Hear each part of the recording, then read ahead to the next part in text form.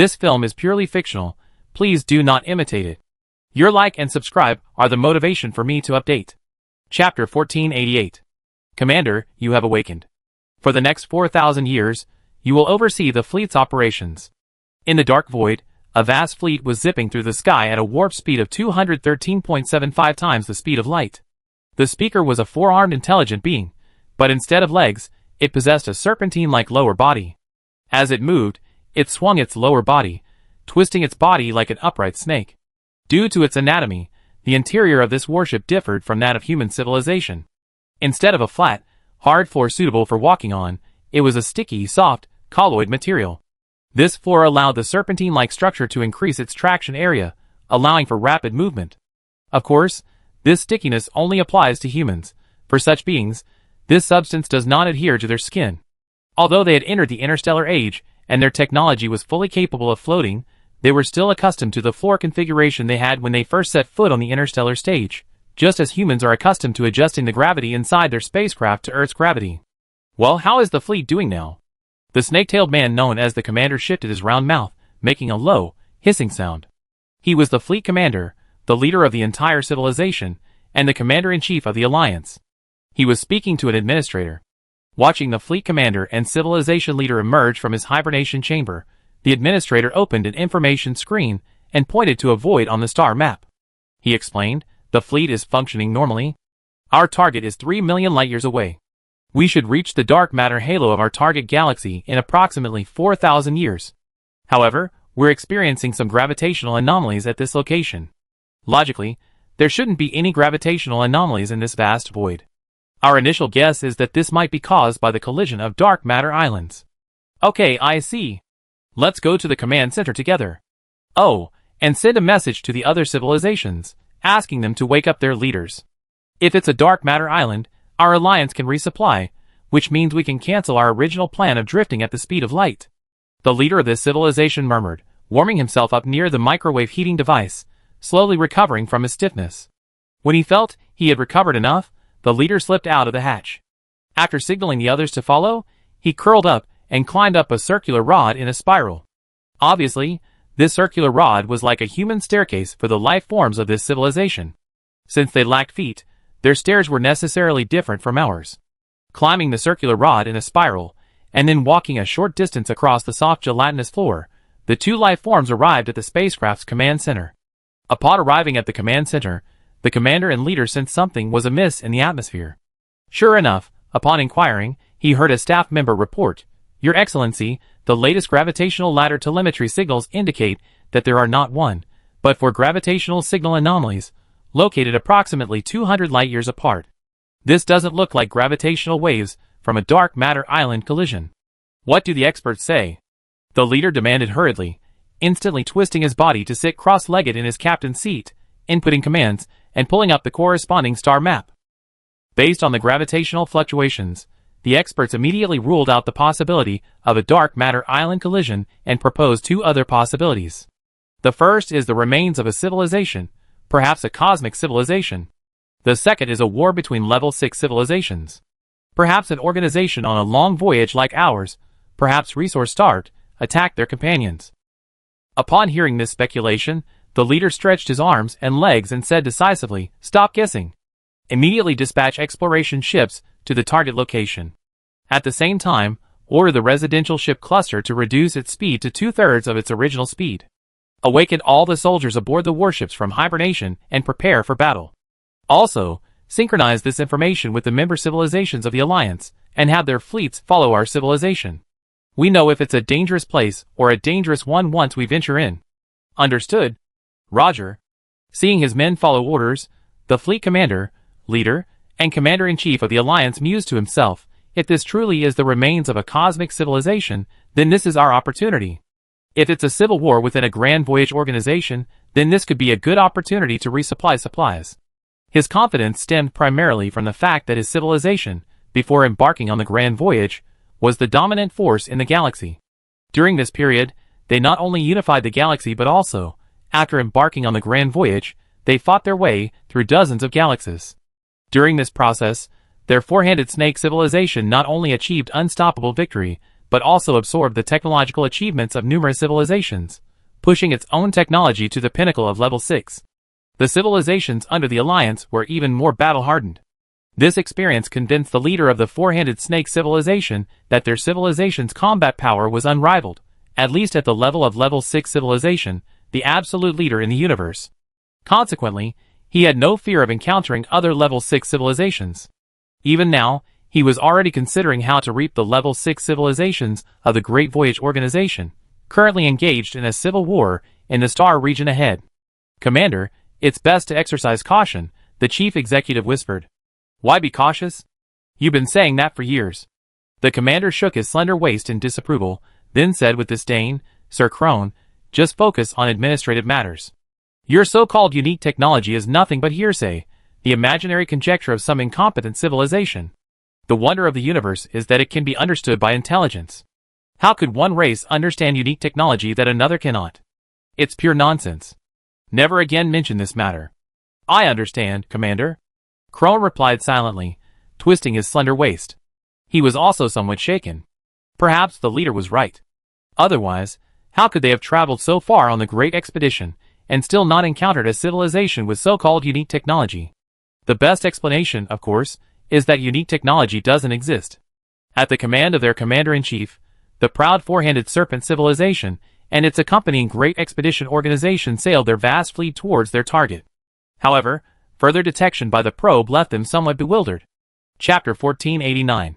Commander-in-Chief, that wasn't a level 6 civilization war, nor does it appear to be the remains of a cosmic civilization, but rather a gathering place for a level 2 civilization.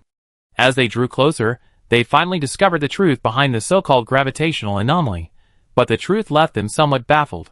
The leader of the Four-Handed Snake civilization was bewildered, as the information sent back to the flagship by the Four-Handed Snakes responsible for the survey. How could a level 2 civilization exist in such a location? He quickly retrieved the footage for a closer look, but the sight silenced him as he was about to curse. The footage clearly captured 4 fleets, each small in number. One fleet consisted of approximately 2 billion ships, while the other 3 fleets each consisted of only 1 billion ships. Furthermore, each ship was very small, only about 5 kilometers in size. Aren't these vessels unmistakably level 2 civilization vessels? Due to technological limitations, level 2 civilizations could only build ships about 5 kilometers in size at their largest. Something's wrong, Commander-in-Chief. A level 2 civilization can't appear in a place like this. And look, they seem to be building something here. Upon the warning, the leader of the Four-Handed Snake civilization glanced at another screen. Sure enough, he saw a large number of ships moving back and forth in the void, centered in a vast circle spanning 1,000,000 kilometers. The ships seemed to be orbiting that circle, engaged in something unknown, seemingly construction, but the nature of the construction was unclear, which was quite strange. The leader of the Four-Handed Snake civilization glanced at yet another screen, and saw an even stranger scene. On that screen, golden section rectangles floated in the void, spaced apart and arranged into larger rectangles. They remained motionless, looking a bit like some kind of spectacle. In comparison, the other 2 fleets were much more normal. All 4 fleets shared one thing in common. Each ship was approximately 5 kilometers in size. Since the 4 fleets were active, the Four-Handed Snake civilization's experts first ruled out the possibility of civilization ruins, and no fighting had occurred. They also ruled out the possibility of a civil war within the Great Voyage Organization of a level 6 civilization. Before they could speculate further, they detected something that made everyone's scalp tingle. A 5-kilometer-long ship suddenly reached warp speed of 2,770 times the speed of light. This is a cosmic civilization. Seeing this, the mystery was finally solved. The Four-Handed Snake civilization's leaders, and all their decision-makers realized they had encountered the legendary cosmic civilization. They quickly realized that the 4 cosmic civilization fleets did not appear to be blocking their detection vessels, which was a good sign. Realizing something, the leader of the Four-Handed Serpent civilization leaped from his seat with a powerful leap.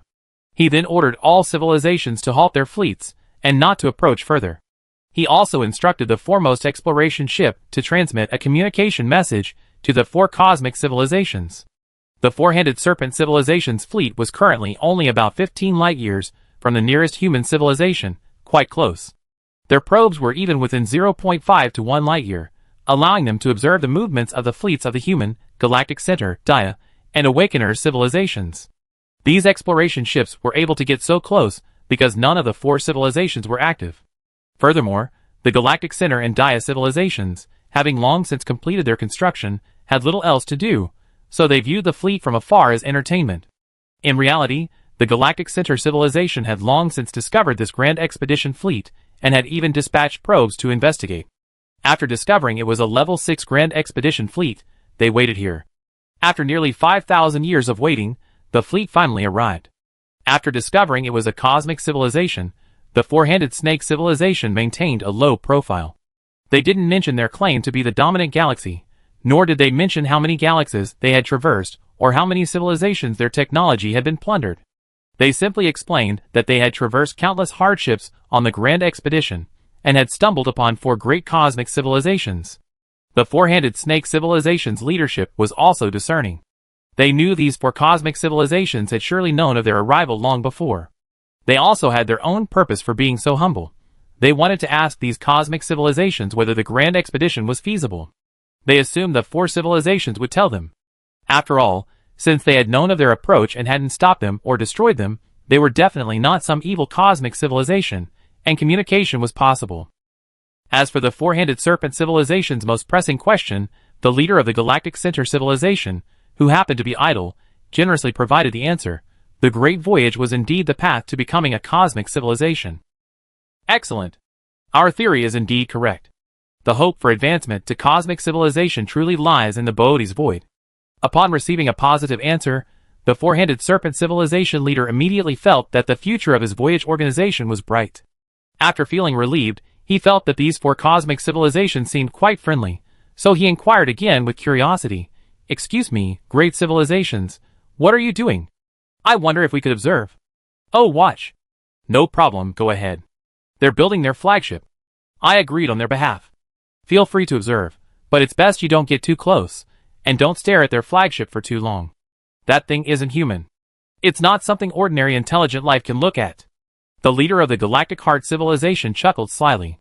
He was actually quite curious, wanting to see what would happen if ordinary lifeforms stared at the Dream Lyra, so when replying to the Four-Handed Serpent civilization, he specifically warned them.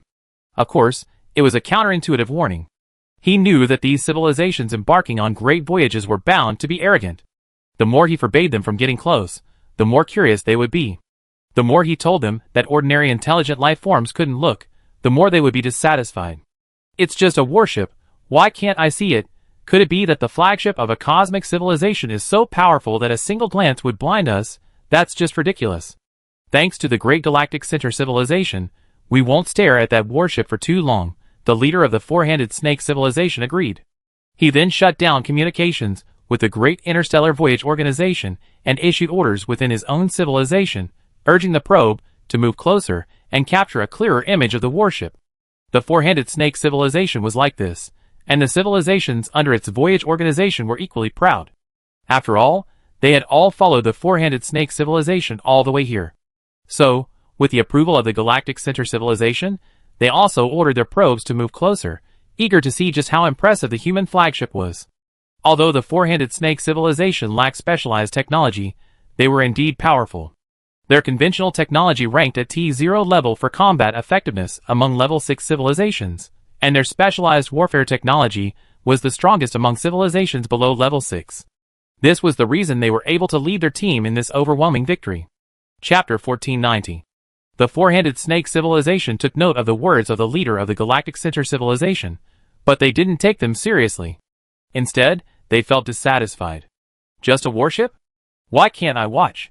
So, with this mentality, the Four-Handed Snake civilization, along with over 20 level 6 civilizations and a large fleet of probes, slowly approached the human location. The Four-Handed Snake civilization already knew that the so-called Dream Lyra was the flagship of one of the 4 cosmic civilizations, the String Pluckers. The other 3 civilizations were still there, awaiting the completion of that flagship. From the construction of the flagship, the Four-Handed Snake civilization and its subordinate civilizations could roughly deduce that the String Pluckers and the other 3 civilizations were likely newly promoted to cosmic-level civilizations, otherwise they wouldn't have needed to build flagships. Perhaps realizing that the String Pluckers had tacitly approved their observation, and that the other 3 civilizations had also shown considerable goodwill, emboldened the four-handed snake civilization. Taking advantage of this favorable atmosphere, the four-handed snake civilization senior leaders sent an inquiry message to the Galactic Center civilization, which was willing to communicate with them. The Galactic Center civilization didn't hold back. Not only did they inform them of the Great Void's advancement to cosmic civilization, they also explicitly told them they couldn't go to the Boötes Void. When asking questions, the four-handed snake civilization politely disclosed their intention to visit the Boötes Void, thus informing the Galactic Center civilization. Why? The four-handed snake civilization's leaders, perplexed, took advantage of the moment when the probe approached human civilization. After observing for so long, they felt the Boötes Void was the most suitable location. Unexpectedly, before they even arrived, they encountered a cosmic civilization declaring it unfeasible. Did they use up all their promotion resources after completing their promotion in the Boötes Void? Such an idea is an ignorant attempt to misjudge the Galactic Center and the other three civilizations. The Galactic Center remained silent on this matter. They didn't want to say anything. According to their logic, this large-scale voyage organization led by the four-handed serpent civilization was hopeless. Going to the Boötes Void was a good thing. It would save the universe from a swarm of termites that accelerate vacuum decay. On the other hand, the Awakener, Juan, who had remained silent, generously revealed the truth. Upon learning that the Boötes Void had been affected by the cosmic catastrophe, the four-handed serpent civilization and its group of 20 or so level 6 civilizations were nearly overwhelmed. That's right. We painstakingly traveled across the galaxy to arrive, only to find our destination no longer exists. What's left to do? Great Awakener, since the Boötes Void is inaccessible, could you please tell us where we should go? The leader of the four-handed serpent civilization was a little flustered, but he still tried to find a way out for his civilization and the entire group. To demonstrate his ability to think, he paused and continued, I wonder if other large voids might be feasible, such as the Sculptor Void or the Hydra Void. Let's put it this way, the Lania Chaos Supercluster region. The Great Void is a dead end. The Awakener Illusion patiently explained to the four-handed snake civilization, it's not that there aren't conditions for advancement there, but a cosmic catastrophe is about to destroy the entire Lania Chaos Supercluster. No matter where you go, it's too late. Time is running out. Hearing this, the entire four-handed snake civilization was stunned. Every four-handed snake stared in disbelief at the group of boxy warships on the screen. They wondered if this was fake news, but they were a cosmic-level civilization, likely freshly ascended from some great void. There was no reason to lie to themselves. Because there was no need. With the power of a cosmic civilization, there was no need to resort to deception to destroy itself. If they wanted to destroy a level 6 civilization like ours, they could have simply used force. If they hadn't deceived us, then what would our four-handed snake civilization do? The four-handed snake civilization's leaders were no fools. They reasoned that since the four cosmic civilizations hadn't concealed the cosmic disaster and seemed to harbor no ill will towards them, they knew they could still be saved. So they proactively sought help from the four cosmic civilizations. We're also about to leave the Lania Chaos Supercluster. Since we met, it's fate. It wouldn't hurt to take you with us. The Awakener one also gave a positive response. The response was naturally a shower of gratitude. With their survival assured, the four-handed snake civilization finally turned their attention back to their curiosity, the flagship of the Pluckers, which the Galactic Center civilization had mentioned. Coincidentally, their probe had also arrived at the Lyra. The Pluckers, just hearing the name, suggested a powerful civilization. So what did their flagship look like? After regaining their composure, filled with curiosity and a desire to not give up, all the four-handed serpent's senior officials, scientists, researchers, and engineers gathered together, their gaze fixed on the Dream Lyra, which gradually appeared on the big screen. The same was true for all the civilizations under the four-handed serpent's Great Voyage organization. The four cosmic civilizations had agreed to lead them out of the cosmic catastrophe zone and allowed them to freely inspect their flagship. It was a double blessing. I'm so excited. Ever since we embarked on the Great Voyage, we only heard of cosmic civilizations. But now, to encounter them, and even see their flagship in person, this is something I never dreamed of. Staring at the big screen, before they even saw the Dream Lyra, the four-handed snakes began to speak. Yes, the Pluckers. What a strange name. I heard from the Great Galactic Center civilization that they can pluck cosmic strings. Cosmic strings. Such an ethereal existence, yet a civilization could actually pluck them? It's hard to imagine what kind of technology that requires. Just one level apart, and yet there's such a huge gap. As a cosmic civilization, we, the four-handed snake civilization, will surely succeed. Yes, we will succeed, but we must not forget the help these four great civilizations have given us. If we hadn't encountered them, we would have surely perished in a cosmic catastrophe. Indeed, it seems the universe is even more damaged than we imagined, perhaps to a point where even cosmic civilizations can't help. Before, we wondered, if cosmic civilizations exist, why haven't we encountered them? Now it seems they might be like these for cosmic civilizations, generally avoiding galaxies. After all, they have mastered zero-point energy. Yes, fortunately, they are all-kind civilizations. Otherwise, with our attempt to ascend to cosmic civilization, they have a reason to destroy us, because of vacuum decay. Perhaps they see their past in us. Perhaps. Regardless, the outcome is positive. We confirm the existence of cosmic civilizations, and the Great Void Theory is plausible. Unfortunately, none of these four cosmic civilizations are willing to give us vacuum zero-point energy technology. Haha, be content. Although they haven't said it, I can sense that there must be some rules or treaties restricting them from exporting technology, especially vacuum zero-point energy, to lower-level civilizations. Are you saying that the legend back then was true? That the vacuum zero-point energy non-proliferation treaty actually exists? Does that even need asking? Indeed, it seems these four cosmic civilizations aren't contractual. Who knows? There are so many unknowns in this universe. We thought we were invincible across the starry sea, but it seems we were a bit too arrogant. We must quickly become a cosmic civilization. Okay, enough talking. The Dream Lyra has appeared. Chapter 1491. The Dream Lyra has been completed. The reason they haven't left is that they're waiting for the string-based computer to be completed. Sharpening the knife makes time for chopping wood. Human civilization doesn't want to embark on a journey with an incomplete Dream Lyra without a matching on-board computer. After all, the road ahead is treacherous and unknown. Who knows if they encounter cosmic civilizations, like the Restarters and the Returners? While a fight isn't guaranteed, the iron must be strong before it's forged. Only with a strong military force can one speak with confidence. This principle is true at all times. Imagine if the Dian civilization didn't have strong combat power. How could they possibly negotiate with the Returners? The Restarters wouldn't even bother with them. In this ravaged and cruel universe, force is not only the guarantee of civilization's survival, but also the foundation for realizing their ideals. From a simple human moral perspective, the actions of the Galactic Center civilization are despicable and unforgivable, yet they remain vigorous and even give their flagship the name of justice. Who agrees and who disagrees? So, is the civilization that has left the universe in such a state of devastation evil? Of course not. If that were the case, all life would be evil, because it is the development of life after it forms a civilization that accelerates the occurrence of vacuum decay, and even the fourth phase transition, a catastrophe that could destroy the entire universe, all caused by life. But life is also saving the universe, or rather, saving itself. Without any intervention, the universe will also end as it expands. Cosmic and God-level civilizations simply define their actions to save the universe as correct, but there are many different kinds of correctness. Every God-level civilization or organization believes its own ideals are ultimately correct. As the probe drew closer, the four-handed snakes finally laid eyes on the Dream Lyra, the ship so mysteriously described by the Galactic Center civilization. Upon first sight of the Dream Lyra, the four-handed snake's reactions and feelings varied. What is this? Is this a warship? A demon? A biological warship? As the Dream Lyra came into view, the four-handed snakes and the intelligent beings of the Level 6 civilizations under their Grand Voyage organization were stunned.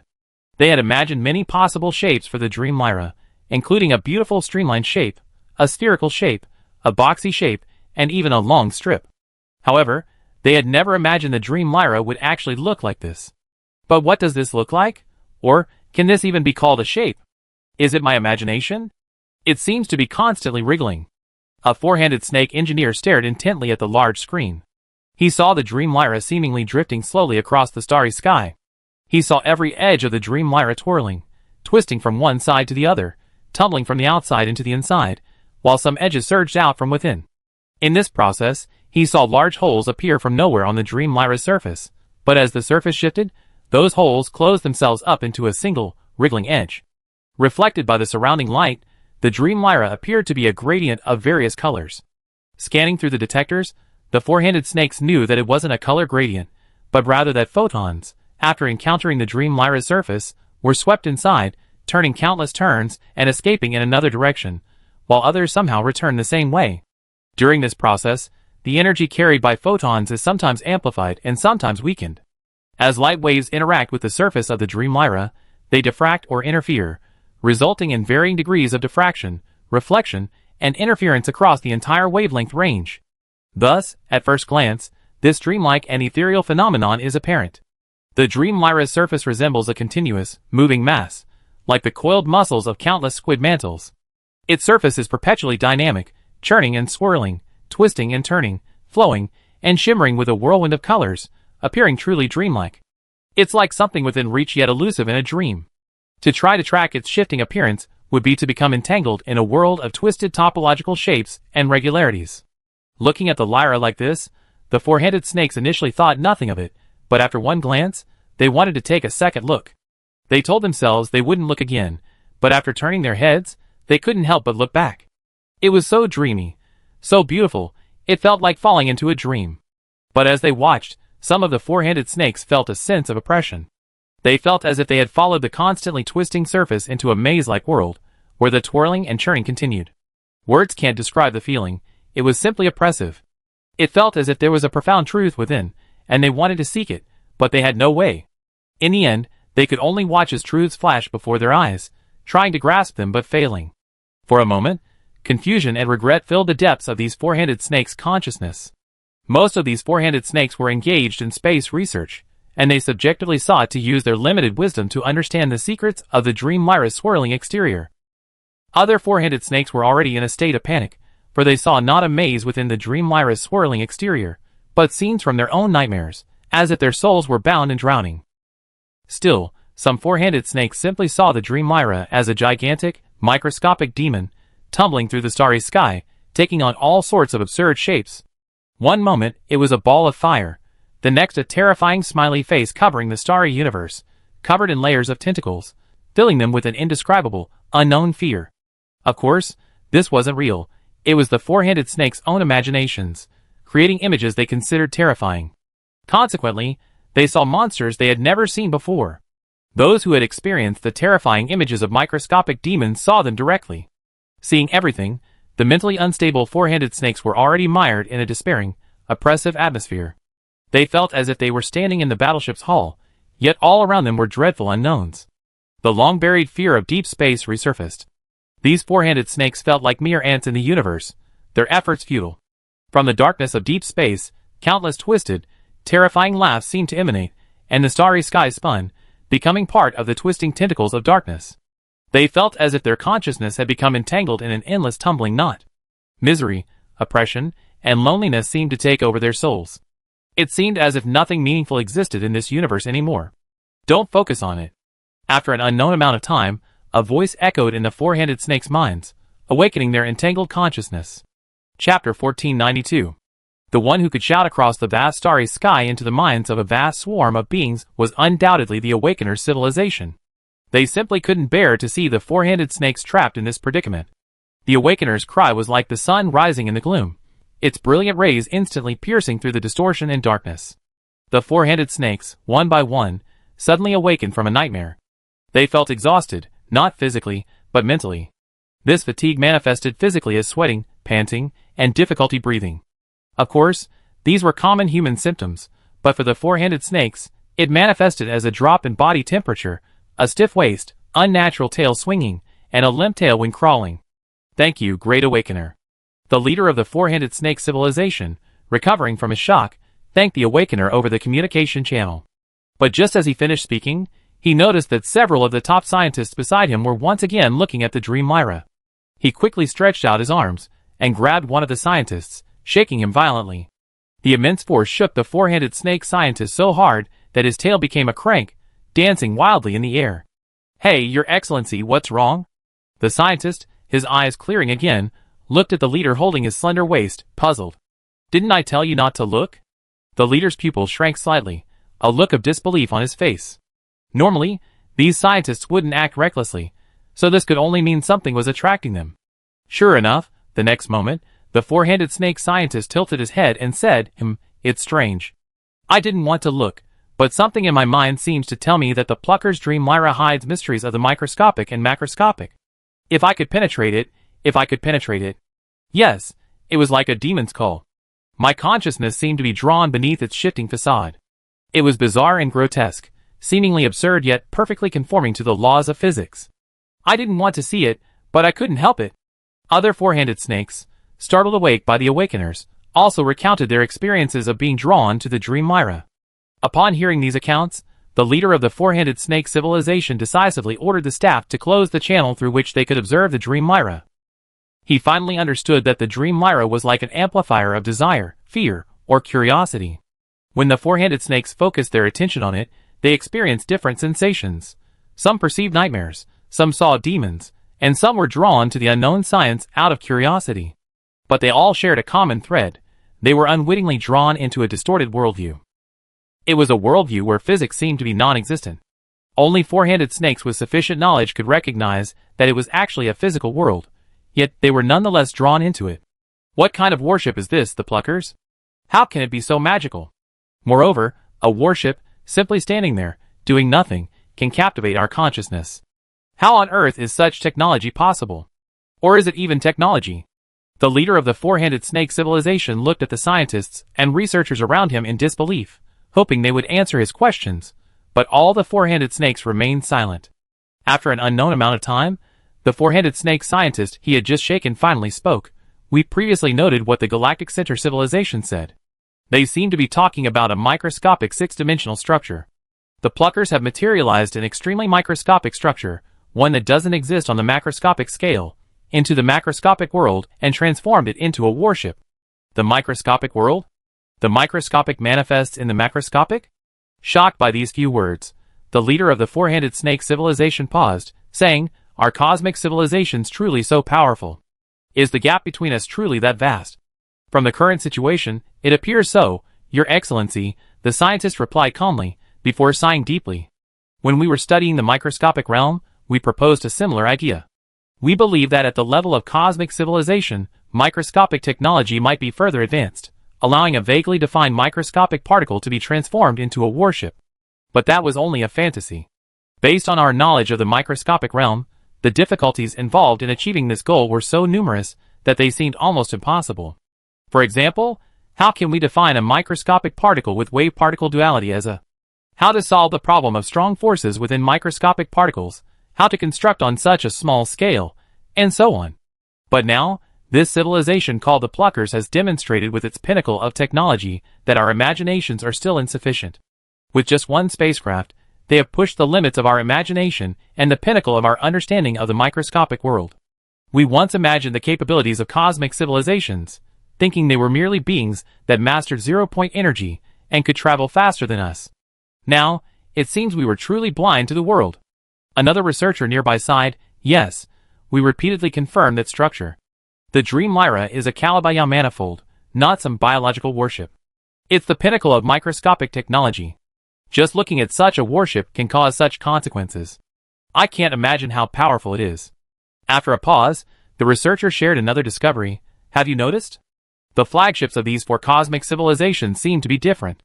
They each possess unique characteristics." This statement immediately drew the attention of many top scientists. One of the four-handed snake scientists, as if reminiscent of something, asked, "Are you saying that unique technologies really exist? And that this dream Lyra is the product of the Pluckers' unique technology?" Researcher, "Yes." "Impossible." Many scientists immediately retorted, "Unique technologies can't exist." Before they could finish, the leader of the four-handed snake civilization stopped them. "Stop arguing. We have our teachers ready." The four-handed snakes, upon hearing this, realized that, indeed, the four cosmic civilizations were here, and they were treating them well. It would be no problem to ask them. This question was a serious one. The four-handed snakes were completely stunned by the answer. They had originally thought that having led a vast galaxy-crossing civilization, pushing back through numerous galaxies to reach this point, they had reached the ceiling of a level 6 civilization. However, the Awakener civilization informed them that specialized technologies existed, and that any civilization with specialized warfare-focused technologies was superior to their own. Especially after hearing the description of these specialized technologies, and learning that these four cosmic civilizations had originally possessed specialized technologies at level 6, The four-handed snakes suddenly felt even more inferior. They even began to wonder if they lacked the talent to ascend to a cosmic civilization. Chapter 1493. The rather mischievous Silver Heart civilization even told them that only a civilization with unique technological expertise could become a cosmic-level civilization. This statement struck the entire four-handed snake civilization's leadership as if struck by lightning. Fortunately, the Awakener civilization clarified this statement, allowing them to recover from their emo state. It must be said that the Awakeners were quite kind to the lower-level civilizations. They reminded them to extract their consciousness from the Dream Lyra, and told them that ordinary level 6 civilizations could also advance, restoring some of their fighting spirit. Yes, just a little fighting spirit.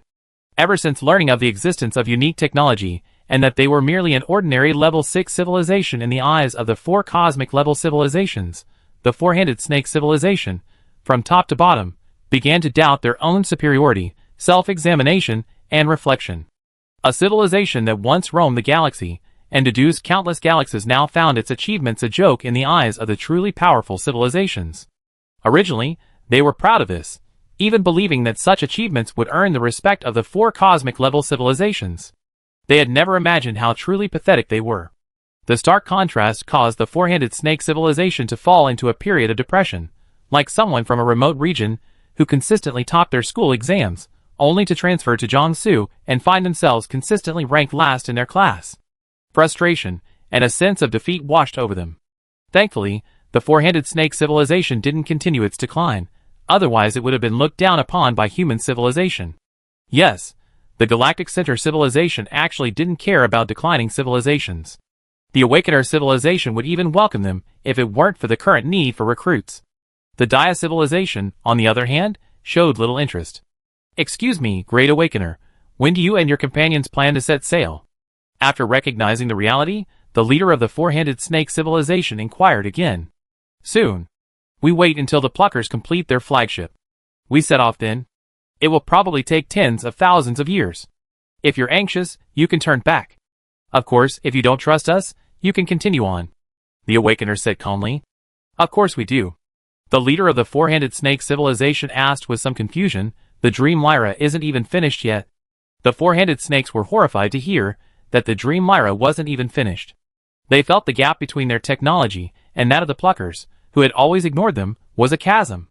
Some four-handed snakes even wondered if an unfinished flagship could trap them. If it were truly completed, wouldn't a single thought be enough to annihilate their entire civilization? Is that truly the power of a technological civilization? It must be divine. Just as the four-handed snakes were about to fall into self-doubt again, the representative of the Dia civilization's public channel proudly responded, "The Dream Lyra has, of course, been built. The Great Pluckers are now constructing its supporting infrastructure. It's a string-based computer that has reached the limits of its computing power. It's an invincible supercomputer, using cosmic opening and closing strings as its fundamental information transmission units, and the 5 aggregates resonance of superstrings as its core calculations. Only such a computer can fully unleash the Dream Lyra's true combat power." String-based computer? Using strings as its basic unit? What is the 5 aggregates resonance of superstrings? With just a few words, the Dia civilization representative let the four-handed snake scientists experience a world of unknown knowledge. At the same time, the four-handed snake civilization's leaders realized that the string plucker must be the most powerful being among the 4 cosmic civilizations, as evidenced by the Dia civilization representative's admiring tone. So they're the most powerful being. No wonder they possess godlike technology. We're just being delusional. Thinking of this, the four-handed snake civilization's leadership felt a sense of relief. At the same time, their eyes were filled with awe as they gazed toward the location of the human civilization fleet. The string plucker, plucking the chords of the universe, manipulating all things, composing the cosmic music. This was the description of the string plucker that the four-handed snake civilization had gathered from the information they had heard from the Dia civilization, the Galactic Heart civilization, and the Awakener civilization during this period. It also reflected their vision of human civilization. The 20-odd level 6 civilizations under the four-handed snake civilization followed their lead. If the four-handed snake civilization stayed, those civilizations would stay too. And so, day by day, time passed. To facilitate the 4 cosmic civilizations' escape from the vast Lania Chaos supercluster, the four-handed snake civilization took advantage of the string-based computer construction period to begin consolidating its organization. They gathered all 20-plus level 6 civilizations under their command, and then divided them into 4 major groups, allowing the 4 cosmic civilizations to deploy warp bubbles to carry them away. The Laniakea supercluster was no longer suitable for survival, and even cosmic civilizations were leaving. They were fortunate to have encountered a savior, otherwise, they would have been doomed. Recognizing reality, the Four-Handed Snake civilization was unwavering and diligently implemented the arrangements requested by the 4 cosmic civilizations. At the same time, they were preparing for a long hibernation and, before setting sail, receiving supplies from the 4 cosmic civilizations. The reason for providing supplies to the Four-Handed Serpent civilization and its affiliated civilizations was entirely because the Galactic Heart civilization did not intend to dock in any galaxy after setting sail. For safety reasons, they planned to continue navigating the void until they reached a suitable location, after which they would abandon the Four-Handed Serpent civilization and its affiliated civilizations. This was not abandonment, but rather abandoning them in a large, empty environment, allowing them to slowly explore the path to cosmic civilization on their own. This was a concession made by the Galactic Heart civilization at the suggestion of the Awakener illusion. In fact, if the Galactic Heart civilization had encountered these level 6 civilizations on their own, they would most likely not have taken them out of the Laniakea supercluster. The removal of the Four-Handed Serpent civilization was already a fait accompli, and the Galactic Heart civilization had no hesitation. However, they still, true to their usual practice, revealed a message to the Four-Handed Serpent civilization. They secretly shared a couple of secrets with the Four-Handed Snake civilization. One was that before the 10 billion year mark of the Big Bang, reaching the interior of the Great Void wasn't necessary for advancement to cosmic-level civilization. The other was that advancement to the Great Void was a test for a level 6 civilization by some cosmic entity. Only those who could complete the Great Void were eligible for advancement, and that each Great Void could only host one cosmic-level civilization. Clearly, the first piece of information was true, while the second was half-truth. The Galactic Heart civilization's purpose in saying this was simple and clear: to plant a seed in the hearts of the Four-Handed Snakes. When that seed sprouted, a bloody storm would likely unfold. With such a seed planted in their hearts, it would be fine if the Four-Handed Snake civilization's expeditionary organization failed. If it did succeed, the Four-Handed Snake civilization would undoubtedly wipe out all other civilizations. Humanity, the Dia civilization, the Awakeners, and the Star Defenders were all aware of the Galactic Heart civilization's subtle maneuvers, but they all acquiesced to them. The lessons of the Great Star Voyage were still fresh in our minds. Since we had conveyed a message of goodwill to the Four-Handed Snake civilization, we certainly didn't want them to join the Guishi organization, a group we hadn't even joined.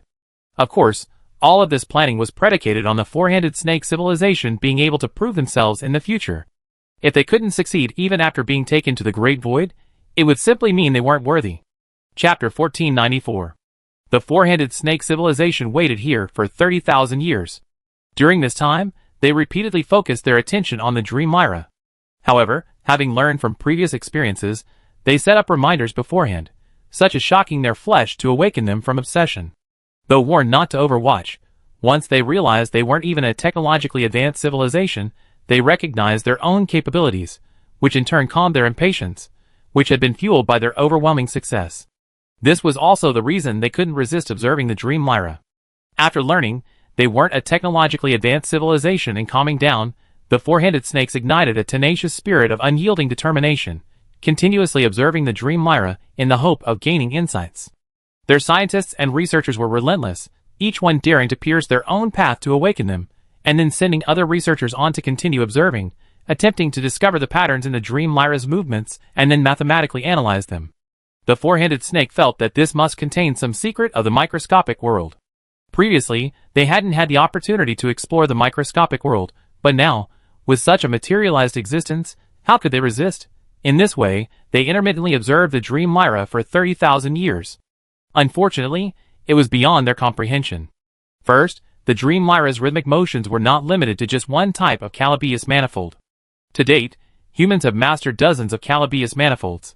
If humans could master these, they could enable the Dream Myra to switch forms.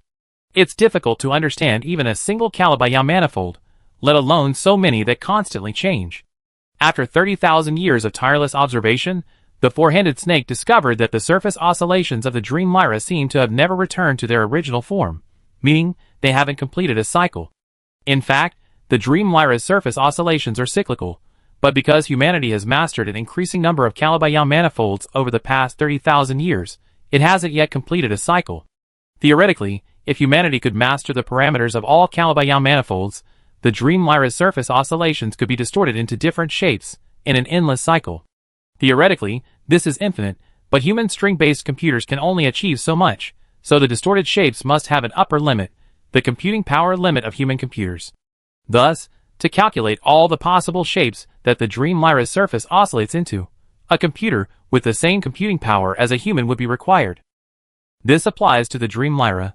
To strike the Dream Lyra's interior, specifically, the precise location of things like the battleship's cockpit, from the macrocosm requires at least the computing power to accurately calculate the Dream Lyra's various distorted shapes. Otherwise, the ship would only be struck by its distorted exterior. It's practically impossible for conventional attacks to damage the Dream Lyra. This is because the Dream Lyra itself is a concrete Calabi-Yau manifold. Its internal laws are actually the laws of microscopic six-dimensional physics. Anything struck is directly assimilated by these laws. Furthermore, the Dream Lyra's external appearance can be maintained by a human-built internal energy system and various instruments and equipment. In other words, the Dream Lyra's shifting Calabi-Yau manifold is a natural buffer of physical rules. Conventional attacks are largely ineffective. While physical rule attacks can alter and destroy it, they require modifications targeting microscopic, higher-dimensional rules to harm it. These modifications must be continuous, competing with the human string-based computer. Otherwise, humans can use the string-based computer's calculations to transform the warship's appearance and update the physical rule buffers attached to its exterior. It's worth noting that this computing power competition requires surpassing the human string-based computer, because the Calabi-Yau manifold itself distorts its rhythmic motion. Once the Calabi-Yau manifold's rhythmic motion is calculated, humans don't even need to compete with you in computing power to change the rules back. Instead, they simply transform the motion into another Calabi-Yau manifold to refresh the physical rules attached to the warship's exterior. In other words, the Dream Lyra's rhythmic exterior acts as a self-contained, flexible shield. To crack it, one must first decipher the natural Calabi-Yau manifold and then defeat the human string-based computer. Even then, the humans within the warship remain invulnerable. When the Dream Lyra was constructed, human civilization also used composite strings to sew a rigid shield around the core of the warship. This shield serves to separate the inherent physical rules of each Calabi-Yau manifold from the physical rules of the human environment. This is the advantage of transforming naturally occurring physical objects into warships. Just like the Reaper's electronic warships, their very existence inherently possesses many electronic properties, amplified by their creator's transformation, making them extremely powerful. The same is true of the Dream Lyra. It possesses inherent maze properties, inherent abilities to confuse the minds of intelligent life forms, and inherent flexible rule-based shielding.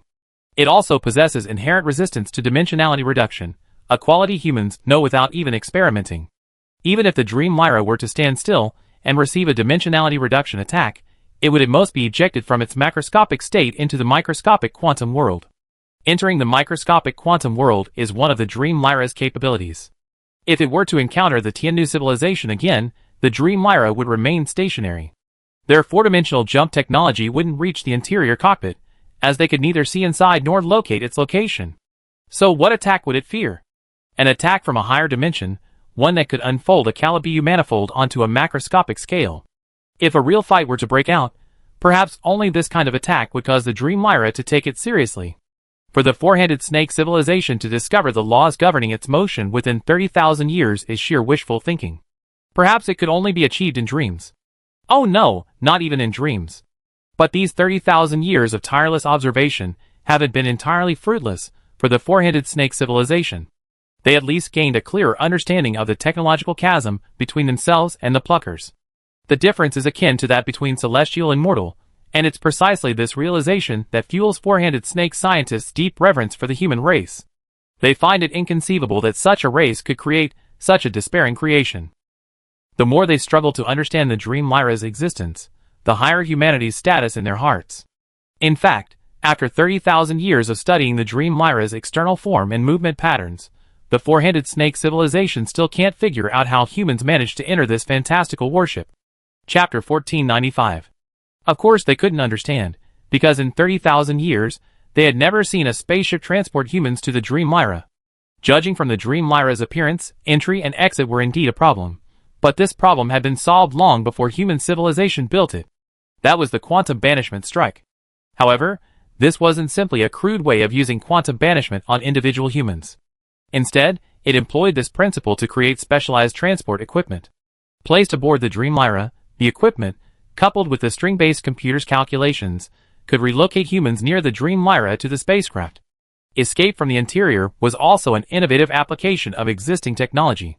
Through the innovative application of the principle of microscopic high-dimensional transition, humans or small spacecraft could be pulled from the Dream Lyra's interior back to a fixed location in macroscopic space. In effect, it was identical to the three-dimensional shuttle technology of the Galactic Center civilization, except for the different principles and a shorter range, capable only of targeting targets near the Dream Lyra. 30,000 years and 30,000 years. When the second 30,000 years arrived, humanity's string-based computer was finally completed. Its completion also marked the first movement of the Dream Lyra, which had been stationary for years. As a result, all civilizations within the Grand Voyage organization, including the Four-Handed Serpent civilization, witnessed teleportation, renewing their impression of the string-plucking machine. The completion of the string-based computer also marked the beginning of a new voyage. The Dream Lyra first performed more than a dozen consecutive teleportations through the void, each initially covering a distance of approximately 500 light-years. As the number of consecutive teleportations increased, the distance steadily increased. From 500 light-years to 556 light-years, and then gradually increasing, the distance of the last teleport was fixed at 800 light-years. Clearly, human civilization has made some progress in microscopic high-dimensional transition technology. When it first completed the upgrade of its cosmic civilization artifacts, the distance was only 500 light-years, but now it has reached 800 light-years. Crucially, the interval between each transition of the Dream Lyra is shorter than that of a degenerate civilization, on the same level as the quantum macro-tunneling of the pioneers of the past. In terms of transition distance, the 800 light-years demonstrated by the Dream Lyra is actually not its highest level, which is already around 1,000 light-years. While there is still a gap between the Dream Lyra and established cosmic civilizations, like the degenerate civilization, the Dream Lyra absolutely crushes them in terms of teleportation distance, and the gap in teleportation distance will continue to narrow. It can be said that with just one Dream Lyra, human civilization's high-end combat power is comparable to that of established cosmic civilizations. Because human civilization has advanced not only in teleportation technology over the years, but also in its ranged strike capabilities. The Dream Lyra's basic quantum banishment range has leapt from its initial 1,618 light-years to 16,000 light-years, a full tenfold increase. Established cosmic civilizations, like the degenerate civilization, only have a range of 60,000 to 70,000 light-years. Given time to mature, human civilization will eventually catch up. With such combat power, it's time to set sail again. The target, of course, is the superstar gate provided by the Star Defenders. The Star Defender star map shows the superstar gate within the KBC void. Well, that's a rather vague statement, as human civilization, including the Lania Chaos supercluster, is currently within the KBC void. But the starry sky is such that it's difficult to describe its exact location. If we must pinpoint a specific location, it's on the way out of the KBC void. According to the star map, human civilization would first have to reverse its previous trajectory, advancing for a distance along the outer void of the Lania Chaos supercluster, then heading toward the Sloan Great Wall, a larger cosmic structure, but avoiding the Sloan Great Wall's galaxy cluster. Then, it would have to adjust its course again, and head straight for the Hercules Borealis Great Wall. For the rest of the journey, the four civilizations could either travel within the stars of the Hercules Borealis Great Wall or pass by them. After traveling for a while, they could then change course and head directly outside the KBC void until they reached the Super Stargate. It's worth noting that while the so-called KBC void is a large void, it's distinct from the Boötes void and the Sculptor void. It has a diameter of 2 billion light-years, but its interior isn't as sparsely populated as the Boötes void, because humanity's previous great voyages were actually completed within it. The reason it's called a great void is simply that, on a scale of 2 billion light-years, the density of galaxies within this area is far lower than that of areas 2 billion light-years away, making it appear empty in comparison. As for the reason for taking the Sloan Great Wall and then winding around, it's entirely due to the expansion of the cosmic disaster zone. If there hadn't been a cosmic disaster, human civilization and the other four cosmic civilizations could have easily reached their goal. When originally planning to leave the KBC Great Void, many people suggested returning to the Milky Way first. However, The Milky Way's direction wasn't on the route, and returning would have required a journey of nearly 700 million light-years. That time would have been better spent on escaping. After all, cosmic disasters wait for no one. Yu Yuan also felt a bit regretful about this. When he first set sail, he had also considered returning to the Milky Way after success. There were still some things or entities that humans cared about, such as the electronic warship. Humanity really wanted to go back to the place in the Milky Way where the electronic warship was destroyed and conduct a thorough salvage operation to see if it could be recovered. They could also check on the dog-headed man and Adley. Alas, now they could only pray that they were alright. Furthermore, they could also explore the sculptor void to see if the paper civilization had succeeded, and whether they were carrying out a dimensionality reduction attack there. They could also explore natural phenomena they hadn't explored before, such as the great attractor in the Lania Chaos supercluster. There were indeed regrets, but there was nothing they could do. After all, the cosmic catastrophe wouldn't allow humans to waste time here. And so, human civilization, Dia civilization, Awakener civilization, Galactic Center civilization, and Star Defender set sail. Taking the four-handed serpent civilization with them, they vanished into the starry sky, where they had resided for over 100,000 years, at 2,770 times the speed of light, heading towards their new destination. The Great Voyage had ended, but wasn't this also a new Great Voyage? A new voyage, a new challenge. The four cosmic civilizations were ready for the new challenge, and they could only strive to improve their military capabilities. Before leaving the KBC void, none of them knew what they would face. Would it be the returners, the restarters, or something else entirely? Chapter 1496. The universe is so vast, the starry sky so vast, the darkness so desolate. The four fleets of human civilization, Galactic Center civilization, Dia civilization, and Awakener Illusion civilization, separated by over 100 light-years, raced through the void and darkness at a warp speed of 2,770 times the speed of light. However, compared to the visible galaxy structure, their speed didn't seem that fast. Because they were essentially sailing through a void devoid of galaxies, this voyage was a bit like sailing into the Boötes void. There were no stars to turn into streams of light, and even the pinpricks of light on either side of the portholes seemed motionless. Because the reference point was so far away, the fleet seemed to be floating quietly in the void. Gazing at the universe, one felt a sense of nothingness, a sense of both one's own insignificance and the vastness of the universe. This was the first time the four-handed serpents had experienced this kind of voyage. Previously, they had only crossed galaxies. Although they had also faced darkness and nothingness then, the sensations were not as intense as they were today. So it was the vast galaxies, now it was the vast universe. Encased within the warp bubble of the Dian civilization's transport ship, the four-handed snakes were overcome with emotion. They had labored for tens of thousands of years to cross the chasm between galaxies, while a cosmic civilization had only needed 7 or 800 years. Only 7 or 800 years, but still a long time. While the four-handed snakes appreciated the cosmic civilization's cosmic status, they also marveled at the vastness of the universe.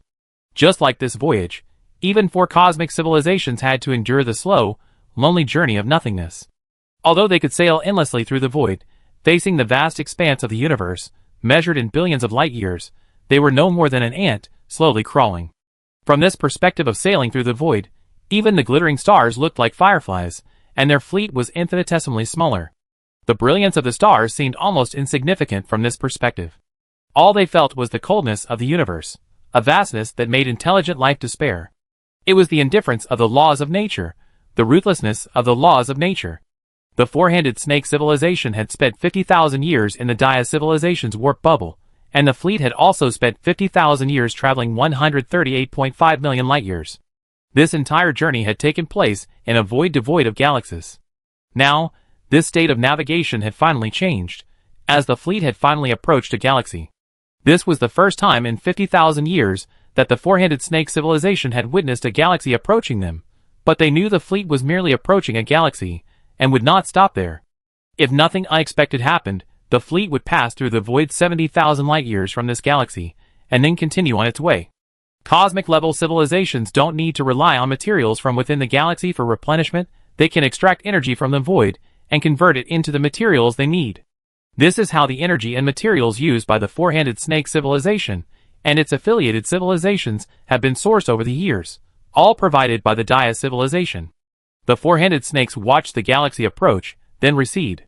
Seeing this scene, They now understood why they had once roamed the galaxy without encountering a single cosmic-level civilization. It's because they rarely ventured into the interior of the galaxy. Even if they did, a level 6 civilization would have difficulty detecting them unless they chose to appear. As they departed from this galaxy, the four-handed snake specifically inquired with the Dia civilization about their route. They were told that the area surrounding this galaxy was already engulfed by the fourth phase transition catastrophe, leaving only this narrow, traversable region tens of millions of light-years away. It was this question that made the four-handed snake civilization aware of the existence of such a cosmic catastrophe. Understanding its horror, they became even more convinced of their exceptional luck.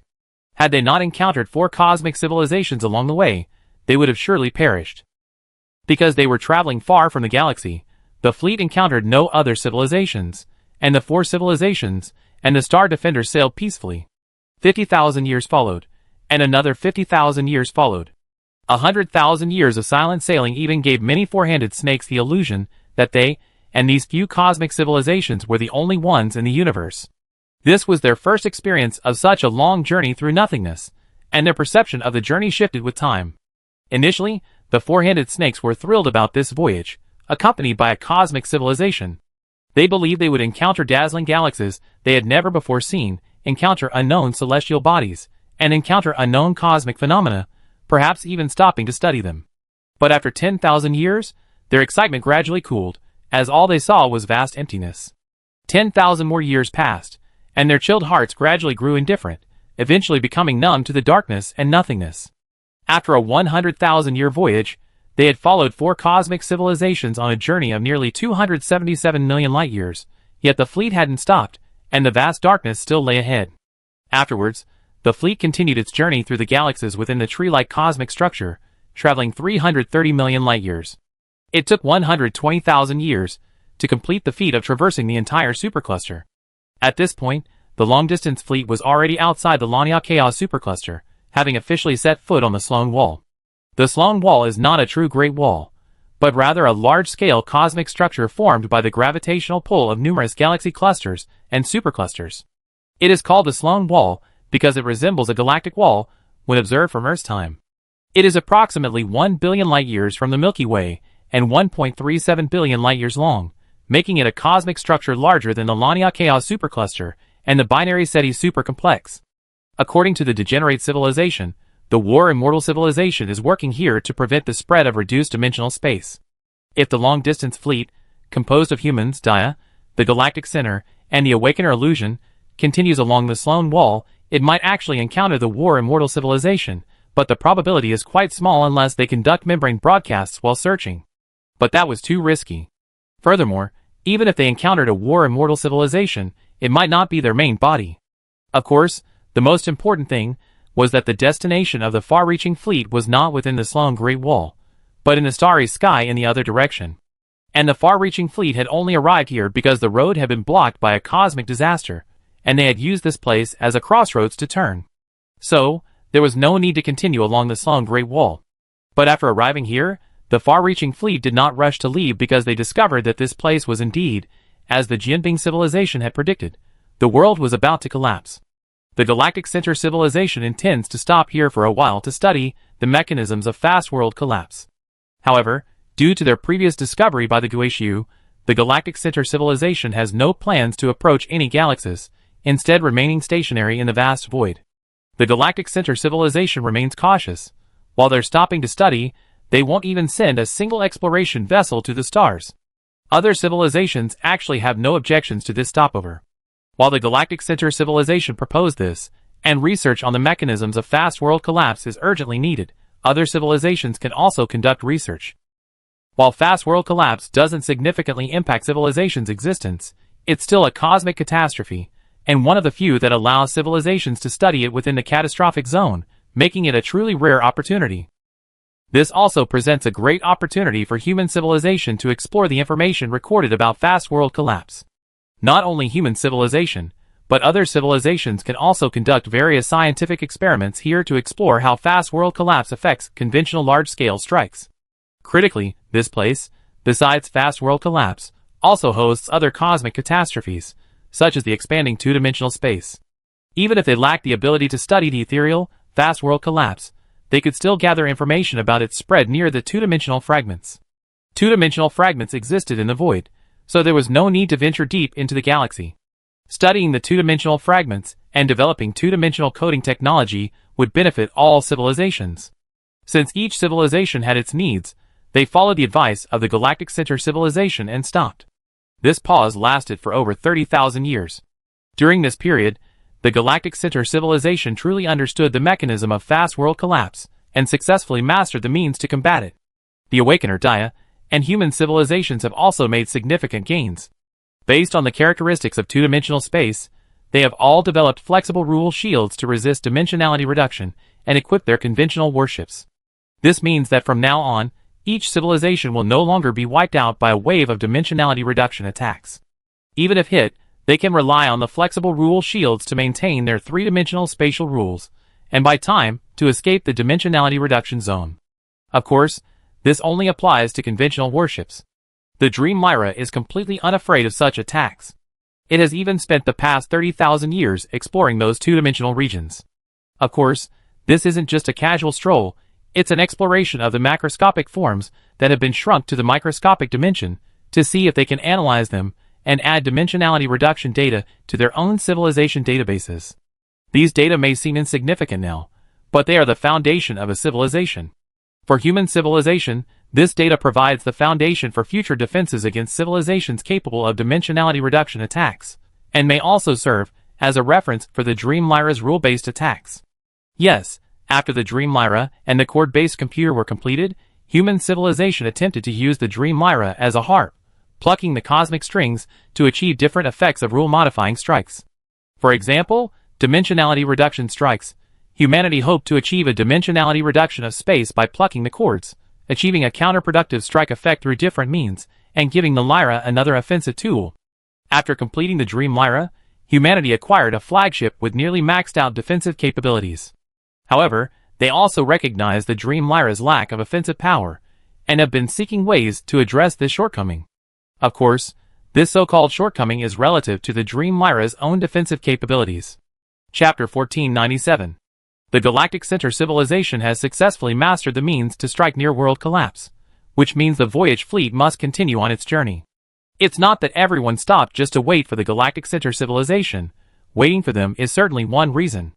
More importantly, there's no need for the civilizations to stay here. Currently, their research here hasn't made much progress, and they can't afford to stay here forever just for a few slices of two-dimensional space. But just as the civilizations were about to set sail, they unexpectedly received a cosmic membrane broadcast. Guishu, KBC Void Region, the fourth cosmic membrane broadcast area.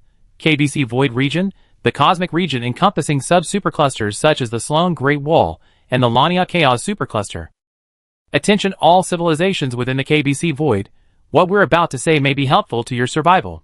Please listen carefully. The fact that you can receive cosmic membrane broadcasts indicates that you are already a cosmic-level civilization. Whether you were born in the KBC Void region or arrived here from other cosmic regions, you should know the following information. First, the KBC Void region has been devastated by ancient wars.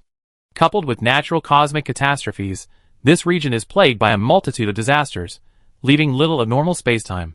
The laws governing the fast world, quantum entanglement, and spatial dimensions are undergoing drastic changes. The fast world is collapsing, and vacuum decay is occurring across multiple star regions, now spreading across vast areas. Spatial dimensions are rapidly decreasing, extending across large areas spanning hundreds of millions of light-years. The fourth phase transition, the electromagnetic phase transition, is also rapidly expanding. Soon, the entire KBC Void will become a dead zone, unsuitable for the survival of civilization, even at the cosmic level. Now I, the Guishu, call on all civilizations in this area to leave as soon as possible. Civilizations near the Sloan Great Wall can use it, as our super stargate is located there.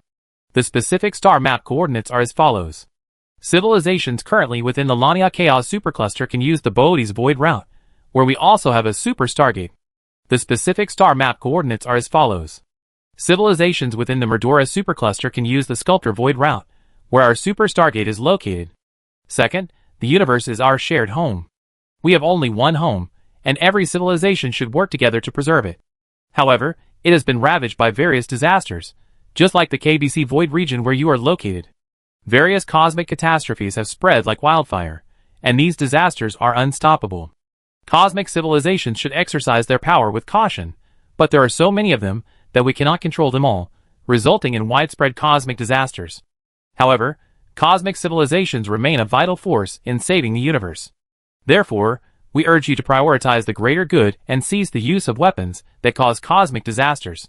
We reiterate that civilizations receiving this broadcast are requested to follow the following route to exit the KBC Void.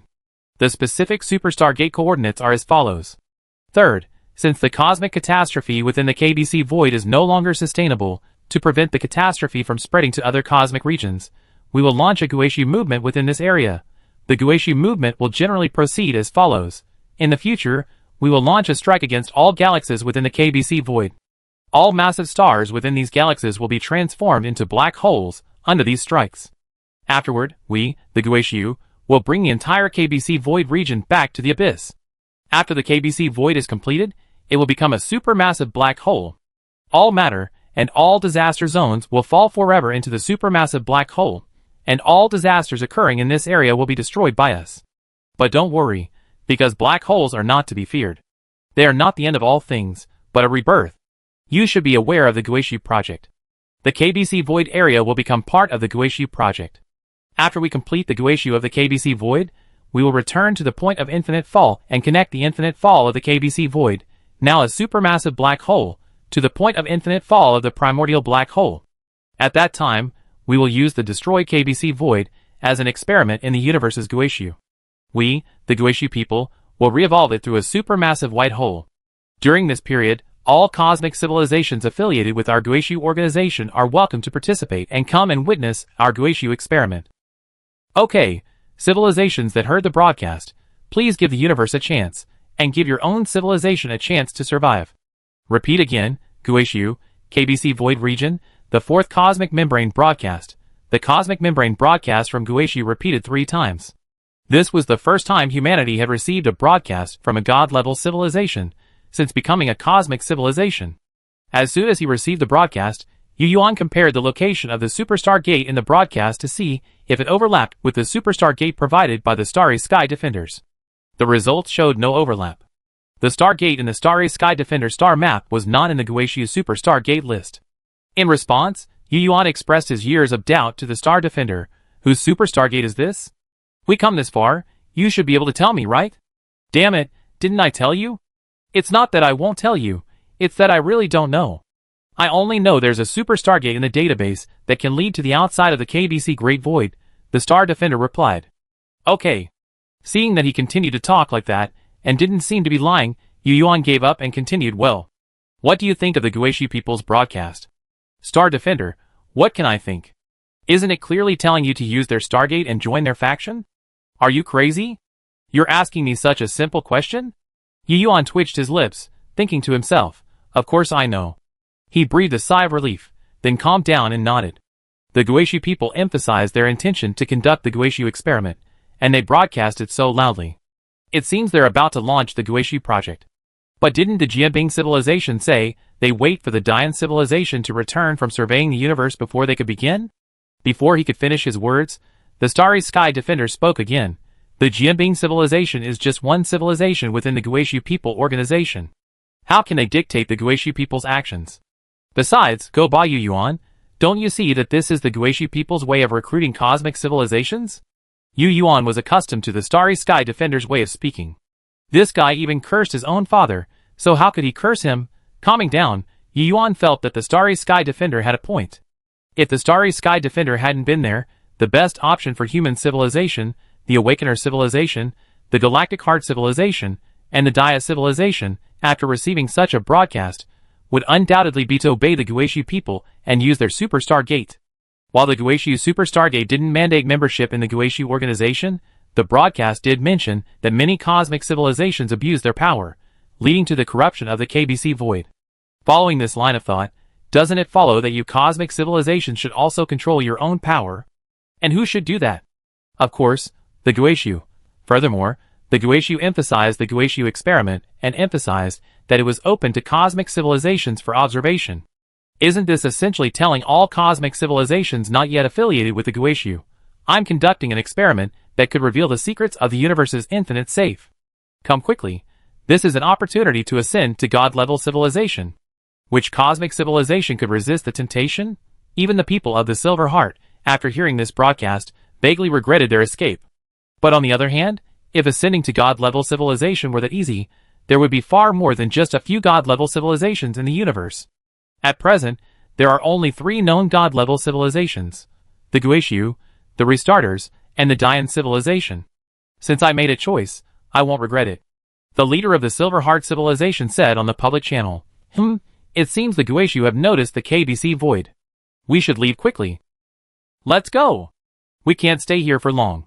Let's get out of the KBC void first, said the Awakener Juan.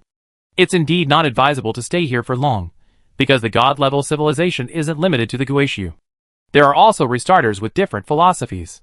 Since the Guishu have already focused their attention on the KBC void and are conducting experiments on the Guishu project there, it seems there's no reason for the Restarters, with their different philosophies, not to pay attention. What would the Restarters think? Will they allow the Guishu people to conduct experiments here? Will they think that such experiments by the Guishu people are a waste of time and energy, only accelerating the decay of the cosmic vacuum and achieving nothing? If so, the Restarters might cause trouble while the Guishu people are conducting their experiments. If 2 God-level civilizations collide here, this place will become a forbidden area. If we don't leave quickly, we'd be killed by the aftermath and have no recourse. You have to remember that they are a God-level civilization. Didn't they hear what the Guishu people announced? To subject the entire KBC void area to the Guishu system? This is a KBC void with a diameter of 2 billion light-years. Such a large area can be subject to the Guishu system without a second thought. A glimpse of the leopard is enough to show how powerful a God-level civilization is. It would be disastrous if they were caught in the crossfire. Let's go! Yu Yuan said solemnly. With that, he ordered human civilization to set sail, heading for the superstar gate 80 million light-years away. As for the four-handed serpent civilization, Yu Yuan had originally intended to abandon them in the star field near the superstar gate. After all, that area was deep within a void. But now that the Guishu one had broadcast, he had no choice but to be the good guy and carry them outside the KBC void. He could then find them a void along the way. Of course, it would be best to stay far away from the KBC void to avoid them suffering any unforeseen consequences. And so, the 4 cosmic civilizations once again set foot in the vast void. The Guishu one's cosmic broadcast accelerated their pace of leaving the KBC void and strengthened their resolve to leave as soon as possible. It also extinguished the desire of some within human civilization to return to the Milky Way. Perhaps, from the moment they left Earth, humanity could no longer return. People realized that completing the great voyage to the Bodhi's void was not the end, nor was it a time to return home in triumph, but rather a time to continue their journey. Chapter 1498. The long-distance fleet covered a distance of 80 million light-years in just 30,000 years. During this time, none of the civilizations encountered a disaster zone. It seemed the Star Defender star map was quite reliable. This reassured the people of the 4 civilizations. The moment they saw the Stargate, their hearts, weighed down by the Guishu broadcast, finally settled down. At least they no longer had to worry in the KBC void. Is this the Super Stargate? Yu Yuan, in third-person observation mode, muttered, sensing the void ahead of the fleet. As the leader of the human civilization, he needed to communicate frequently with people from other civilizations. Therefore, his message was heard not only by the personnel aboard the Dream Lyra, but also by the leadership of other civilizations. In fact, the 4 civilizations, humanity, Galactic Center, Dia, and the Awakeners, had essentially maintained public communication channels. Superstar Gate? Where is it? The leader of the Dia civilization shook his body, clearly unable to detect it. Awakener illusion. It's 1.764 light-years ahead, coordinates. The leader of the Galactic Center civilization also spoke up. It actually looks like this. It's beyond imagination. Seeing everyone say this, the leader of the Dia civilization felt depressed. Well, everyone can see it, but we, the Dia civilization, can't. Stop lamenting. Delays can lead to disaster. Let's go! The Star Defender also grunted, then led the charge towards the Superstar Gate. The Dia civilization hadn't yet discovered the Superstar Gate, but they could see the Star Defender's path, so they followed without hesitation. It wasn't until they got within 1 astronomical unit that the Dia civilization detected an anomaly in the void ahead. They knew it must be the Superstar Gate. As the distance grew closer, the Dayan civilization finally saw the superstar gate through their own detection methods. Then, their leader exclaimed in disbelief, "This is the superstar gate? It's incredible. It actually looks like this. No, it doesn't seem like this. It seems to be changing. These parameters. They are truly changing." The Dayan civilization discovered that this superstar gate wasn't as massive as those created by cosmic civilizations. In fact, it wasn't massive at all. Data transmitted from the probes revealed that the so-called superstar gate wasn't a gate at all, but a tiny sphere smaller than any warship of any civilization. For example, the superstar gate we saw now resembled a small, jet-black sphere less than a kilometer in diameter.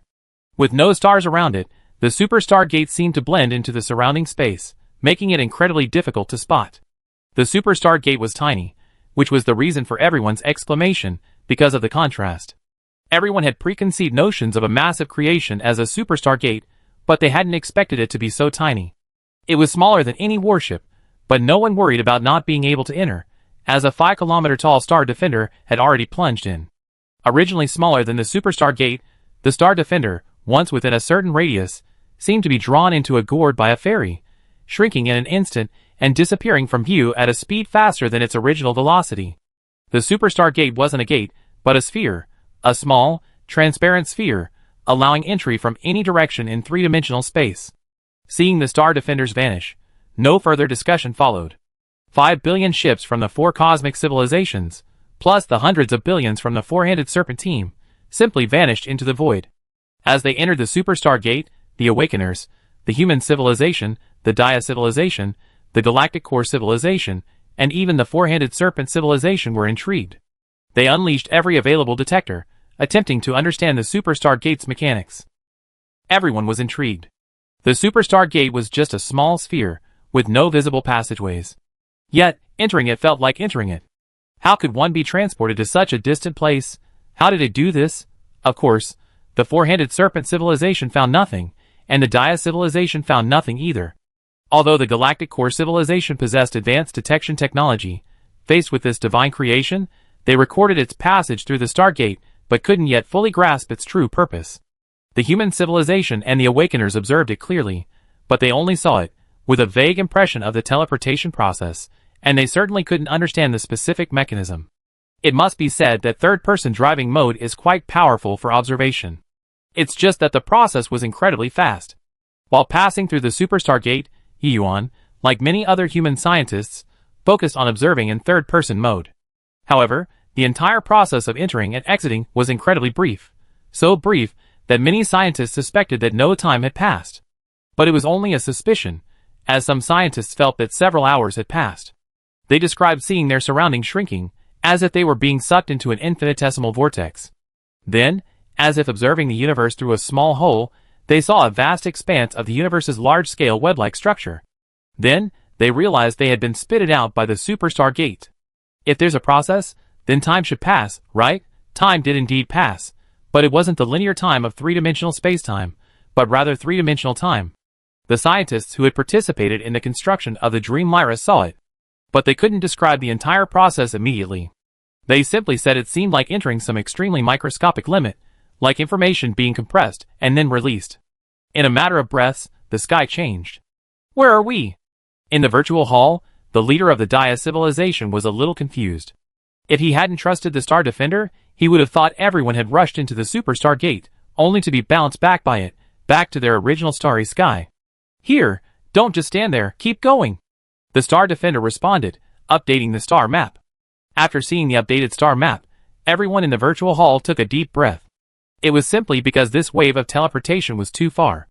Everyone has seen that the cluster of firefly-like points of light on the star map is located within the KBC Great Void, as a large, sparsely lit area is clearly visible around it. The superstar gate, originally shown on the star map, is located within this void.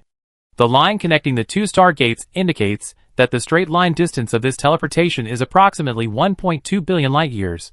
This truly makes the distance seem so small, yet so far away. Like the superstar gate on the other side, this exit is also located in a void, with no bright galaxies around it. This seems to be a deliberate move by the civilization that built the superstar gate. Judging from the superstar gate's size, it seems to have been designed with concealment in mind. Chapter 1499. However, What no civilization could have anticipated was that just as the fleet was about to follow the Star Defender out of the Super Stargate exit area, Yu Yuan, who was in third-person observation mode, suddenly felt a chill. Yu Yuan didn't know why this feeling had suddenly struck him, but he could sense it. It was like being stared at by something, a bit creepy, but not truly creepy, more like the feeling of being looked at in third-person observation mode. Did you feel that way too? For a moment, Yu Yuan didn't take it lightly and immediately asked the other scientists also in third-person observation mode. No. What feeling? No. Not getting the answer he wanted, Yu Yuan pondered for a moment, carefully absorbing the feeling and trying to explain it to the others. But before he could find an adjective, he received a private message from the Awakener. Huan, Yu Yuan, it seems someone glanced at us. Did you feel it? Huan. You felt it too? Yu Yuan exclaimed in surprise, convinced that it wasn't just his imagination. The Awakener, Huan, pondered for a moment. Yes, it's hard to describe what that feeling is, but I'm sure it was there. Well, even if I can't put my finger on it, you can still feel it, which means it's not my illusion. Yu Yuan thought, trying to recall. He now knew that the reason he could feel it was definitely due to the strength of his spirit and soul. Over his long life, Yu Yuan had spent a lot of time with the Awakener, and his spirit and soul, thanks to the power he received from the Dream Machine, were stronger than those of an average human. It seems to be coming from the depths of the microscopic realm. That feeling should have occurred when we passed through the Superstar Gate, but back then our focus was on the Superstar Gate environment. Yu Yuan said uncertainly. Awakener Huan continued to reply via private message. The depths of the microscopic realm. Now that you put it that way, it seems quite plausible. Or perhaps another way to describe it is the infinitesimal realm of the infinitely microscopic. I suspect it might be the civilization that built this Superstar Gate. Seeing the Awakener's words, Yu Yuan frowned. Are you saying another god-level civilization? Apparently, it's still in the microscopic realm. That shouldn't be the case. Yu Yuan was at a loss for words. Regarding god-level civilizations, he remembered Star Defender saying that currently there were only the Restarters and the Returners, and the Dian civilization that had gone out to survey the universe. He hadn't heard of any other god-level civilizations. The Jianbing civilization had said the same thing back then. The Jianbing civilization was a member of the Returners, a veteran cosmic-level civilization. They seemed unaware of the existence of other god-level civilizations. But now, just by going through a Superstar Gate created by an unknown civilization, they created another god-level civilization. Isn't this god-level civilization a bit cheap? But if it's not a god-level civilization, then what's with that feeling? Couldn't both myself and the Awakener be hallucinating? What the hell is this? Yu Yuan wondered. It seems that going through the Guishu Superstar Gate requires joining the Guishu, and going through the Restarter Superstar Gate requires joining the Restarter. If you don't go through either, you also be noticed by unknown civilizations. The universe seems far more complex than it appears. But Yu Yuan is now certain of one thing. The Star Defenders truly don't know who built this Superstar Gate. In fact, after the Degenerate Civilization incident, everyone suspected that the Star Defender's supposed opening of certain sealed information was actually an update from the Dian civilization, and this suspicion has not subsided. So, Yu Yuan had always believed that the Star Defender knew the origins of this Superstar Gate, but now it seems that he truly did not, or rather, the Dian civilization did not know. So, if the Star Defender's so-called information update was truly the unilateral act of the Dian civilization, it would mean that the Dian civilization had either passed through this Superstar Gate or, after becoming a god-level civilization, returned to explore the KBC void. Thinking this way, the Star Defender wasn't necessarily a creation of a cosmic civilization. Another possibility was that it was created after the Dian civilization became a god-level civilization, but the Star Defender itself was unaware of it. Yu Yuan knew that overthinking it was pointless, and since this matter was everyone's business, he felt it was time to let other civilizations worry about it. So, after continuing on his journey, he and the Awakener Huan shared the news with the Inxin and Dia civilizations. The Dia civilization, however, showed little reaction. They simply followed the humans wherever they went, figuring they couldn't detect them. They figured if anything happened, they just follow the humans' lead. The Silver Heart civilization, however, was terrified. After confirming that Yu Yuan and the Awakener Huan weren't kidding, the Silver Heart leader spent the next year or so regularly visiting the virtual hall, demanding they describe the experience, leaving them feeling incredibly nervous. But it's true. While the Silver Heart civilization might not be human, they're incredibly dedicated to matters of safety like these. Based on the fragmentary information and seemingly metaphysical descriptions provided by Yu Yuan and Awakener Huan, they came up with a theory that even the starry sky defenders were amazed. You say that kind of glimpse comes from the infinitesimal, right? One day 3 years later, the leader of the Galactic Center civilization, accompanied by several brilliant scientists, arrived at the virtual auditorium and got straight to the point. It's possible, Yu Yuan emphasized. The Galactic Center leader didn't care. He turned to look at a Galactic Center person next to him and blinked at him 4 times, as if signaling him to speak. Then the Galactic Center person blinked again, then said, "Everyone here is a top scientist from various civilizations. I have a question for you. How many types of Kalabaya manifolds have you calculated?" "More than 10 to the power of 500, possibly more, but we believe it's finite," the human mathematician answered first.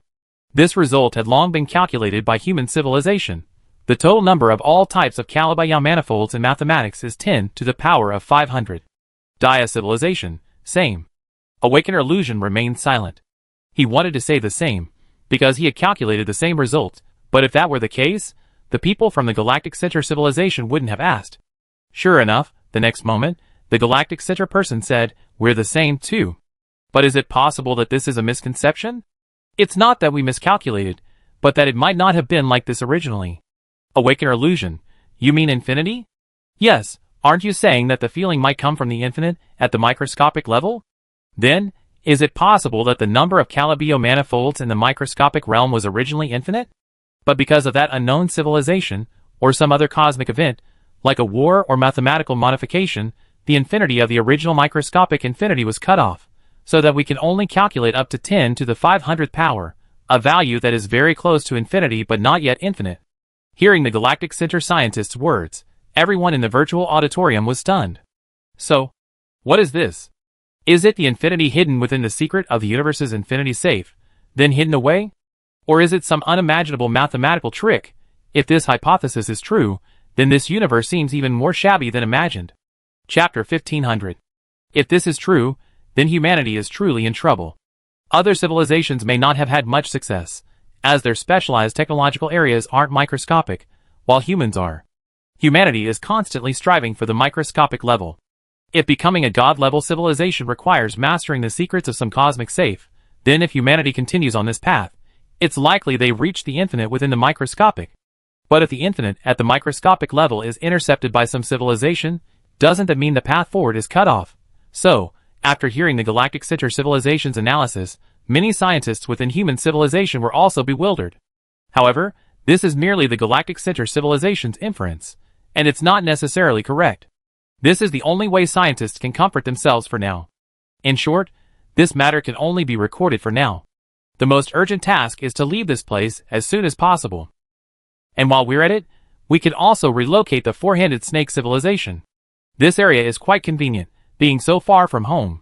I have to say that the unknown civilization's choice of location for the Superstar Gate is quite good. Now that their promise to lead the four-handed serpent civilization out of the KBC void has been fulfilled, it's time to depart. The Dia civilization first observed the surroundings and meticulously tested the influence of dark matter. Once they had found a suitable location, they knew without humans' instructions to lead the four-handed serpent civilization and its affiliated civilizations to the appropriate area. We can only send you here. After placing the four-handed serpent civilization and its affiliated civilizations in their appropriate location, the Dia leader gave his final instructions. This area is extremely spacious, no different from a large void. If you have talent, you will surely complete your transformation here and become a cosmic civilization. Thank you, Great Dia civilization, and thank you, the Pluckers, the Galactic Heart civilization, and the Awakeners. However, the four-handed snake civilization delegation hesitated to speak. The Dia leader, seemingly knowing what they were about to say, interrupted, "You must be wondering why we don't just tell you the formula for applying the vacuum 0 point, right?" "Yes," the four-handed snakes admitted their thoughts without pretense. The Dia leader said leisurely, "You've seen the spread of cosmic disasters, but honestly, the universe is so vast. One more cosmic civilization like you wouldn't make much difference, and one less wouldn't make much either. We're not bound by any treaty, and we could easily tell you the formula directly, but we won't. Because civilizations ultimately rely on themselves for advancement, especially for a civilization like yours that lacks even unique technology. We're already weak. If we bring you to the right place, but you're still unable to advance on your own, then your civilization's fate will be sealed. The universe is not short of level 6 civilizations, you know? How many large-scale voyage organizations like yours are there? I'm not saying there's one in every galaxy, but there's at least one in every few galaxies, and yet so few succeed. Back when we, along with the string pluckers, entered the Great Void, there were hundreds of civilizations, but only a handful managed to emerge. Now you're surrounded by nothingness. The nearest galaxy is tens of millions of light-years away, part of the vast expanse of the KBC Void. You'll be able to discover it later through your own observations. I'm telling you this now mainly to remind you that there's no turning back. Either you complete your advancement here, or perish. Alright, that's it. It's time for us to leave. I hope to see you again in the vast universe of infinite possibilities. Oh, I almost forgot. If you succeed, then leave this area as soon as possible. Time is running out in the KBC Void. With these words, without waiting for the four-handed snakes to say anything else, the Dia civilization shut down their communication, then drove the warship that had brought them here, reaching maximum warp speed and swiftly disappearing from the four-handed snake sight. Rest assured, we will succeed. We will definitely meet again in the future universe. We, the four-handed snake civilization, will definitely master a special technology. We will not let you down. Gazing in the direction where the Dia civilization had disappeared, the four-handed snake's senior leaders silently said to themselves. Back where they came from, the humans, the Awakeners, and the Galactic Center civilization were already waiting. Without further ado, the four civilizations continued on their journey with the Star Defenders. Where to go after leaving the KBC Void? In reality, no one had a clear goal. At this stage, they simply wanted to get as far away as possible to avoid being discovered by the returners. In this way, over 30,000 years passed, and the four civilizations and the Star Defenders had traveled another 100 million light-years. One used to think 100 million light-years was far, but after leaving the KBC Void and facing the vastness of the universe, everyone felt that 100 million light-years wasn't much. This point is over 2 billion light-years from the Milky Way, but compared to the 93 billion light-years of the observable universe, it's only a short distance.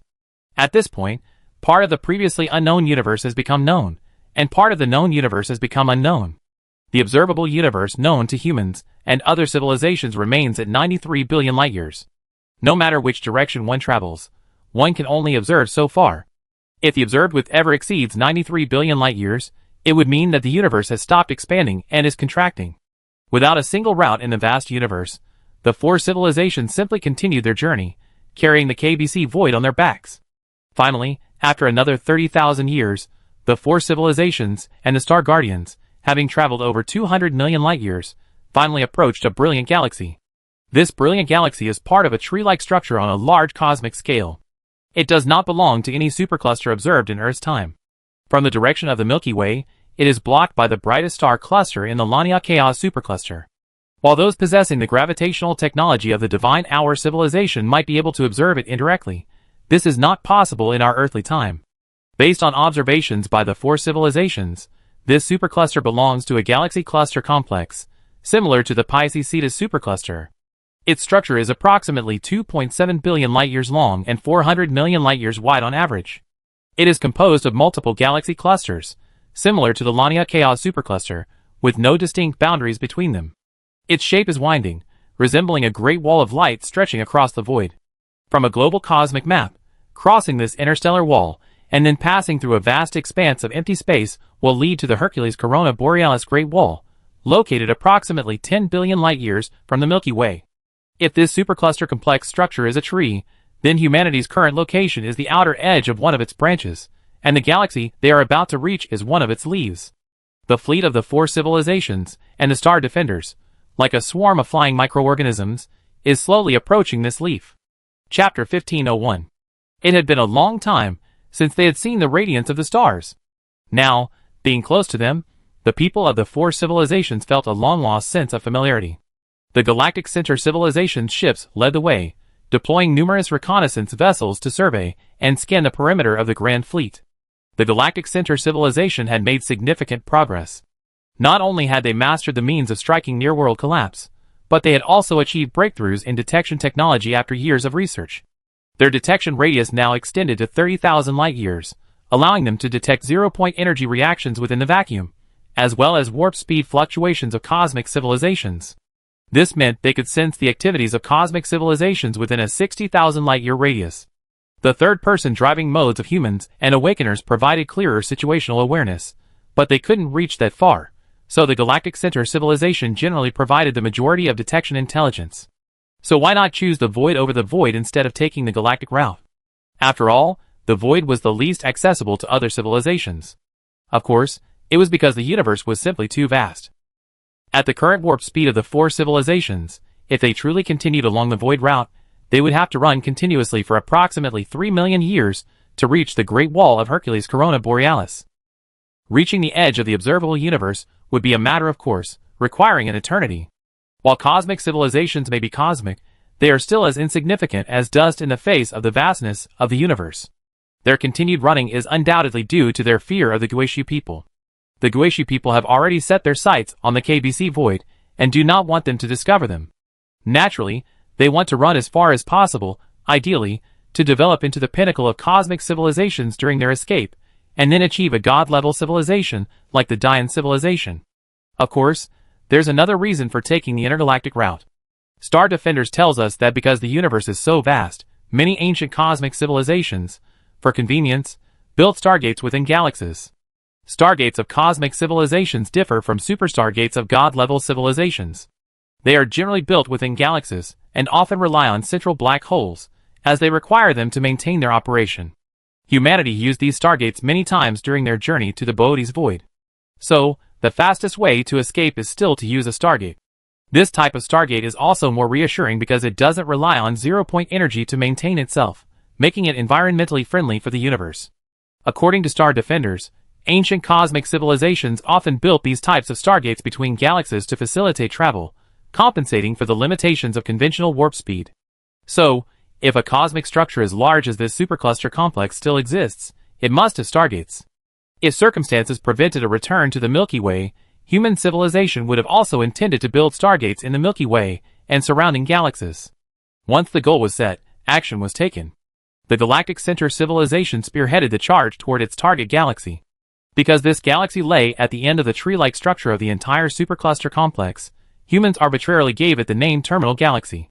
Since the entire supercluster complex containing the terminal galaxy resembled surging waters, from an observational perspective, humans also gave it a name, the Guishu Galaxy Great Wall, or simply the Guishu Great Wall.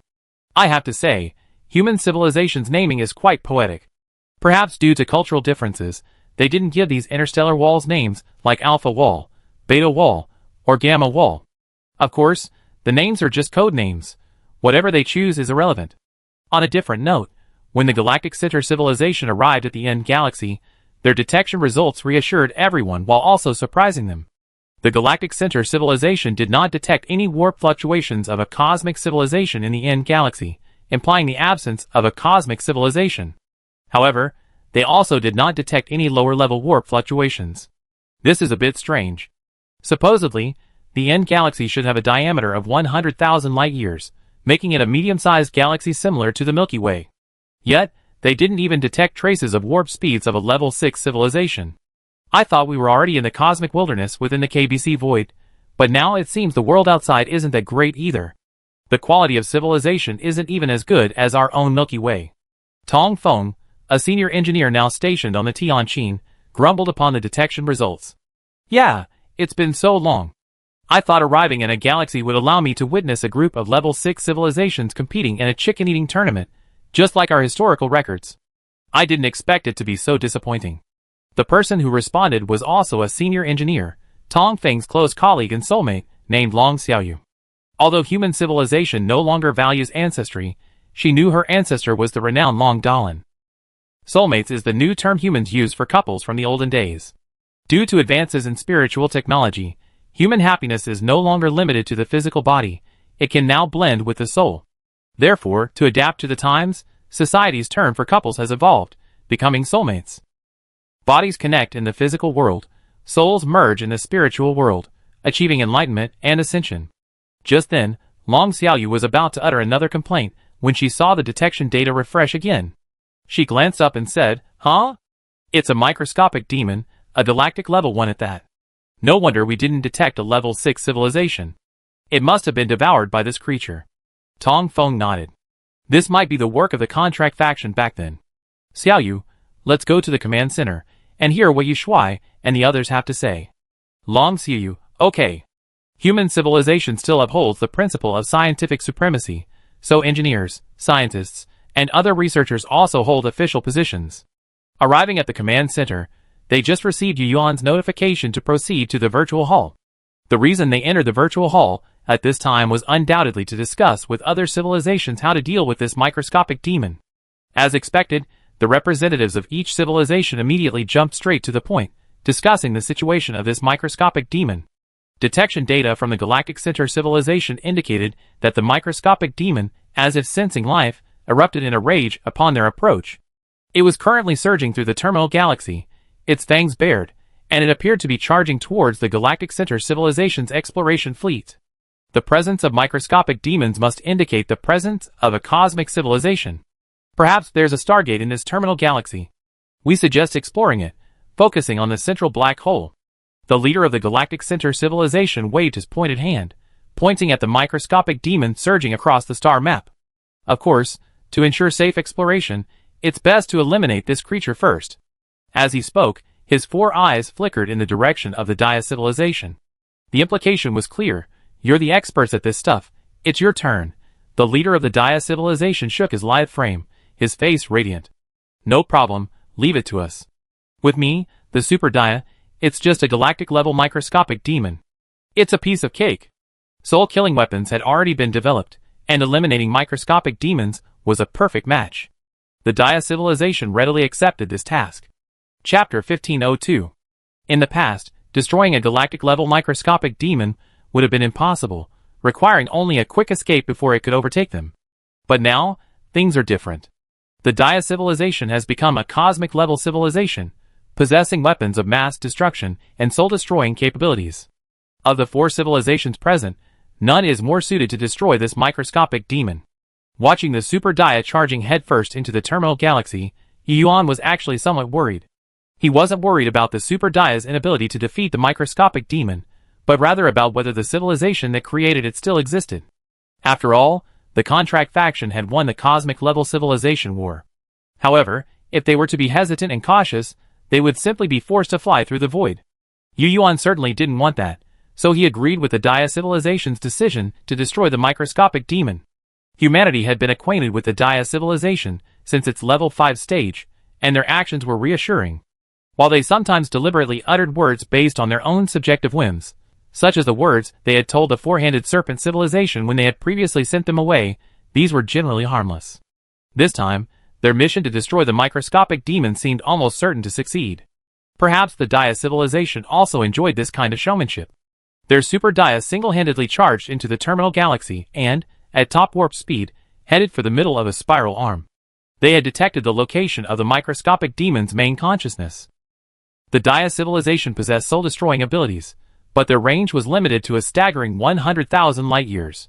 Therefore, they could only target the microscopic demon's core, intent on a single strike. But as a galactic-level microscopic demon, it wasn't without intelligence. It simply couldn't leave the terminal galaxy. Perhaps because it had been dormant for countless years, devoid of life, the microscopic demon immediately surged with excitement as the Super Dia approached. The starry sky remained tranquil, the light of the stars quietly shimmering in every corner of the terminal galaxy. But from the perspective of the probe, it could be seen that the entire galaxy was now shrouded in the shadow of the terrifying demon. A galactic-level microscopic demon, as the name suggests, possesses the entire galaxy. Its mainframe doesn't need to move, its body extending to every corner of the galaxy.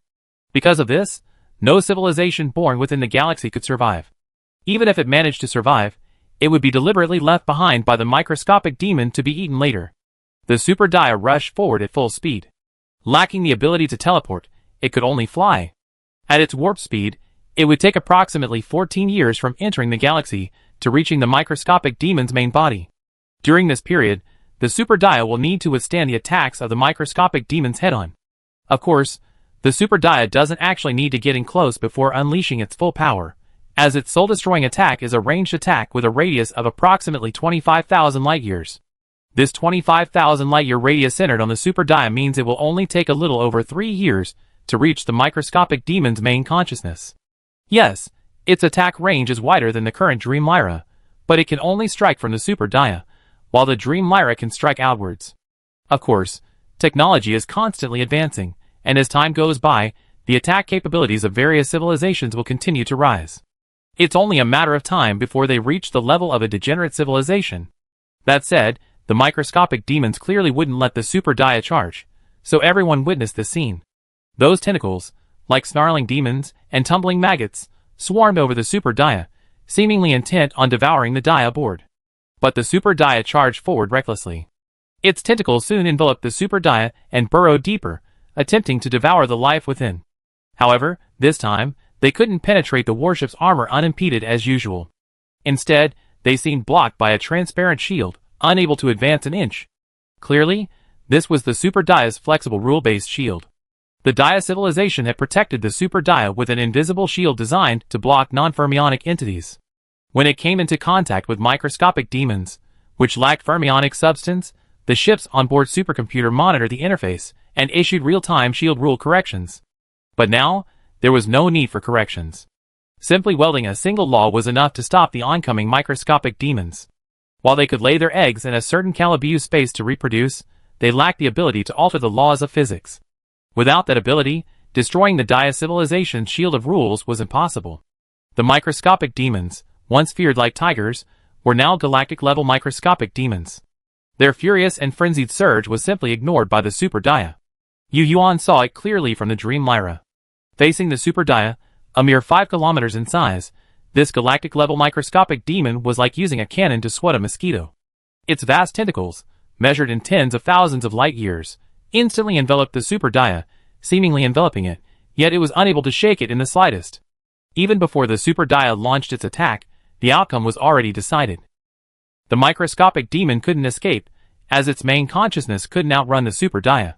Perhaps having never seen a cosmic-level warship before, and realizing it couldn't even touch a tiny warship, the microscopic demon didn't flee. Instead, it twisted and tumbled, continuing to surge towards the warship. It struggled for over a year, finding no matter how hard it tried, it couldn't penetrate the tiny warship's defenses. It then began to retreat, contemplating moving its main consciousness to retreat. But the terminal galaxy was so small, how far could it possibly flee? Moreover, its speed was nothing compared to the Super Dia's. And so, within a few years, everyone witnessed the Super Dia's crushing first battle. Once within its attack range, the Dia civilization unleashed its soul-destroying attack without hesitation. Yu Yuan, observing this scene in real time, saw that at the moment the attack was launched, the microscopic demon, which had been writhing like a demon from hell, suddenly froze. Then its tentacles began to slow, and finally became lifeless. The Super Dia, like a pig being butchered, slew this galactic-level microscopic demon, which had existed for who knows how many years. Afterwards, they carefully cut off many sections of the microscopic demon's body and stored them in containers reinforced with rules. Clearly, these were to be used by scientists for research. The agreement to kill this microscopic demon was actually motivated by research. So, the Dia civilization's collection was not only for its own use, but also for the other 3 civilizations. Chapter 1503. Ever since its first encounter with microscopic demons, human civilization has wondered if it could capture some for study. After tinkering with strings and studying Calibu manifolds, this desire has only intensified. But microscopic demons have always been something you can only encounter by chance. When you encounter one, you can't defeat it, and even if you kill some, you don't dare capture them. After all, they are microscopic demons. If you let a few out, allowing them to secretly lay eggs in your material, it would be a disaster that would absolutely destroy your entire civilization. But now it's different. Any container with a built-in rule shield can safely contain them. To encounter a galactic-level microscopic demon is just the right thing to do. Human scientists have long been eager and thirsty, rubbing their hands like flies as they wait for the Dian civilization to pack up the microscopic demon's corpse. Now, at last, they are ready to begin the research experiment they have been preparing for years without hesitation. They believe that studying the microscopic demons would undoubtedly expand humanity's understanding of Calibu manifolds, and at the very least, could yield data on the Calibu spaces where microscopic demons spawn. This research was also crucial to enriching humanity's plucked strings. The Dia civilization fought with ease, successfully recovering the microscopic demon's corpse and distributing it among humanity, the galactic center, and the Awakeners. By the time they had retrieved some of the microscopic demon's remains. The four civilizations had already begun their exploration of the terminal galaxy. In terms of exploration, the Galactic Center civilization was always at the forefront, their fleet of exploration spacecraft heading straight for the central black hole. However, an unexpected event occurred at this moment. The Galactic Center civilization's exploration fleet had already reached a point 2 light-years from the central black hole. Before they could detect any stargates in the region, they had already detected traces of warp speed in the central area. Something's happening. The Galactic Center civilization's leading exploration team immediately transmitted information back to their headquarters, which also shared the information with other civilizations. There is indeed a stargate in the central black hole of the terminal galaxy. The current warp speed reaction must be caused by ships exiting the stargate. My exploration team is diligently determining their exact number. More exploration, more reports. Understood. The leader of the Galactic Center civilization had already appeared in the virtual auditorium. With a wave of his pointed, starfish-like hand, he materialized a holographic screen within the virtual auditorium, then synchronized all the exploration data onto the screen. After the little ones are beaten, here come the old ones. Yu Yuan muttered, glancing at the screen. This unknown fleet had suddenly appeared near the central black hole. It must have come from a stargate. They hadn't come before, but appeared after this galactic-level microscopic demon was killed. Clearly, they're related to the microscopic demon. What should we do now? The leader of the Dia civilization looked at Yu Yuan. We fight back with the enemy, and we block the water with Earth. We go with the Silver Heart civilization to take a look, and you and the Awakener civilization will hold the line behind. Yu Yuan said without hesitation. The Dia and Awakener civilizations lack large-scale teleportation technology, so it would be better for them to stay behind and defend their base.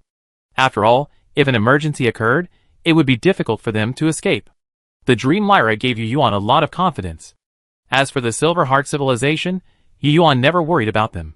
Awakener Huan, we're fine. Without further delay, let's go. The leader of the Galactic Center civilization didn't hesitate. The Star Defender showed no sign of moving, drifting steadily at the same speed as the four civilizations' habitable ships, going nowhere.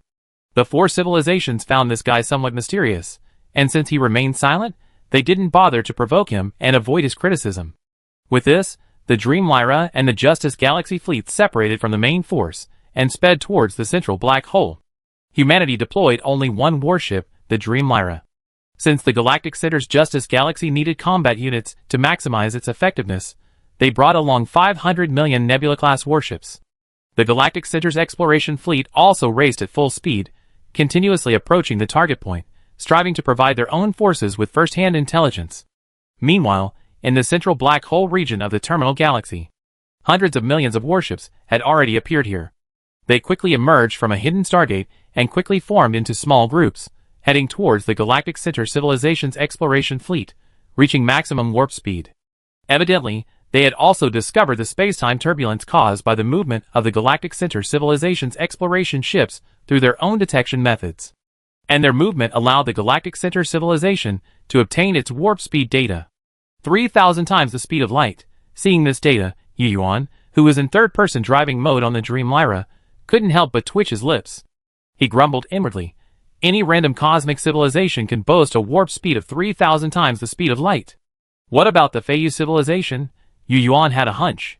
He had a feeling that the Feiyu civilization's unique technology either had room for improvement, or it would gradually degenerate into a clown-like state, just like humanity had once achieved level 6 civilization and obtained the Pioneer's warp-boosting device. Another established cosmic civilization. Yu Yuan muttered to himself. Recalling what the Star Defender had said, Yu Yuan risked being criticized and contacted him directly. He got straight to the point.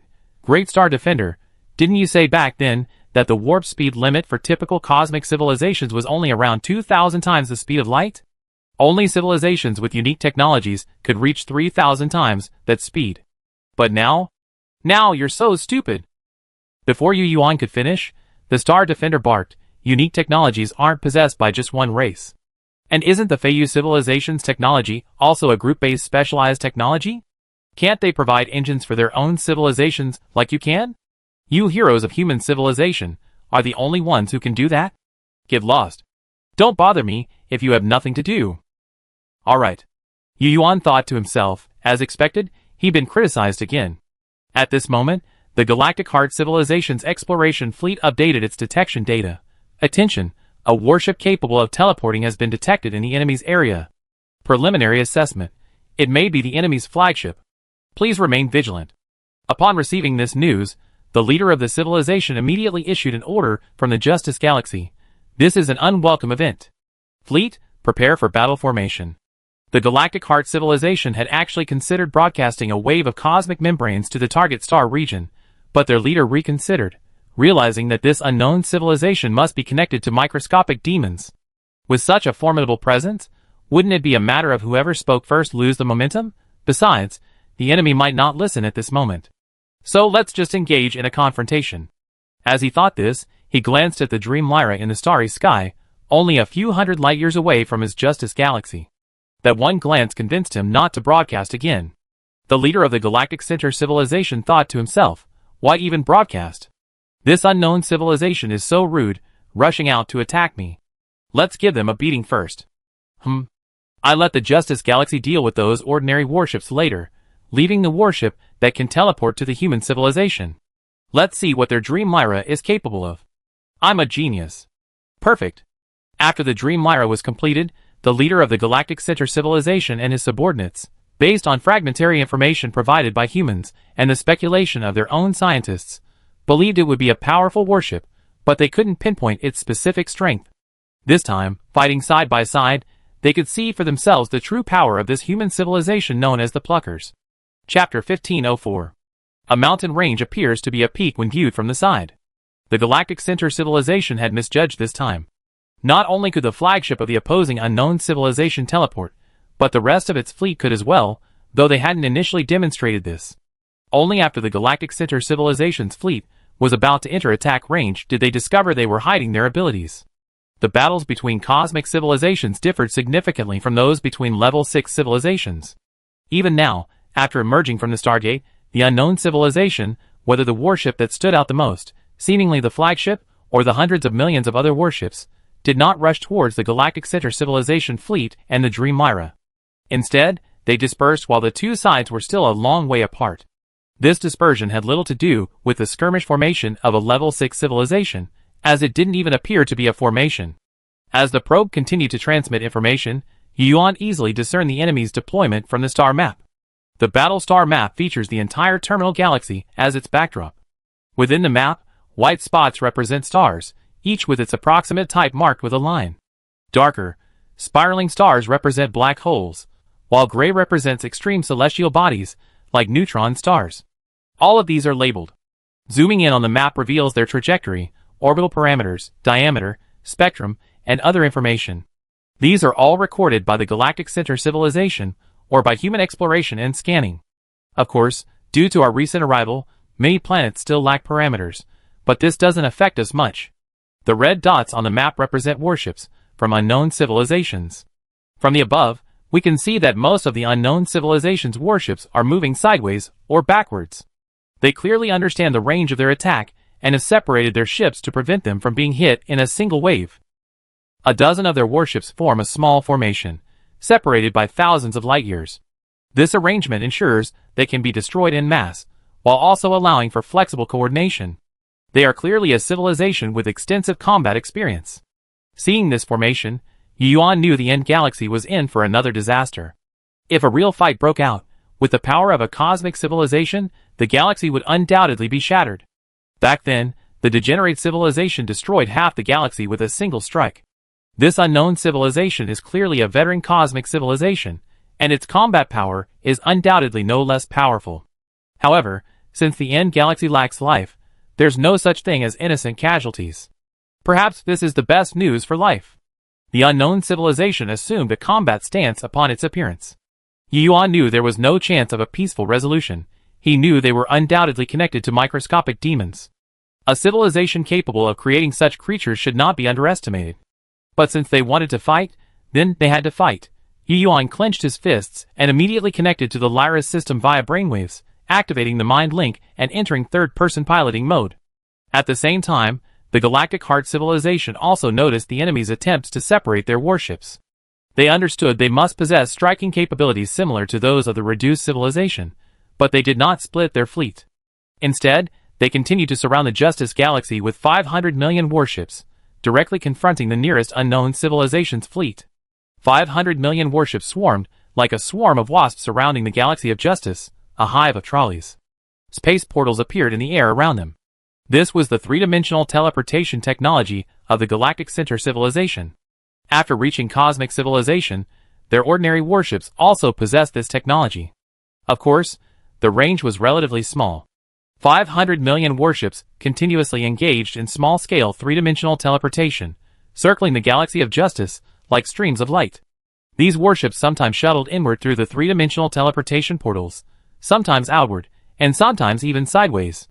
They moved back and forth in a sphere with a radius of 15,000 light-years, centered on the Galaxy of Justice. The overall appearance seemed somewhat chaotic. But a closer look at the movement patterns of the 500 million warships revealed that their movements were not random, but rather followed a certain pattern, somewhat resembling the structure of an atomic nucleus. The Galaxy of Justice was the nucleus, and the 500 million warships were the electrons outside the nucleus. The Galactic Center civilization seemed to be mimicking the natural world's electron transitions and movement around atomic nuclei. The surrounding warships' navigation was a circumnavigation, while their three-dimensional travel was a transition. The effects of their actions were immediately apparent upon entering the enemy warship's attack range. The warships at the outermost edge of the enemy's attack range immediately shifted from smooth motion to sluggishness, as if they had entered a quagmire and were stuck in it. At the same time, the Justice Galaxy's internal systems immediately responded with a series of feedback. Warning! Warning! Warning! Combat Unit Ship No!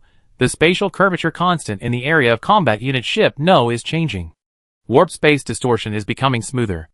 The curvature parameter change value is, and the warp slip rate is. The Electron Fermi trajectory simulation system is correcting parameters. The physical rule parameters are being corrected. The correction value is, in progress. Estimated time. The elastic avoidance system for the physical rule change zone is activated and operating normally. The retraction rate of the attack combat unit warship is. The heterodox squeeze mechanism has begun operation and is charging.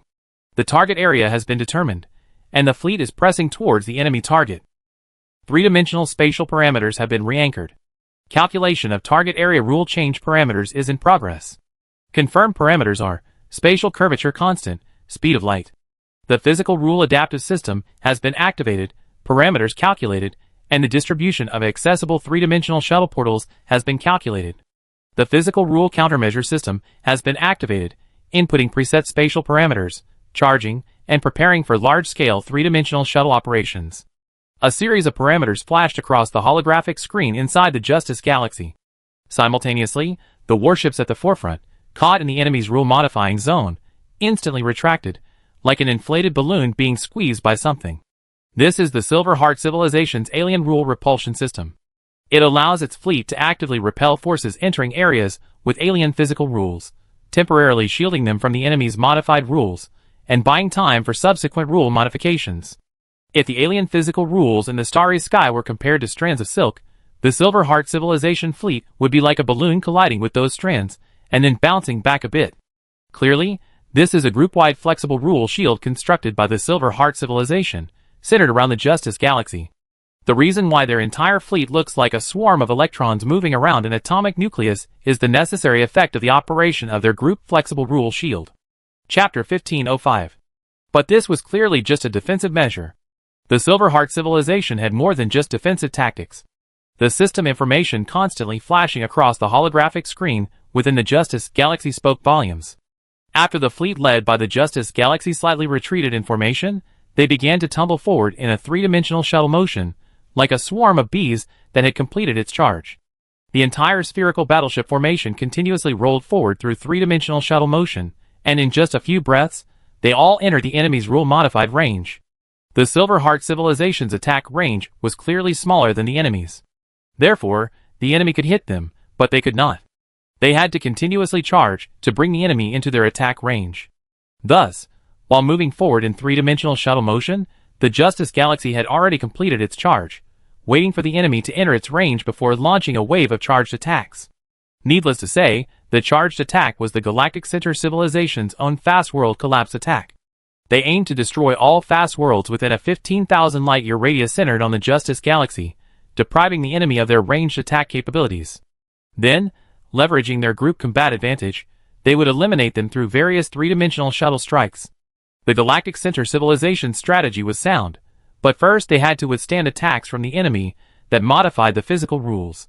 Well, a conventional physical modification attack essentially involved both sides modifying the physical rules of their respective areas to their own advantage. From the current situation, the Galactic Center civilization, as a group, had an advantage in total available resources. However, they soon discovered they had underestimated this unknown civilization. The advancing fleet of the Galaxy of Justice, while collectively traversing 3 dimensions, suddenly noticed a dense web of black lines appearing in the space ahead. These crisscrossed like a 3-dimensional grid, completely covering an area tens of thousands of light-years across. The Galactic Heart civilization knew full well that this was a spatial slicing operation, now slicing the entire area tens of thousands of light-years into tiny blocks. From the sensor feed, it seemed the attack was being carried out by the hundreds of warships 30,000 light-years away from their fleet. As the black net emerged, the stars of the entire sky were sliced into neat, tofu-like squares, shattering them. It was merely a spatial slicing operation. The Galaxy of Justice, with its flexible rule-based shield, could easily ram it through like a hot iron ball slamming into a 3-dimensional fishing net, piercing it directly. But the attack didn't stop there. A series of system alarms sounded again at the command center of the Galaxy of Justice, signaling the impact. But this time, the Justice Galaxy's group flexible rule shield seemed to have lost its former effectiveness. The outer ring of warships in the entire spherical formation suddenly froze.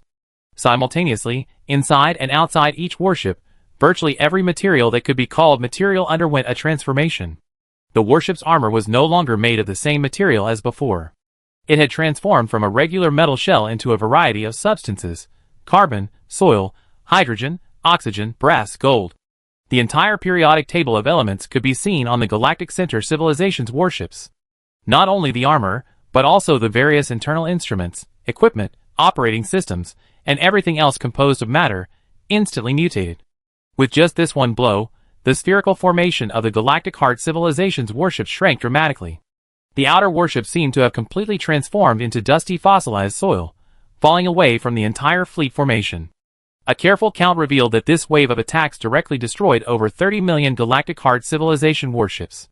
The Galactic Heart civilization leader on the Justice Galaxy saw the number of warships lost, and his eyes nearly blazed with anger. Damn it! Damn it! Have you figured out where this attack came from? The Galactic Heart leader was furious, rapidly communicating with the personnel on the Justice Galaxy. Those who could board the Justice Galaxy were all the elite of the Galactic Heart people, essentially, great scientists, engineers, and mathematicians. After a quick analysis of internal and external data, the Galactic Center people quickly arrived at the answer: it's been detected. It's coming from the microscopic 6 dimensions. It's a small-scale attack that reflects the larger picture. All the atoms that make up our warships, well, all the particles, were subjected to nearly simultaneous rule changes, seemingly acting directly at the quark level. There were so many, we had no time to react. While the Galactic Center civilization couldn't see Calibu manifolds like humans and awakeners, that didn't mean they didn't understand. For example, this time, they used physical feedback and mathematical calculations to determine the source of the rule attack. After receiving the answer, the Galactic Center people realized that it wasn't that the Justice Galaxy's group flexible rule shield was useless, but that it couldn't withstand such a large-scale rule change. The rule changes occurred in so many places that the Justice Galaxy's supercomputer nearly overloaded in that instant. Without the overload protection, the Justice Galaxy would have been paralyzed for a while. Quark level? The leader of the Galactic Center civilization quickly asked back, using telepathic communication. This was wartime, and unlike normal times, everyone was connected to the warship systems, communicating through thought rather than speech. Yes, that signal of rule change originates from a certain Calibu space, and then, through a high-dimensional to low-dimensional mapping method, is mapped to the region of the starry sky where our fleet is located, more precisely, to all the particles that make up our warships. The analysis report quickly came out, and the relevant Galactic Center personnel immediately provided an explanation. According to mathematicians' calculations, it has been determined that the type of microscopic 6-dimensional space commutes with the Calibu space where microscopic demons spawn. Another microscopic dimension. No wonder they can create microscopic demons. They're quite capable. The leader of the Galactic Center civilization gnashed his teeth in anger, feeling bitter, I originally wanted to feign defeat, but now I don't even need to act.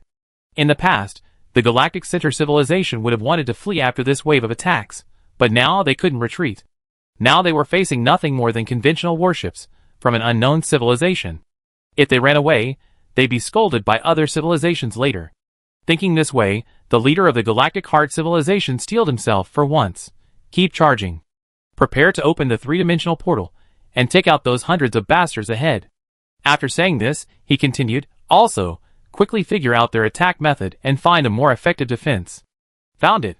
Aboard the Justice Galaxy, the Galactic Heart civilization's chief physicist led his team to discover the cause in just over 10 minutes. The analysis report quickly appeared before the Galactic Heart civilization leader and other staff. Quark flavor change. The leader of the Galactic Center civilization looked at it, and the anger in his 4 eyes faded, replaced by a wise light. He murmured, the ultimate application of weak interaction? Is this a war-oriented cosmic civilization? It seems so, leader. All our warships have been transformed into a chaotic array of elements. The aftermath of their regular impact has even spread to the surrounding starry sky. Look at those planets. A Galactic Center person thoughtfully pointed to the stars displayed on the screen, indicating that everyone should observe their changes.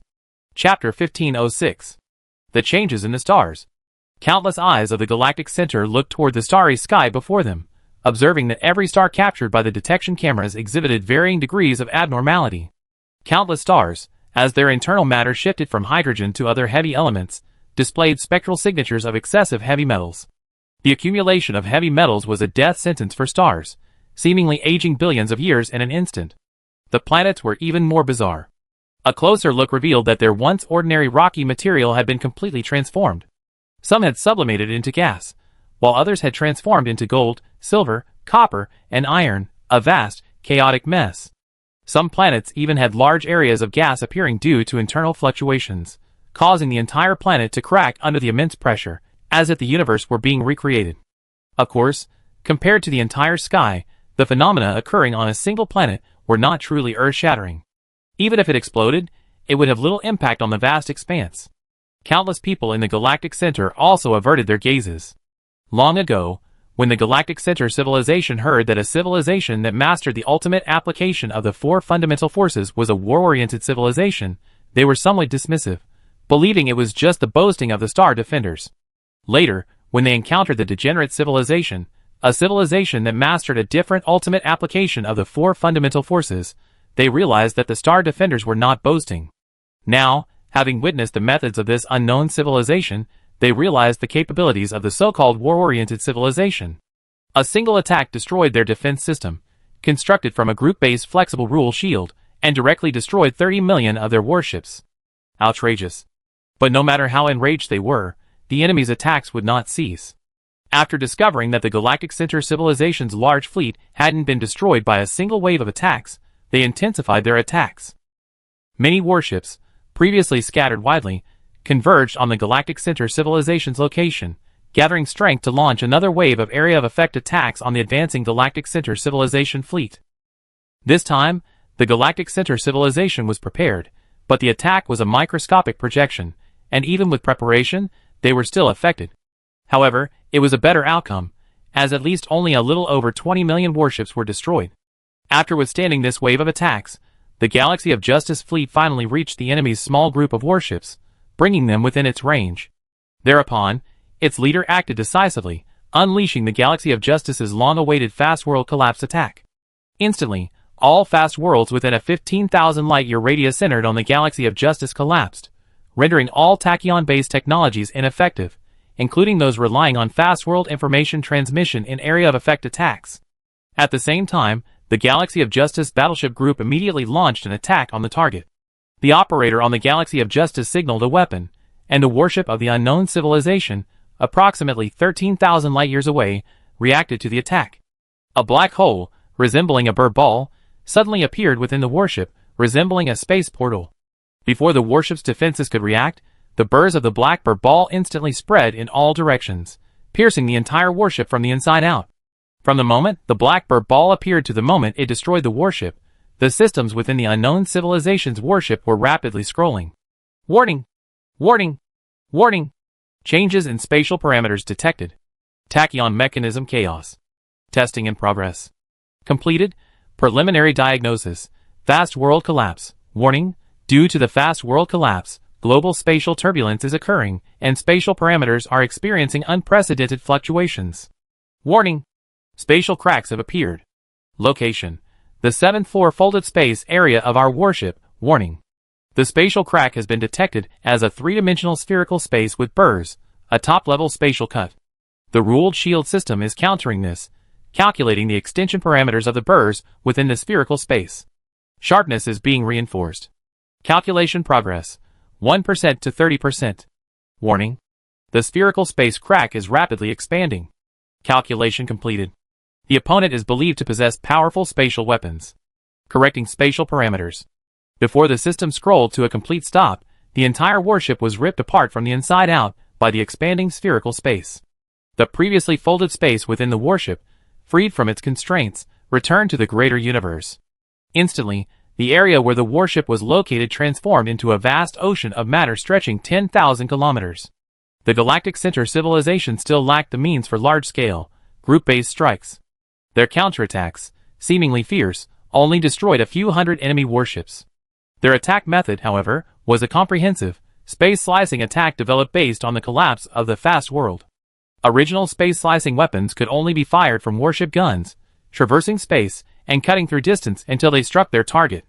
However, in the context of a fast world collapse, the galactic center civilization could leverage their mastery of the fast world mechanism, using the spatial parameter chaos caused by the sudden collapse of the fast world as cover.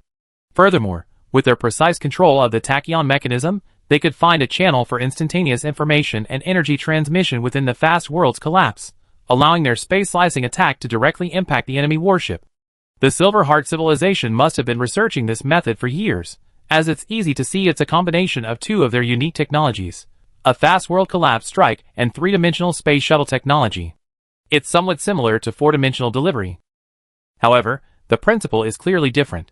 The Silver Heart civilization must first use a fast world collapse strike on the target area before initiating this method of combat.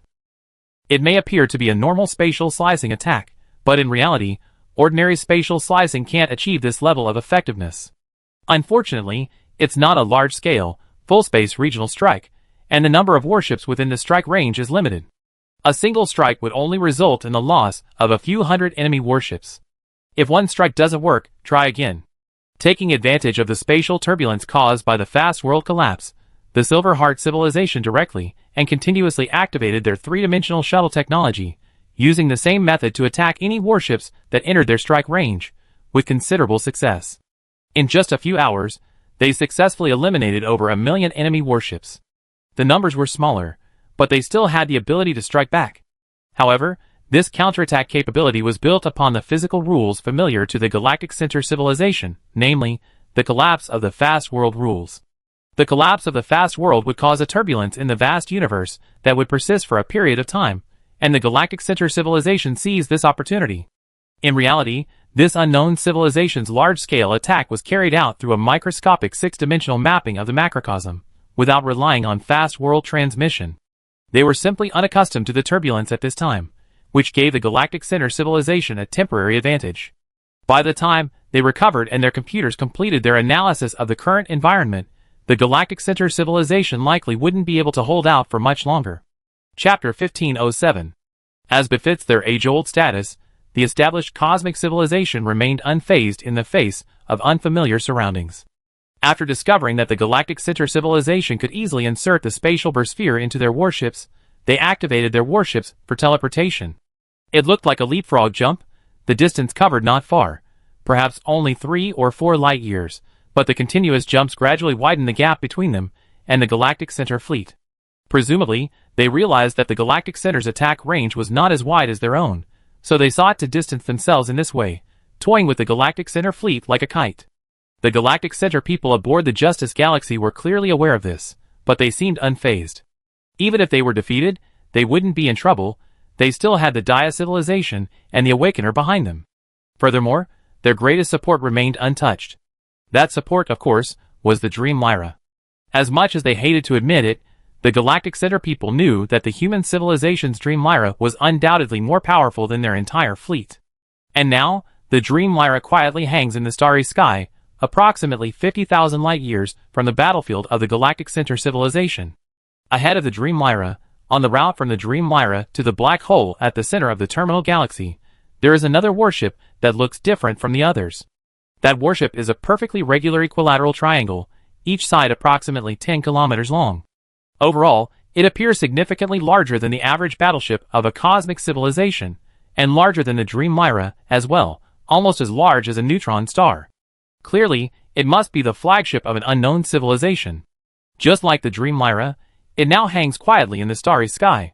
The two were approximately 60,000 light-years apart. The unknown civilization's warship had apparently discovered the Dream Lyra, and upon discovery, it successfully identified it as the flagship of a civilization. So, from the outset, it focused all its attention on the Dream Lyra. The Dream Lyra remained motionless, and neither of them moved. For a long time, the two remained quietly in the void, maintaining a relative distance. Even as the battles in the Galactic Center civilization raged, neither of them moved. The two also had something in common.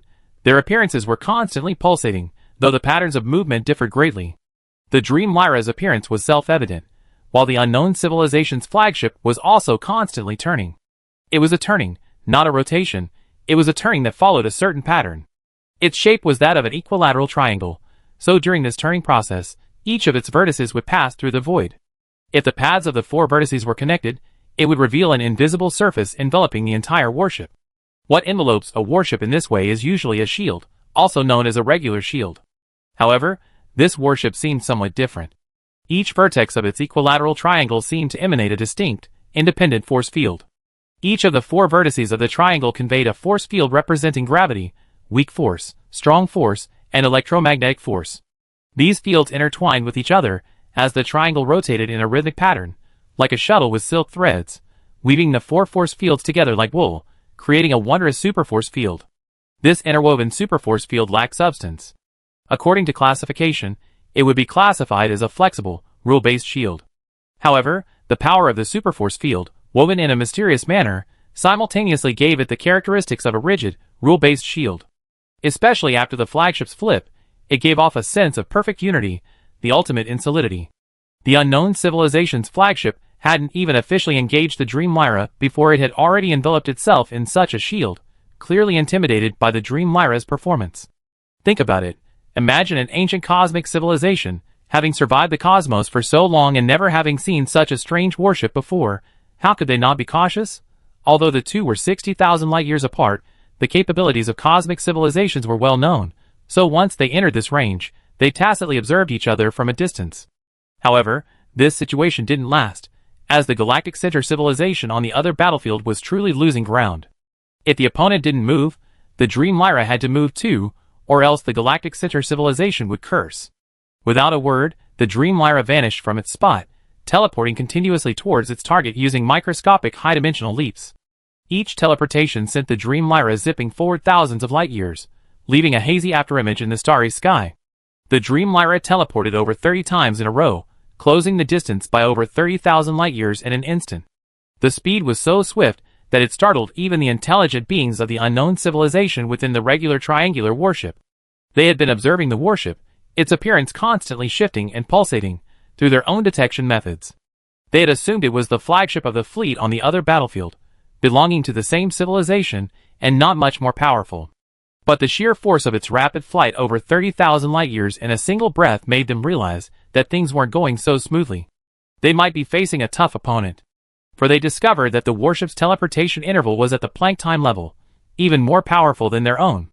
But as a veteran cosmic civilization, the unknown civilization wasn't frightened.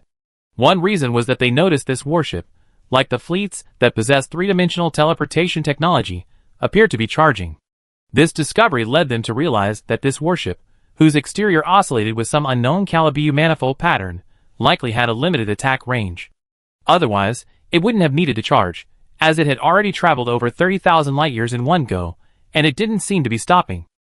The Dream Lyra had indeed not stopped, but after a strenuous 30,000 light-year surge, it had nearly reached the power limit of its jump drive. Therefore, it was forced to maintain normal warp speed, waiting for the jump drive's overload to subside before it could make another consecutive jump. Of course, the Dream Lyra also had some margin for error, and didn't overload its engines in one go. It's worth noting that the Dream Lyra's jump drive was extremely powerful, with short teleportation pauses and long endurance. Furthermore, after a series of consecutive jumps, the time it needed to pause and wait for the overload to subside was also short. Given the current situation, if the Dream Lyra were given 30 to 40 seconds or a minute, it could perform another round of continuous teleportation across tens of thousands of light years. Clearly, the unknown civilization was also intimidated by the Dream Lyra's capabilities. After the Dream Lyra completed its first round of continuous teleportation, the Equilateral Triangle warship also moved, launching a large-scale attack. Perhaps worried that the Dream Lyra wouldn't be able to teleport continuously to avoid its large-scale attack, the Equilateral Triangle flagship launched a fully charged attack, encompassing the entire 60,000 light-year starry sky. Such a large-scale attack was guaranteed to hit, and the Dream Lyra didn't dodge, enduring the massive physical law-modifying attack head-on. In reality, the humans in third-person observation mode had already seen it, and could have easily escaped by teleporting continuously by overloading their jump drives. But everyone saw it, seeing it as nothing more than a penetrating, six-dimensional, rule-based attack. The Dream Lyra simply didn't take it seriously, so what if they just withstood it? Conveniently, after withstanding this attack, the jump drive would be usable again, allowing them to leap onto the enemy's face and retaliate. Chapter 1508. The attack came suddenly, and with a vast range. If the Dream Lyra hadn't teleported away before seeing the enemy gathering power, it would have been unable to dodge the attack once it was launched. The pilots in third-person mode aboard the Dream Lyra could see the fully charged vacuum zero-point energy being swallowed by the microcosm, then vanishing without a trace. Immediately afterwards, the microcosm at their location underwent a shift. Human civilization's interpretation of this was the same as that of the Galactic Center civilization. The attack was carried out by mapping the microcosm onto the macrocosm, that is, by mapping the high dimension onto the low. Clearly, this was another attack method unaffected by the fast world collapse. No wonder the Galactic Center civilization was so anxious, even calling on the Dream Lyra to act quickly. It seemed they also realized that the fast world collapse would have little impact on the unknown civilization. Observations by pilots in third-person mode were equivalent to detections by the Dream Lyra. What rules had been altered? The observation data was quickly aggregated into the string-based computer, and the answer immediately appeared before the humans. The pilot, intent on observing the microscopic environment, sensed that a certain type of Calabaya space rule had been altered. The specifics of the alteration were unknown, but this change directly led to the quark flavor shift. The unknown civilization seemed to lack absolute control over this technology. Of course, perhaps due to its use as a weapon, the quark flavor shifts they launched were unpredictable. In other words, the type of quark flavor shift was not fixed, it was a random, haphazard process. This also resulted in the generation of all sorts of elements in the target struck, rather than a single specific element. If these parameters could be controlled in a targeted manner, it would be like turning stone into gold. This is because it truly alters the structure of matter by changing the number of protons in the nucleus, transforming one substance into another. Everyone knows that matter is composed of molecules. Molecules are composed of atoms. Atoms are composed of nuclei and electrons. Nuclei are composed of protons and neutrons. And protons and neutrons are composed of quarks. Quarks cannot be divided further due to the quark confinement principle. Thus, by changing the number of atomic protons caused by altering the properties of quarks, the properties of matter can be completely altered from the ground up. The scientific basis for changing the properties of quarks is quark flavor change. A proton is composed of 2 up quarks and 1 down quark, while a neutron is composed of 1 up quark and 2 down quarks. To transform one element into another or its isotopes, its mass number must be increased or decreased. This involves either increasing or decreasing the number of protons, or increasing or decreasing the number of neutrons.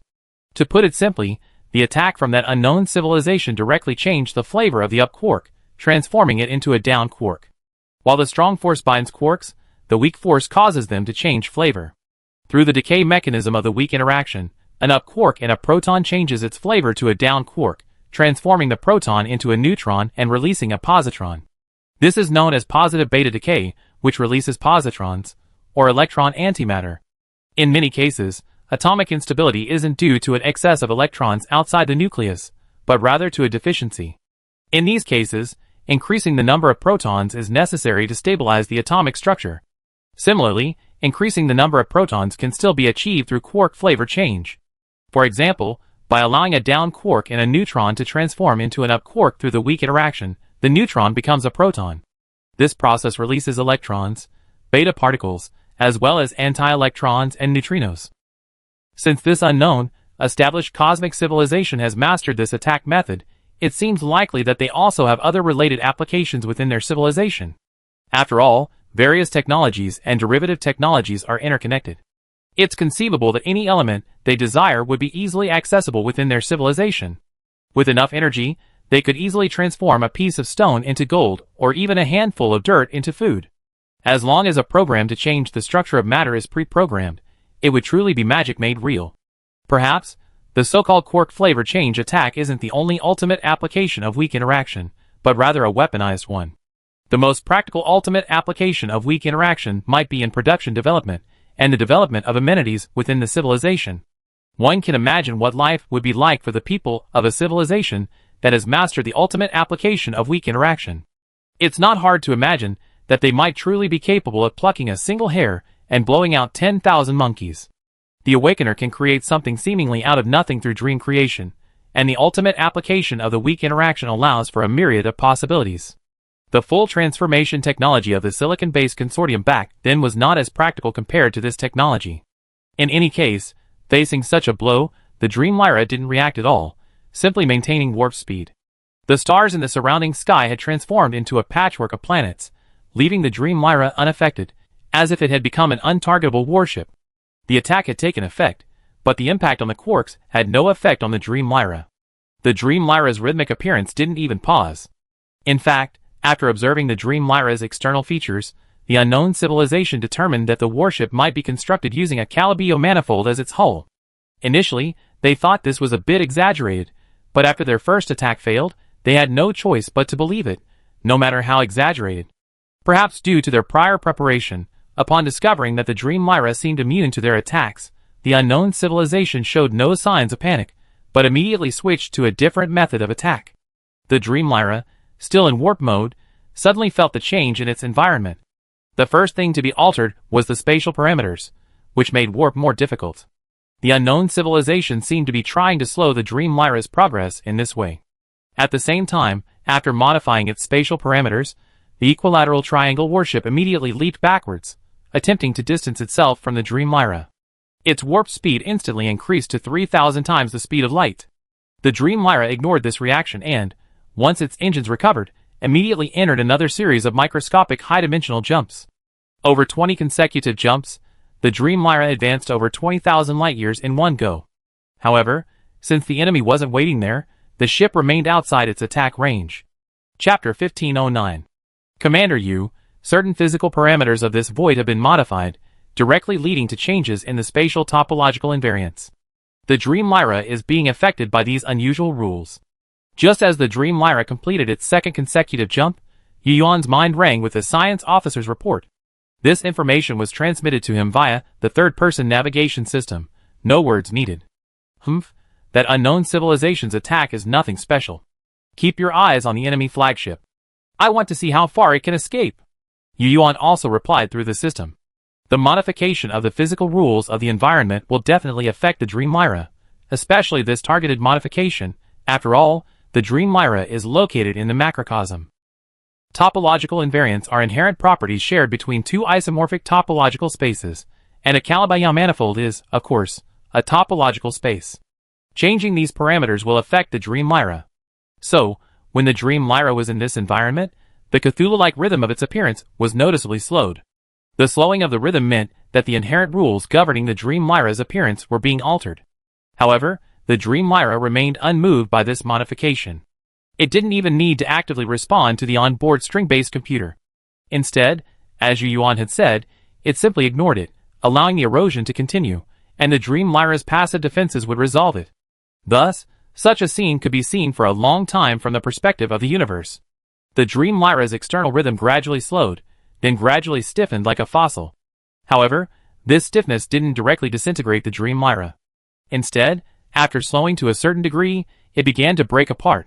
This is the Dream Lyra's passive defense system, a flexible shield formed by the inherent physical rules of its Calibi-like structure. The Dream Lyra's inherent rules collided with the modified environmental rules, the latter constantly eroding its rhythmic exterior, while its rhythmic exterior also constantly renews itself in the process. The stiffening, dandruff-like shedding of skin is the result of the collision of these two rules. It looks as if the dream Lyra is shedding its skin, its rhythmic exterior constantly wriggling, shaking off its rigid surface. From an optical perspective, this phenomenon appears as if the dream Lyra's surface's wriggling transforms into layers of expanding void, like ripples in the shadowy light of a dream. The unknown civilization had clearly never seen such a scene before. Of course, due to the distance, they couldn't see the dream Lyra resisting the changes in the spatial environment's rules, but they could see the fluctuations caused by the dream Lyra's movement through their own sensors. The fact that it was still able to move freely and flexibly indicated that their attacks had not had much impact on the opponent. The unknown civilization was truly panicking.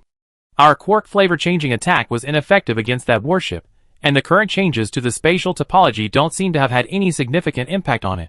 What is the origin of this warship? How is it so powerful? The personnel inside the equilateral triangle warship tried to maintain composure, but their tone was filled with unconcealed shock. A scientific officer quickly telepathically spoke through the system. Your Excellency, it is almost certain that this warship is a Calibu manifold-based warship. Furthermore, it appears to be more than just one type.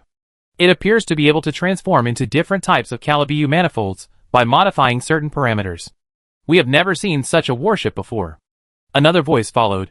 We thought our research in the microscopic realm had surpassed most cosmic civilizations, but we didn't expect such a civilization to exist. How could they build such a warship? It seems we hit a wall. What should we do now? What should we do? At this point, how can we retreat? Judging from their attack range, they must be a newly emerged cosmic civilization. Our only option now is to maintain our distance to avoid being hit by their attacks. Oh no! It's coming! It's so fast! Even before the telepathic communication was complete, the warship system issued an emergency alert. Detecting a strong vacuum zero-point energy reaction from the target warship, it is determined that the target is about to launch an unknown attack. Please evade. Please evade. Evade? How to evade? Maintain the rule shield at full power. The enemy is also a cosmic civilization, and with such rapid teleportation, they must have the ability to strike in an area. Hiding is impossible. We can only withstand it. The leader of the unknown civilization issued a decisive order, and the onboard supercomputer executed it at top speed. However, what they hadn't expected was that the massive impact on the rule shield they imagined didn't occur. Their warship's fully powered shield was only strained for a moment, then resumed functioning as if unaffected. What's going on? Huh? Hissed this. This is the microscopic quantum world. What? The enemy's attack method. It seems we've been trapped in the microscopic quantum world. We detected a quantum tide, and our rule shield system is blocking it. The people of the unknown civilization aboard the equilateral triangle battleship quickly realized their predicament, but they didn't seem panicked, their emotions seemingly calmer than before the shock. Interesting. It seems that the battleship's attack method is just that simple. Calculate the trajectory immediately, and we jump out and surprise them. Understood. We're analyzing it. We can confirm that we're in some type of microscopic six-dimensional Calibu manifold. We're fully analyzing the spatial topology. Once the analysis is complete, we can return to the macrocosm by the same route we came. Ha, hurry up. I guess that unknown battleship thought we were already wiped out. Clearly, this unknown civilization had been hit by a quantum banishment from the Dream Lyra.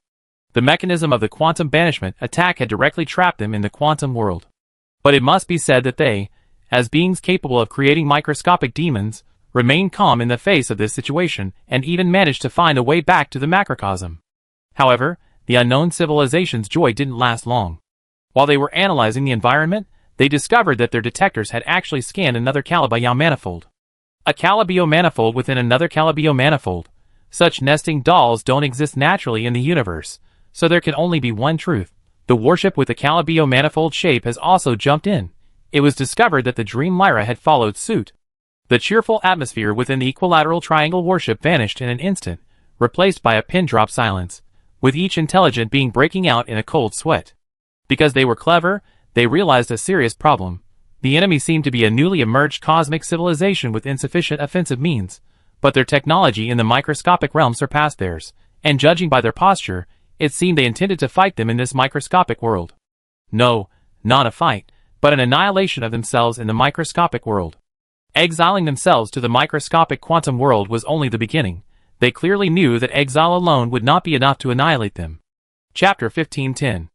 The unknown civilization, previously too far away to see the Dream Lyra in its entirety, now had the Dream Lyra within reach, a feast for their eyes. However, they had no intention of observing, for they had noticed something unusual about the previously tranquil Calabiu manifold. At the same time, the warship's exterior began to wriggle faster, becoming more wrinkled. From a distance, it looked like countless thin membranes rippled in the water, while up close, it resembled an endlessly swirling Cthulhu scene, a scene both disorienting, terrifying, and captivating. Zheng. It was as if I heard a piano note from the depths of my consciousness, a sound that lingered for a long time in this microscopic world. Audio hallucination. But as the auditory hallucination appeared, the warped exterior of the warship before me seemed to be shaken by an invisible force, its distortion dissipating like a shadow. It was as if a sound actually emanated from within the warship. Boom! Immediately afterwards, another phantom sound appeared. The warship, just as it had transformed earlier, once again distorted its appearance in the form of a phantom. Clang! Clang! Inside the equilateral triangle warship, before the group of life forms from the unknown civilization could figure out what was happening, the phantom sounds continued to appear one after another. And as the phantom sounds emerged, the warship continued to radiate phantoms in all directions, expanding and shrinking rhythmically, as if breathing. That was definitely not sound. Sound could not exist in the microscopic quantum world. Look! What's going on? A cry of surprise rang out from within the equilateral triangle warship. The intelligent beings within quickly glanced at the information and visual feeds from the detectors, and they realized it wasn't sound. But after waves of shadows emanated from the warship, the Calabiu manifold they were in began to vibrate. Because they were within the Calabiu manifold, the vibrations felt as if the heavens and the earth were shattering. They quickly realized that the vibrations were caused by the warship with the Calabiu manifold surface. It was that warship, using some unknown technology, that was stirring the Calabiu space they were in. However, they soon discovered that there was more to it than just vibrations, as the detectors, which were continuously detecting, were providing updates. They discovered that the ship's computer, which was analyzing the Calabiu manifold, had reported an error. After reporting the error, the computer automatically corrected the detection input and began calculating again. After a while, it reported another error, and the same process repeated itself. They quickly realized that this wasn't a computer problem, but rather a change in the rules of the environment. Sure enough, before they could input corrective commands into the ship's computers, the previously vibrating Calabiu space began to mutate. It began to curl, churn, and surge. No longer smooth and calm as before, it became a turbulent, constantly churning mass. Its topology shifted, and shifted again. Space itself churned endlessly. The 6 microscopic dimensions curled upward, downward, inverted, and turned outward, the entire space twisting in indescribable directions. And the equilateral triangular warship, like a small sailboat on a turbulent sea, bobbed and drifted in the turbulent ocean. The intelligent beings on the equilateral triangle discovered that the warship with the Calabiu manifold surface had disappeared. It seemed to have merged with the space, yet it was also as if the distortions and tumblings of space had obscured its view. Now all they could see was the Calabiu space, bounding towards them like a twisted ribbon. The intelligent beings on the equilateral triangle saw themselves and their warship through their detectors. They found that the front and back of their warship had been glued together, the top and bottom reversed, and everything seemed to be developing in a bizarre and grotesque manner. What kind of trick is this? Microscopic technology can be manipulated like this? Aboard the equilateral triangle warship, observing the system's feedback, they discovered that their warship's shields seemed to be under no pressure. The leader of the unknown civilization even had time to admire the constantly distorting space. Other personnel also made their own assumptions based on the data they saw and observed. Spatial strangulation? That's not right. Isn't that something that only happens in the macroscopic realm? Are they trying to trap us in this microscopic world? Looking at the chaotic, distorted space, it seems possible, but what good would it do? It can't destroy us. How about it? Can we launch countermeasures? It's difficult. This space seems to have resonated with that warship. If we want to return it to normal space, we have to analyze this distortion first. Oh no!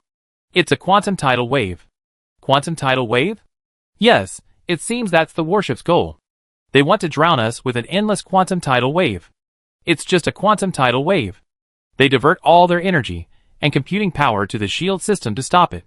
Understood? At the level of cosmic civilization, warships certainly weren't controlled by joysticks, and communication didn't rely on shouting. It was essentially communicated through the ship's systems. Otherwise, no response would be possible. The same was true for the intelligent life within the triangle. No sooner had the command been issued than wave after wave of quantum tidal waves swept in. This unknown civilization, worthy of being able to create microscopic demons and employ quark flavor-shifting attack methods, possessed considerable mastery of the microscopic realm. The quantum tidal waves, capable of engulfing entire civilizations, proved powerless against them. The triangular warship, now like a blazing sun, hung steady in the twisting microscopic space, unmoved by the quantum tidal waves. But it wasn't completely ineffective. At least its ordered inverted rotation had accelerated, the linear velocity of each of its four vertices approaching the speed of light. The rapid rotation allowed it to weave its four force fields into a dense, impenetrable web, resisting the relentless onslaught of the quantum tidal waves. Like a crashing wave against the shore. As the orderly, inverted rotation of its four vertices accelerated, the shield even showed a tendency to push back against the curving Calibio space. In this scenario, if the quantum tides were the raging waves of the boundless ocean, then the equilateral triangular battleship, enveloped in a shield woven from super-strength rules, was a blazing sun, untouched by the endless waves. It was as if she had bathed in the Ganyuan, or the blazing sun immersed in the East China Sea. The battle between the Dream Lyra and the equilateral triangular battleship was not over yet. Previously, in the macroscopic realm, the former was on the defensive, but now it was merely a shift in attack and defense. The Dream Lyra's capabilities were not limited to this. As the intelligent beings of this unknown civilization had anticipated, the Dream Lyra's plunging of the equilateral triangular battleship into the microscopic quantum world was only the beginning, merely forcing the enemy back into its own realm of expertise. And the so-called quantum tidal impact was merely the appetizer for a more powerful and larger-scale attack. Chapter 1511. The surging quantum tide is the effect of the prelude. In reality, humanity's Dream Lyra is no longer in the Calibio space, where the equilateral trigonometric battleship is located. The moment the prelude began, it departed through the microscopic channel, but it remains within the microscopic quantum world. The people aboard the Dream Lyra can clearly see the equilateral trigonometric battleship, so the attack has not ceased. However, this attack was not immediate, thus giving the unknown civilization within the equilateral trigonometric battleship the illusion that the attack was nothing special. In reality, the Dream Lyra is still plucking the strings. At this moment, the Dream Lyra seems to have become a virtuoso of cosmic strings, plucking each string in the microscopic quantum world. With each vibration of the string, a stream of information emanates from within the Dream Lyra, radiating through its surface to the external environment. This is why the people aboard the equilateral trigonometric battleship initially observed changes in the Dream Lyra's appearance. To ensure each pluck produces a different effect, the Dream Lyra's string-based computer synchronizes preset information with each pluck, causing the Dream Lyra's surface to distort accordingly, diffracting the original string vibration information into a different effect. Sometimes, it even changes the type of its own Calibio manifold. After the prelude, it's time to get down to business. The Dream Lyra, like a masterful musician, draws upon vacuum zero-point energy for power, caressing each string. At this moment, the surging quantum tides serve as the prelude to a grand symphony, while the resonating Calibio spaces form the accompaniment. The grand symphony had a single primary audience, the equilateral triangle battleship. It was basking in the grand symphony's prelude, unaware that it was merely experiencing a prelude. Out of sight, the Dream Lyra continued to play. Each ripple of its tone resonated within the microscopic quantum world. These resonances naturally involved individual Calibio manifolds, those whose external features were identical to those of the Dream Lyra at the time of its tone. These Calibio manifolds, resonating with the tones, also rippled with a clanging sound, resonating like echoes in a valley, resonating in the microscopic world. Countless Calibio manifolds vibrated, tumbling back and forth, caving in and outward, or swirling and spinning. When the Dream Lyra expanded, they expanded with it, and when it shrank, they shrank with it. As the Dream Lyra continued to pluck the strings, the entire expanse of Calibio manifolds became musical notes, pulsing with the Dream Lyra in the microscopic quantum world. The rippling string information was transmitted within this environment. This was a grand symphony taking place in the microscopic quantum world, a symphony played on cosmic strings, a symphony composed by the plucker using the Dream Lyra as its instrument. The notes of this grand symphony flowed through the microcosm, flowing through the minds of those listening. It was the equilateral triangular battleship bathed in this grand symphony. Whether it was a moment or an eternity, it began to ripple with the notes. With each ripple, its tumbling rotation slowed a fraction, and its shield of interwoven rules of superpowers faded a fraction. Strings. It's cosmic strings. That unknown civilization's warship can actually vibrate cosmic strings. Countless alien rules are now eroding our rule shields. The triangular warships reacted immediately. Based on their own attack feedback, they detected the movements of the Dream Lyra. Because the two sides had no communication, humans called them an unknown civilization, and they called humans an unknown civilization in return. However, after detecting the Dream Lyra's attack method, this unknown civilization immediately gave human civilization a new name, the String Pluckers. Damn it! That must be the String Pluckers' flagship. We can't find their flagship. We're lost. Analyze the spatial topology quickly. This microscopic space is extremely unstable, and has a high probability of destruction. We need to escape. The shipboard supercomputer has calculated it. Quick, quick, quick! As expected of a veteran cosmic civilization, they had calculated the various parameters of the chaotic Calabiu space they were in a short time, found a feasible route, and escaped before it collapsed. However, this jump did not bring them joy, as they found themselves out of the tiger's mouth and into the wolf's den. Having just emerged from one impending Calabiu dimension, they entered another, impending microscopic dimension. In between, the intelligent life on the equilateral triangle battleship observed countless other, soon-to-be-destroyed Calabiu dimensions. This time, before they could successfully analyze the various types of Calabiu dimensions, they shattered. It was a microscopic dimension, self-destructing under the rhythm of a grand symphony. In an instant, the microscopic world exploded like a series of firecrackers, crackling and crackling. One microscopic Calabiu space shattered, then two, then three. It was microscopic, extremely microscopic, but that didn't mean its shattering would be insignificant. On the contrary, each Calabiu space contained immense energy, one of the infinitesimal forces of the universe. And it wasn't just energy, countless other laws wreaked havoc in their destruction. It's well known that microscopic six-dimensional Calabiu manifolds have six curled-up microscopic dimensions. These dimensions are generally curled up at the microscopic level, and the laws they contain are also curled up there. So what are these rules? The fifth dimension has the rules of tubular time, the rules of strange quarks and high-energy electrons, and even rules that map thousands of kilometers across the macroscopic universe. Sixth and seventh dimensions also have tubular time rules, as well as rules for charm quarks, muons, and tau particles. Eighth dimension also has tubular time, but within its worldview, various particles already have mass and superluminal rules.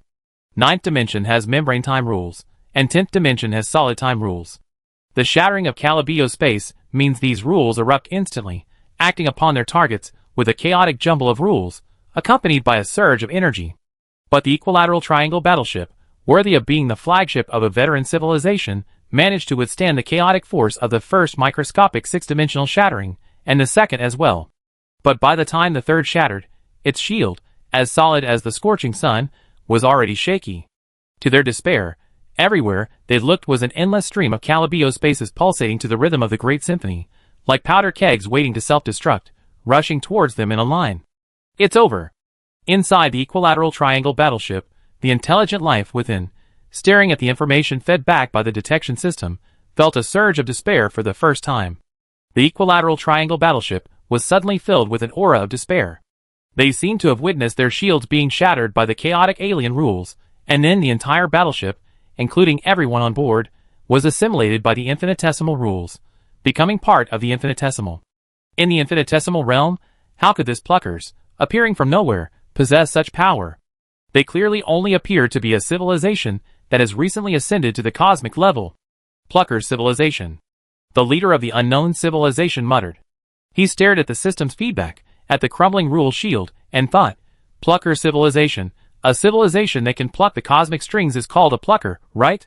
Perhaps they are now enjoying the grand symphony they have created by plucking the cosmic strings. The grand symphony created by plucking the cosmic strings is so romantic, so beautiful, so moving, but alas, it is a symphony of destruction. Chapter 1512. How many more attacks can we expect to withstand? At this point, the leader of the unknown civilization calmed down, perhaps because there was no point in rushing. The other personnel also sensed their leader's state. As an established civilization, they had encountered many crises, and they gradually calmed down. If we still can't make changes, the shield will probably be completely destroyed after the 27th microscopic destructive strike. The person in charge on the ship also calmly analyzed, and with the rigid regular shield armor of our triangle battleship, it's unlikely to withstand more than a few hits. Therefore, we believe that the best approach at this time is to contact the stringers and have them stop the attack. Inside the regular triangle battleship, the personnel of the unknown civilization were rapidly exchanging opinions via mind link. Getting them to stop attacking? That's far from easy. Not to mention the time it takes for initial communication. They already have the upper hand. Why should they just stop? To put it bluntly, while this war was sparked by their annihilation of our microscopic demons, there's no room for logic in the universe. Then what do you suggest we do? What should we do? In my opinion, since the war has begun, we have no choice but to continue. Seeking peace in this situation will not only earn us no respect, but will also be seen as a coward. Negotiations require sufficient strength to convince them that they can't destroy us. Only then will we be able to negotiate. But the current situation, there's nothing to worry about. The War Department has been collecting data on the enemy since the start of the war. Comprehensive analysis has essentially confirmed that they are indeed a newly emerged cosmic civilization. Their combat effectiveness is likely due to their unique technology, specifically at the microscopic level. The reason we're at a disadvantage is because they forced us into the unfamiliar environment of the quantum world. If we can return to the macrocosm, we eliminate their terrain advantage. That's easy to say, but the microscopic quantum world is a vast maze. How can we get back? Simple. Just find a familiar Calibio space. Since being trapped in the quantum world, we've been constantly scanning our surroundings and have discovered familiar Calibio spaces. They've simply been transformed into a powder keg by the Plucker's Grand Symphony. So, if we can enter those spaces before they're affected by the Grand Symphony, we find a path back to the macrocosm. As for how to move around in the microcosm, look at this. The communication within the equilateral triangle battleship seemed frequent, but in reality, information exchanged only occurred within milliseconds. There was no such thing as suddenly stopping for a meeting in the middle of a battle. At this point, everyone within the equilateral triangle battleship also saw the so-called solution from the system, but after understanding it, they felt a mixture of worry and joy. The worry was that this solution might not succeed, but the joy was that there finally seemed to be a viable solution. However, the solution wasn't just a random guess. It was a theoretically feasible method arrived at after analysis and calculation by scientists and engineers from an unknown civilization. Using a rule-based shield to resist the quantum tide, the warship would move in a single direction. As long as it could escape the influence of the grand movement and encounter a familiar Calibio space, it could return to the macrocosm. If it could scan a familiar Calibio space during this process, it would be possible to locate that type of space and then jump across it using the movement pattern of the microscopic demon. The unknown civilization possessed profound expertise in the microscopic realm, otherwise they wouldn't have been able to create microscopic demons. And since they could create such creatures, they naturally understood their methods of movement. This was the feasible solution proposed by their scientists. Let's do it. The leader of the unknown civilization made a quick decision, secretly hoping the Pluckers wouldn't locate them. And they immediately acted. The equilateral triangular battleship, seizing the moment of chaos caused by the collapse of Calibio space, switched its engines to microscopic quantum mode, propelling the ship through the quantum world. They were somewhat desperate. If they couldn't find the familiar Calibio manifold, their current movement would surely leave them lost in the vast quantum world, forever trapped. The leader of the unknown civilization was left with no choice but to take a gamble.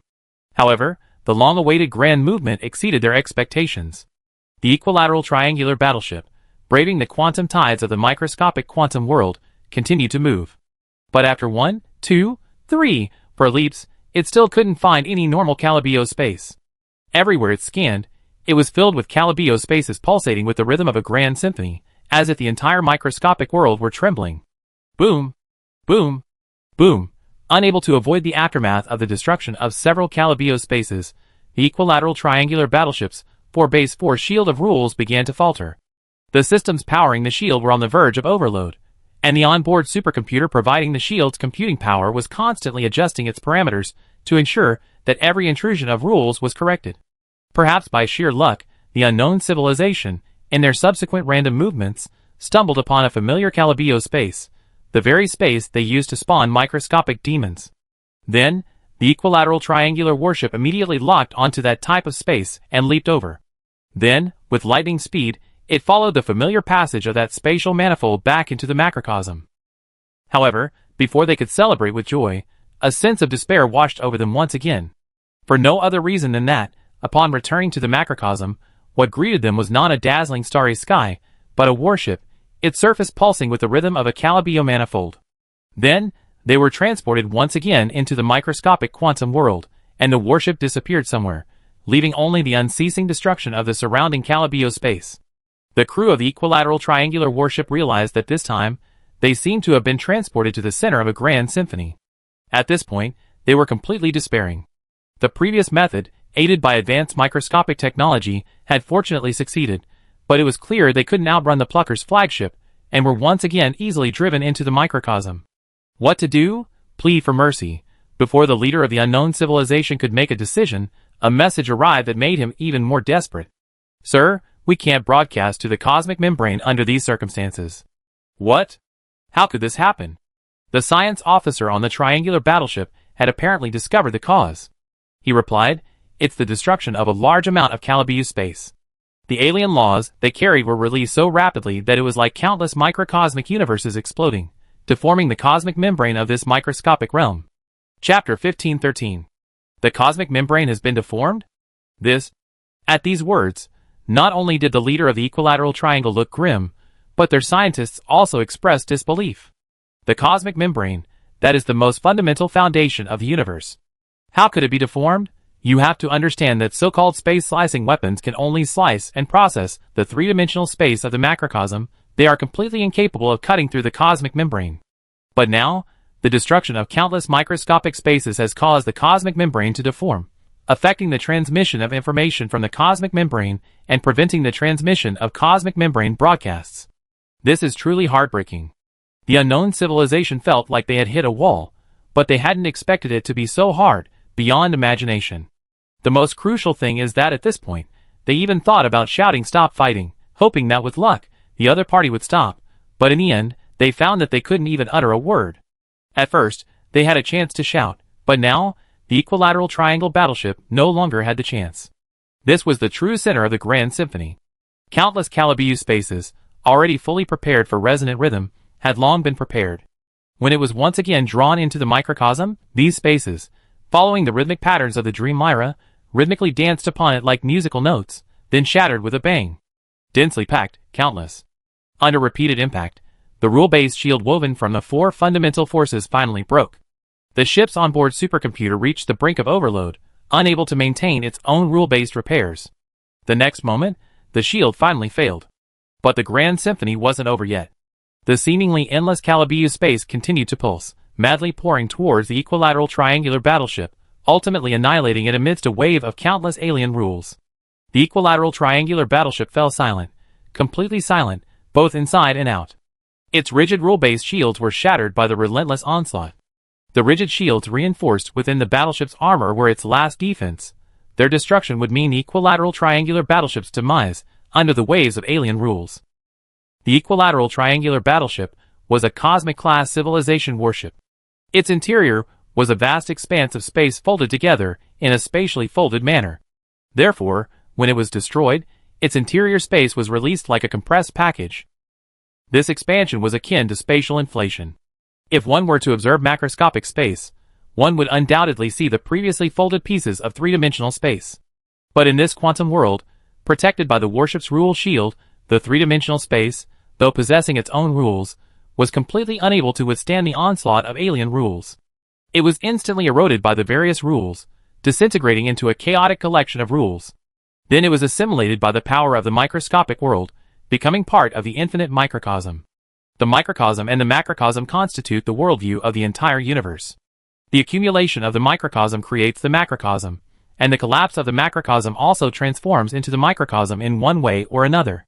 The flagship of the unknown civilization arrived quickly, but was destroyed even faster. The battle in the macrocosm hadn't even concluded when the flagship was destroyed by the Dream Lyra. And even after its destruction, the rest of its own fleet remained unaware. Because the Triangle warship was destroyed in its final moments, it failed to inform the other warships of its fate. Furthermore, it was destroyed in the microcosm, leaving even its body undiscovered. The other warship commanders still believed their civilization's flagship was battling that strange warship in the microcosm. After all, it had returned to the macrocosm not long ago. However, This good news didn't last long. When the Dream Lyra reappeared in the macrocosm, and their flagship was nowhere to be found, the unknown civilization finally sensed something was amiss. Of course, at first, they didn't believe their flagship had been destroyed. They simply believed it had been temporarily lost in the microcosm, and that the enemy flagship had taken advantage of their Triangle warship's entrapment to return to the macrocosm to aid the fleet that was about to be annihilated. It must be said that the unknown civilization's judgment was quite consistent with their own understanding. After all, they believed their flagship was too powerful to be destroyed so easily. After returning to the macrocosm, the Dream Lyra immediately contacted the Galactic Center civilization. Just as they were about to inquire about the situation on the macrocosm battlefield, they were met with an impatient shout from the Galactic Center as soon as the message was sent. "Human civilization, you made such a commotion, you should have taken down that flagship by now. If you have, come help us. We can't hold on any longer." How could humans respond? They could only say, "Hold on, we'd be right there." However, everyone aboard the Dream Lyra was still curious about the Galactic Center civilization's words, especially the phrase making such a commotion. During the battle, everyone had been focused on the equilateral triangle battleship and hadn't paid attention to the macrocosm. Now, after hearing the Galactic Center civilization's words, everyone turned their attention back to the macrocosm and observed it more closely. This was a truly astonishing sight. Was this caused by the Dream Lyra?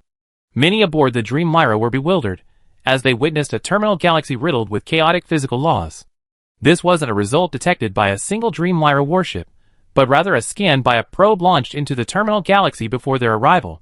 Before the battle even began, the four civilizations, humanity, the Galactic Center, Dia, and the Awakeners, had already sent numerous probes into the battlefield, and the enemy did the same. This was standard practice. So, upon returning to the universe, the humans aboard the Dream Lyra witnessed this scene. In this vast terminal galaxy, 100,000 light-years in diameter, the stars were in chaos. Stars that shouldn't be exploding were going supernovae. Star regions that shouldn't be emitting intense radiation suddenly erupted with intense radiation bursts out of nowhere. Magnetic monopoles, which shouldn't exist in the natural universe, were appearing en masse. Some planets were directly transformed from Fermi states into Bose states, converging into a strange point like light. In some star systems, gravity is so undetectable that planets are moving tangentially to their original orbits.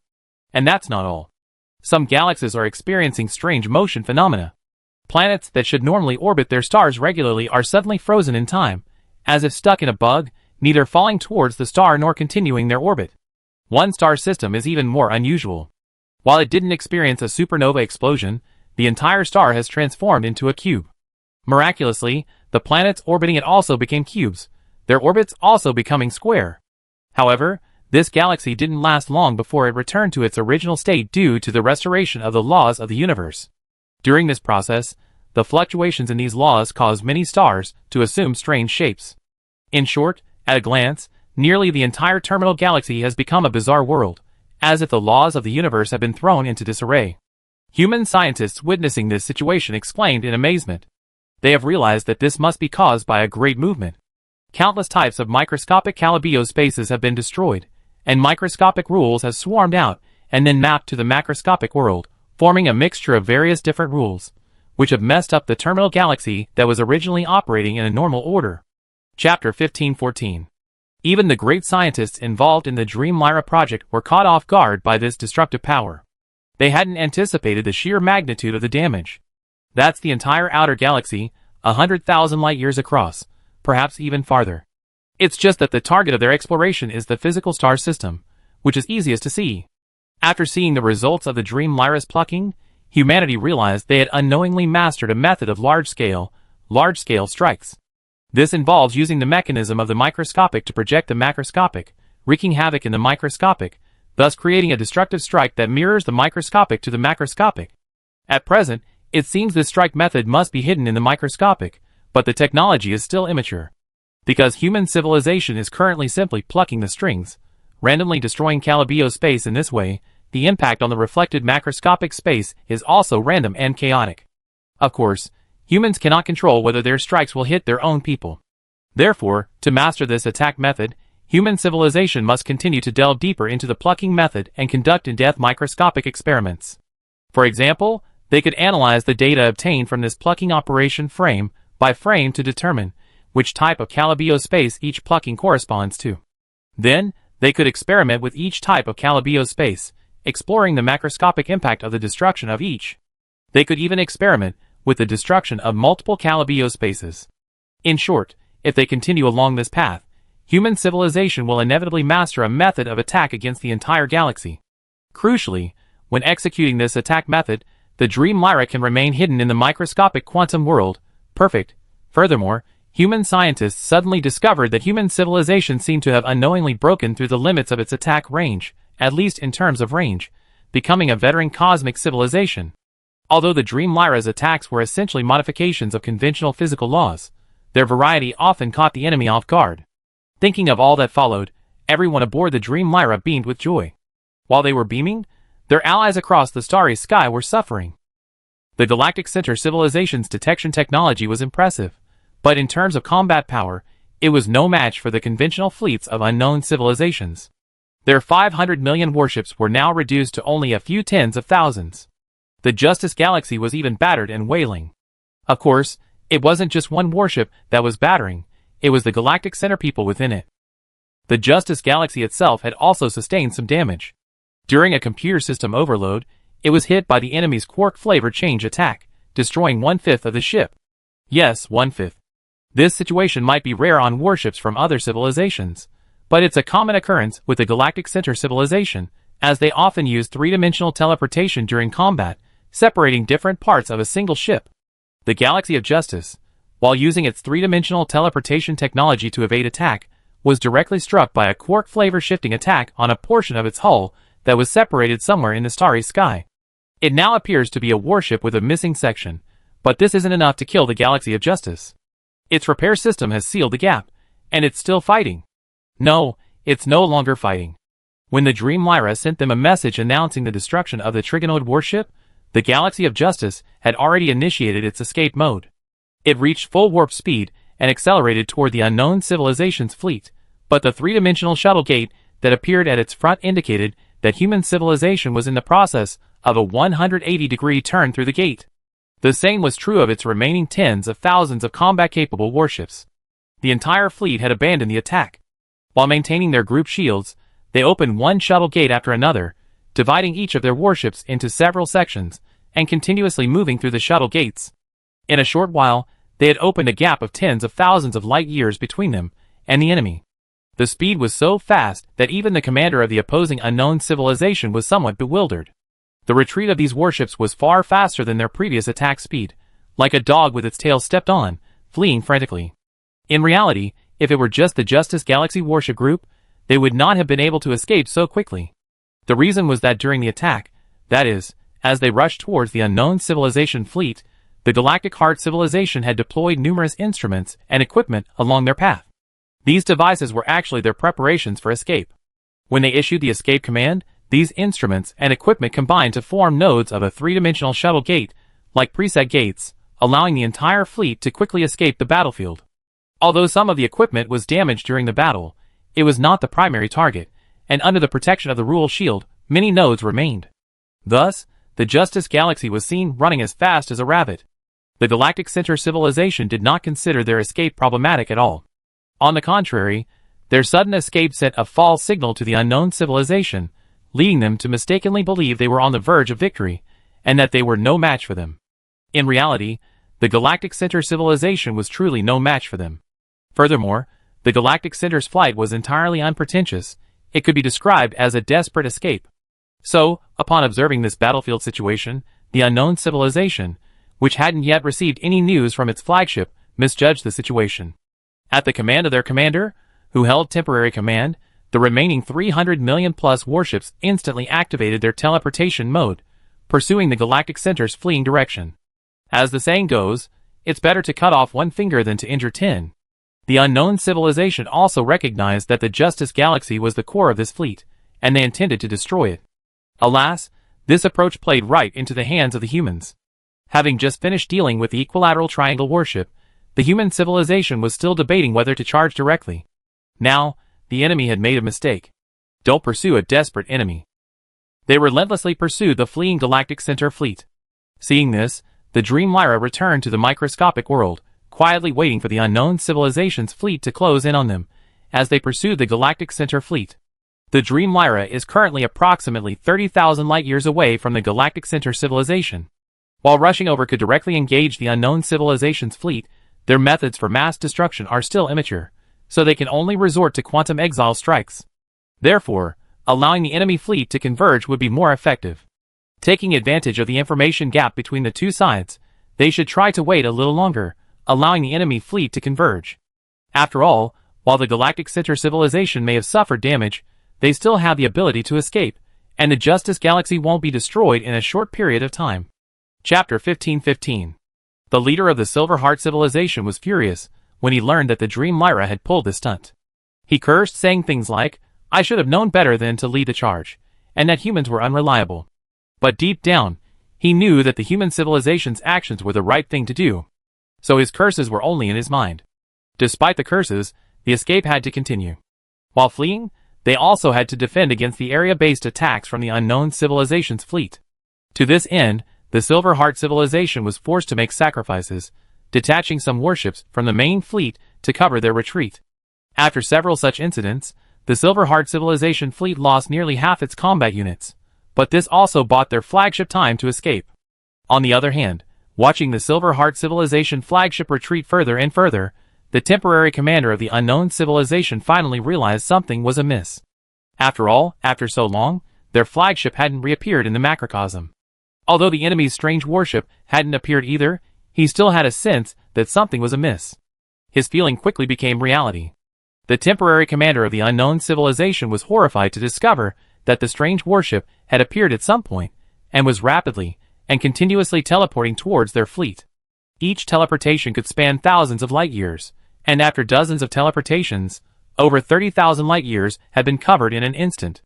The ordinary warships of the unknown civilization also possessed teleportation technology, but not as impressive as those of the regular triangular warships. They were only at the technological level of a 6th-level civilization, capable of teleporting only 3 or 4 light years at a time. So, facing the Dream Lyra, they had no chance of escape. In fact, by this time, the temporary commander who had taken command of the fleet had already realized that their civilization's flagship, the Triangle, might be in trouble. He suspected that the strange warship had trapped them in the microscopic world and had lost its way. Furthermore, as an established cosmic civilization, they didn't immediately consider running away when faced with this situation. Instead, they focused on using their current power to destroy this strange warship. All warships disperse. The 12th, 17th, 19th, and 142nd warship squadrons will be responsible for preparing and modifying spatial parameters. The remaining warships will be divided into 4 divisions according to their original organization. The 1st warship squadron will launch a quark-flavored change attack on the target area. The 2nd warship squadron will destroy the quantum entanglement rules in the target area. The 3rd warship squadron will be responsible for coordinating the rule shield defense. The 4th warship squadron will serve as a reserve force, ready to respond based on the specific effectiveness of the attack. Everyone, please do your best. Let us fight side by side and destroy that strange flagship. Understood. Received. I will follow your orders, Commander. The order was issued by the commander and transmitted to each warship system via the civilization's internal combat system. The fleet then responded accordingly. They modified the spatial rules in the area where the Dream Lyra was located, such as modifying the curvature parameters, so that the warships within could not reach their maximum warp speed. Parameters related to spatial stability were also modified, making it easier for the enemy to launch spatial slicing strikes while simultaneously limiting the enemy's spatial weapons. In short, the goal was to transform the battlefield into one familiar to the enemy and unfamiliar to the enemy, thereby gaining the initiative in the war. At the same time, round after round of area of effect strikes were launched.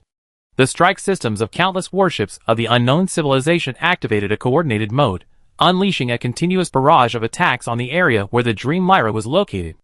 Under their attacks, the stars in the sky were transformed into chaotic elements. Even the material from the exploding supernova was transformed by the blanket quark flavor shift.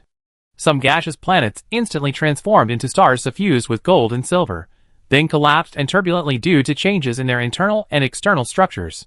Stars, owing to the constant shifting of elements, even experienced a shifting color. Stars, once fixed in their spectra, became neon lights, emitting a vibrant blue, then a fiery crimson, then an incandescent white.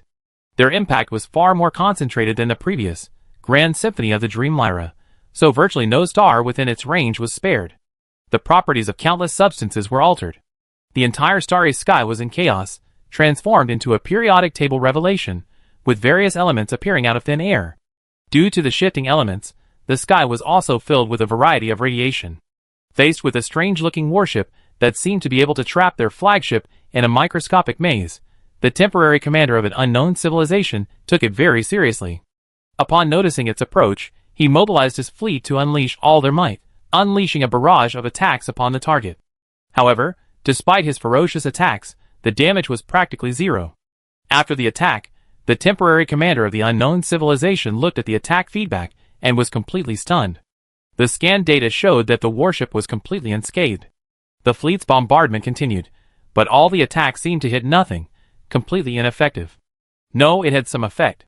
At least the strange warship's rhythmic movements had changed, and as it was struck by various attacks, its surface movement resembled layers of falling rock. But that was all. What baffled the temporary commander even more was that the warship lacked even a proper shield, simply withstanding all the blows with its own rhythmic appearance. What kind of warship is this? What kind of being have we provoked? How could it be so outrageous? These were the final words of the unknown civilization in the macrocosm. After these words, he and his warship were cast into the microscopic quantum world. Along with his warship, everything within a 16,800 light-year radius was also thrown into the microscopic quantum world, including all their warships and countless stars.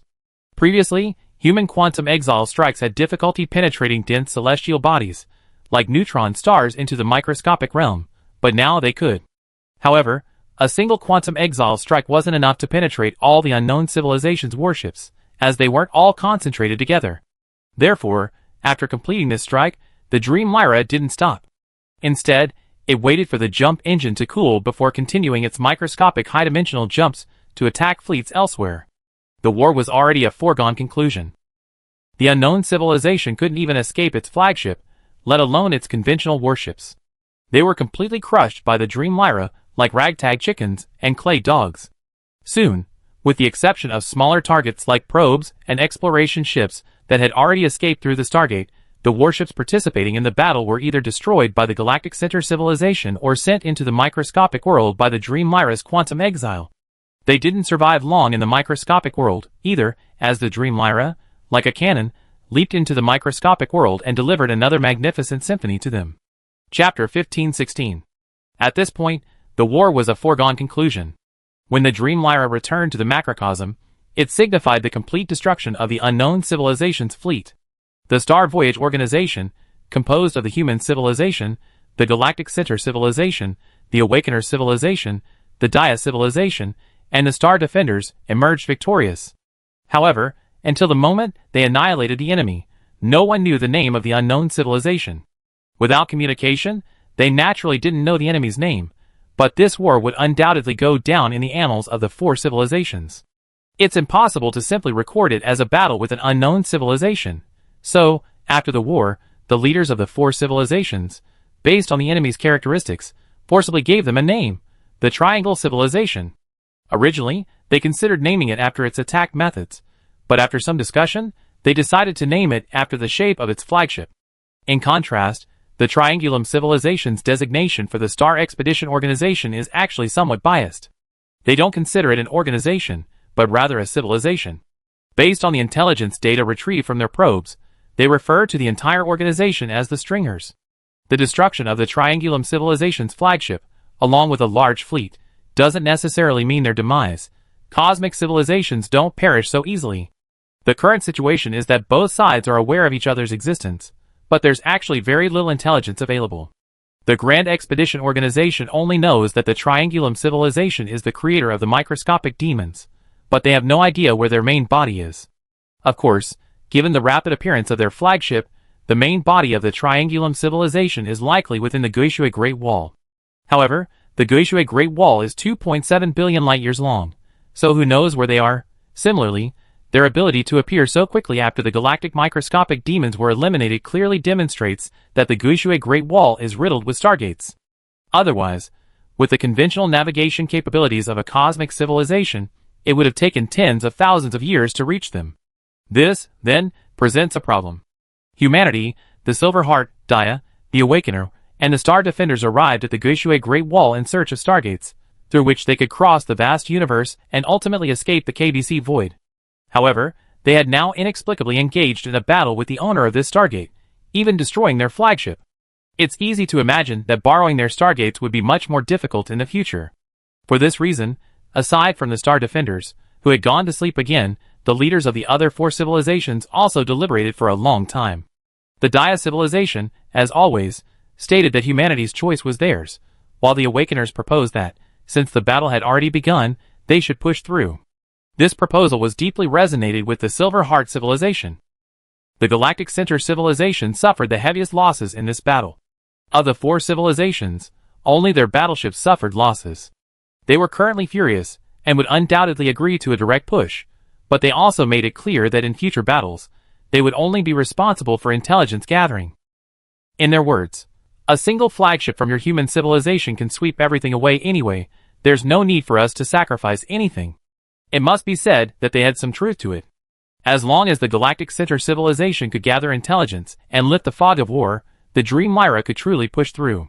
Furthermore, after assessing the current war situation, the human civilization decided that rather than continuing to waste time in the void, it would be better to use the Triangle Civilization stargates to escape. If they didn't, they would simply fight their way through.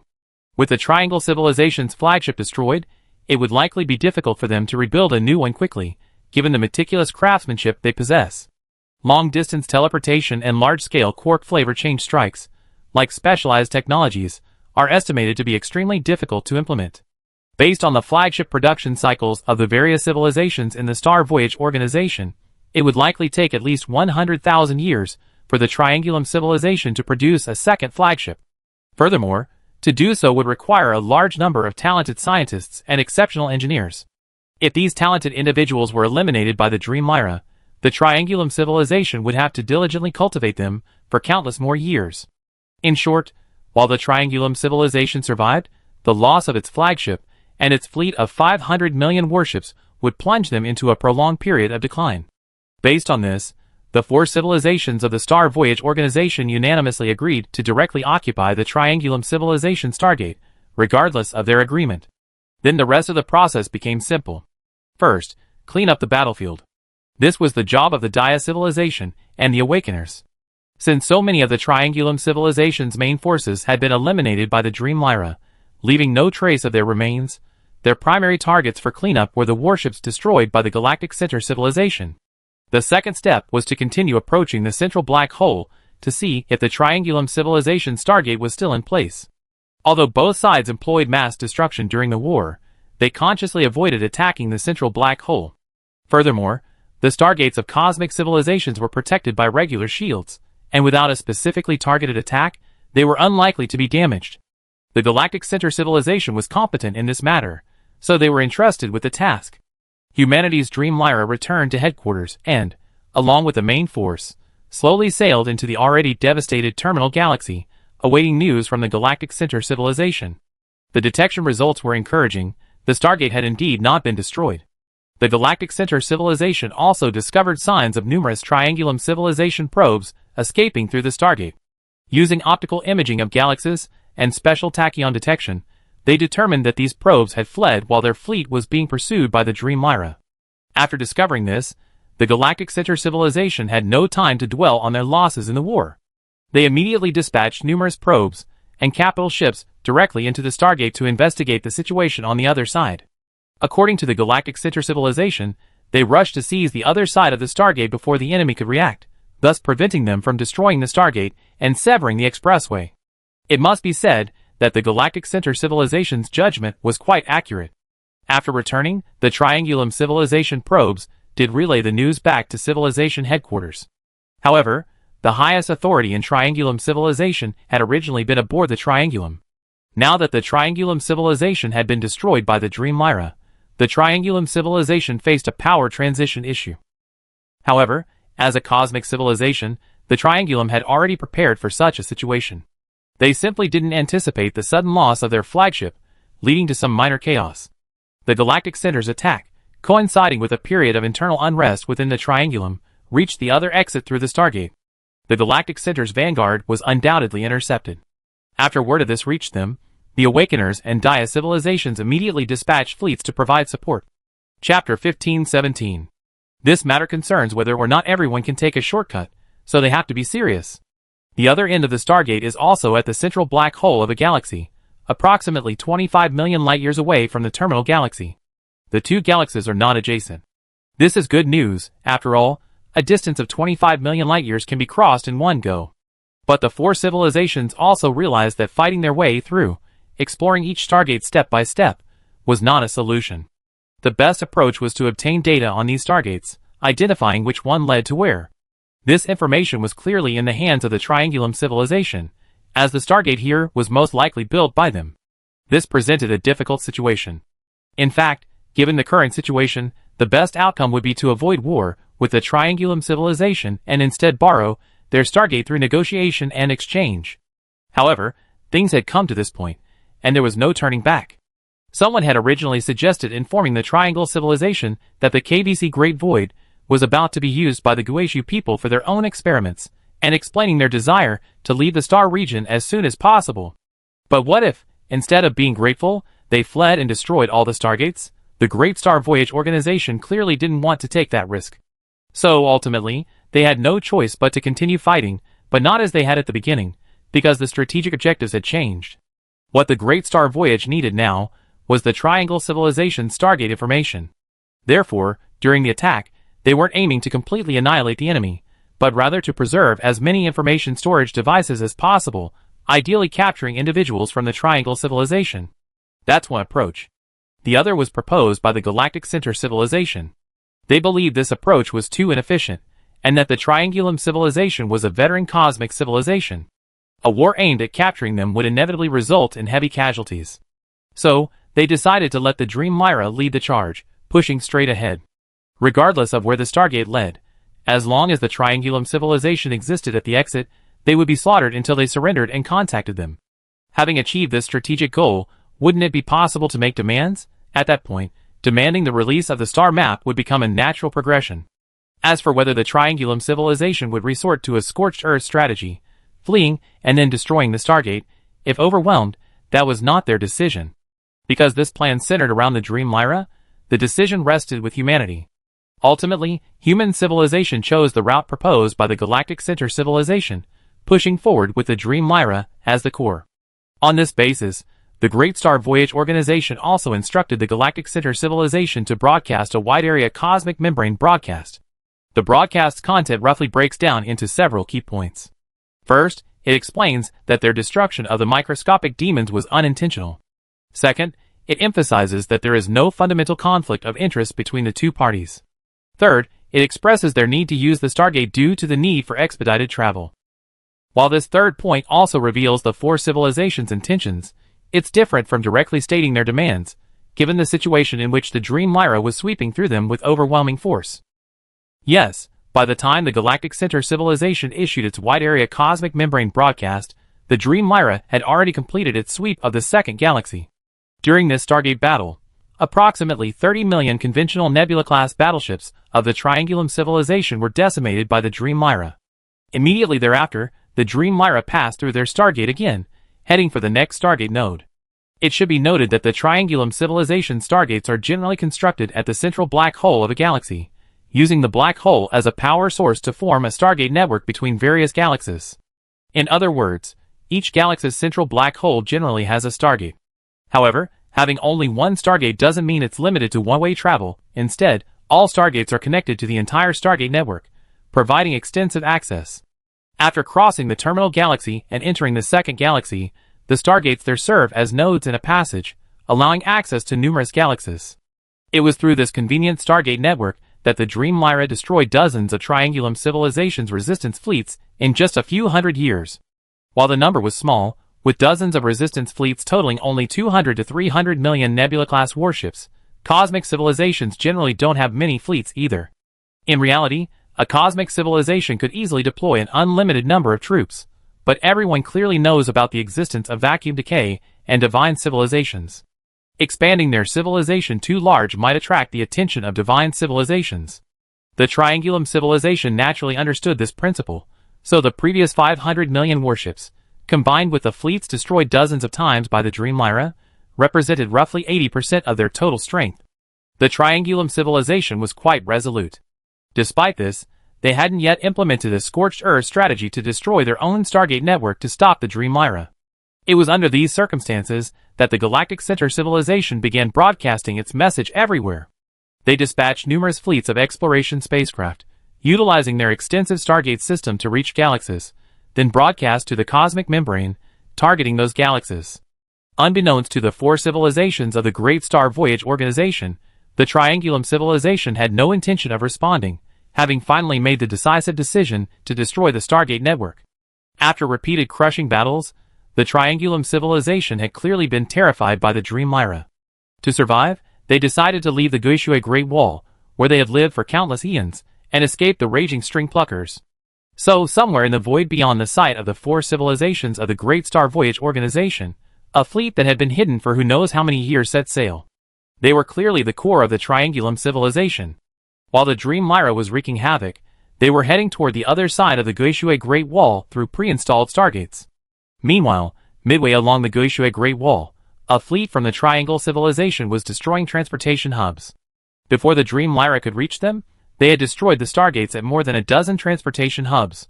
Because stargates require immediate teleportation upon entry, they could only destroy them from outside.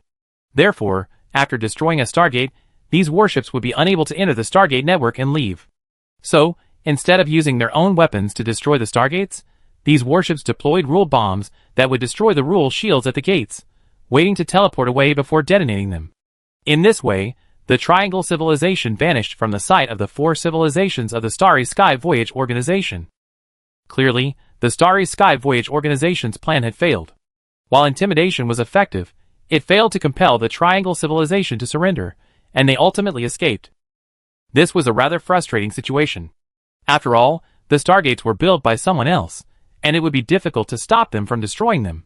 There was good news, however. Stargates existed for at least half the length of the Guishui Great Wall, allowing the four civilizations to use them to cross a distance of approximately 1.6 billion light-years. After that, to cross the 1.1 billion light-years of the Guishui Great Wall, they would have to continue their arduous flight.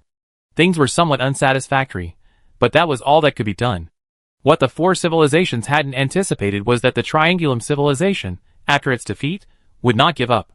Knowing they couldn't defeat them, they pressed a button sealed for countless years. The owner of this button had a resounding name: Restarter. Chapter 1518. After the Triangle civilization pressed the button, it signaled that a civilization had emerged on the Guishui Great Wall, ignoring the zero-point energy non-proliferation tree, and wantonly exterminating microscopic demons. Shortly afterwards, from some infinite depths of deep space, a message emerged from an unknown source. The Guishui Great Wall isn't too far. Let's send that recently joined civilization there. It'd be a good opportunity to hone them. You mean that paper civilization?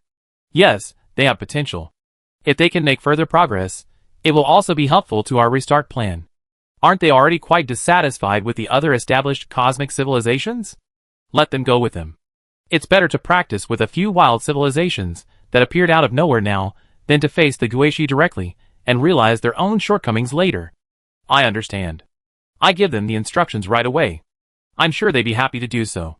Carry out this cleanup mission. Well, don't go too far. It's best not to wipe them all out. Although those civilizations that have managed to ascend to cosmic civilizations will accelerate cosmic vacuum decay through their uncontrolled use of zero-point energy, they haven't reached the energy reaction warning level yet. Let the paper civilization keep an eye on them. If they can be organized, that's best. If not, then wiping them out is fine. Okay, but the Guishui Great Wall is so vast. It would be difficult for just a few civilizations, like the paper civilization, to wipe it out. Well, it's indeed difficult for cosmic civilizations to annihilate each other. So give them a zero reset. Understood? One of the messages gradually faded, apparently conveying instructions. After a while, some information exchange continued in the inexplicable void. The Guishi people have been a bit restless lately. They seem to be doing something in the KBC void area? Yes, they're talking about some Guishu experiment. Well, they seem to have forgotten their agreement with the Dian civilization. It seems we need to remind them. In my opinion, the Dayan civilization may not be able to return. This universe. Mathematics is a wonderful thing. I hope they can come back. Beyond the universe, it's actually infinitely far away. I hope they can create miracles. The microscopic infinity. That's a problem. Macroscopic infinity, microscopic infinity, never mind. Let's go see what the Guishi people are up to.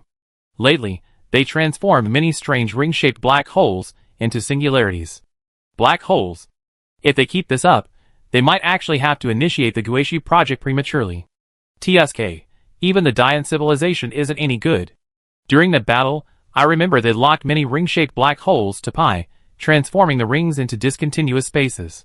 How did the Guishi people turn discontinuous rings into singularities? The infinite fall will now fall into the Guishi people's ethereal void. The ethereal void deep within their primordial black hole is probably connected to many other black holes that were originally ring-shaped. Guishi people are contaminating.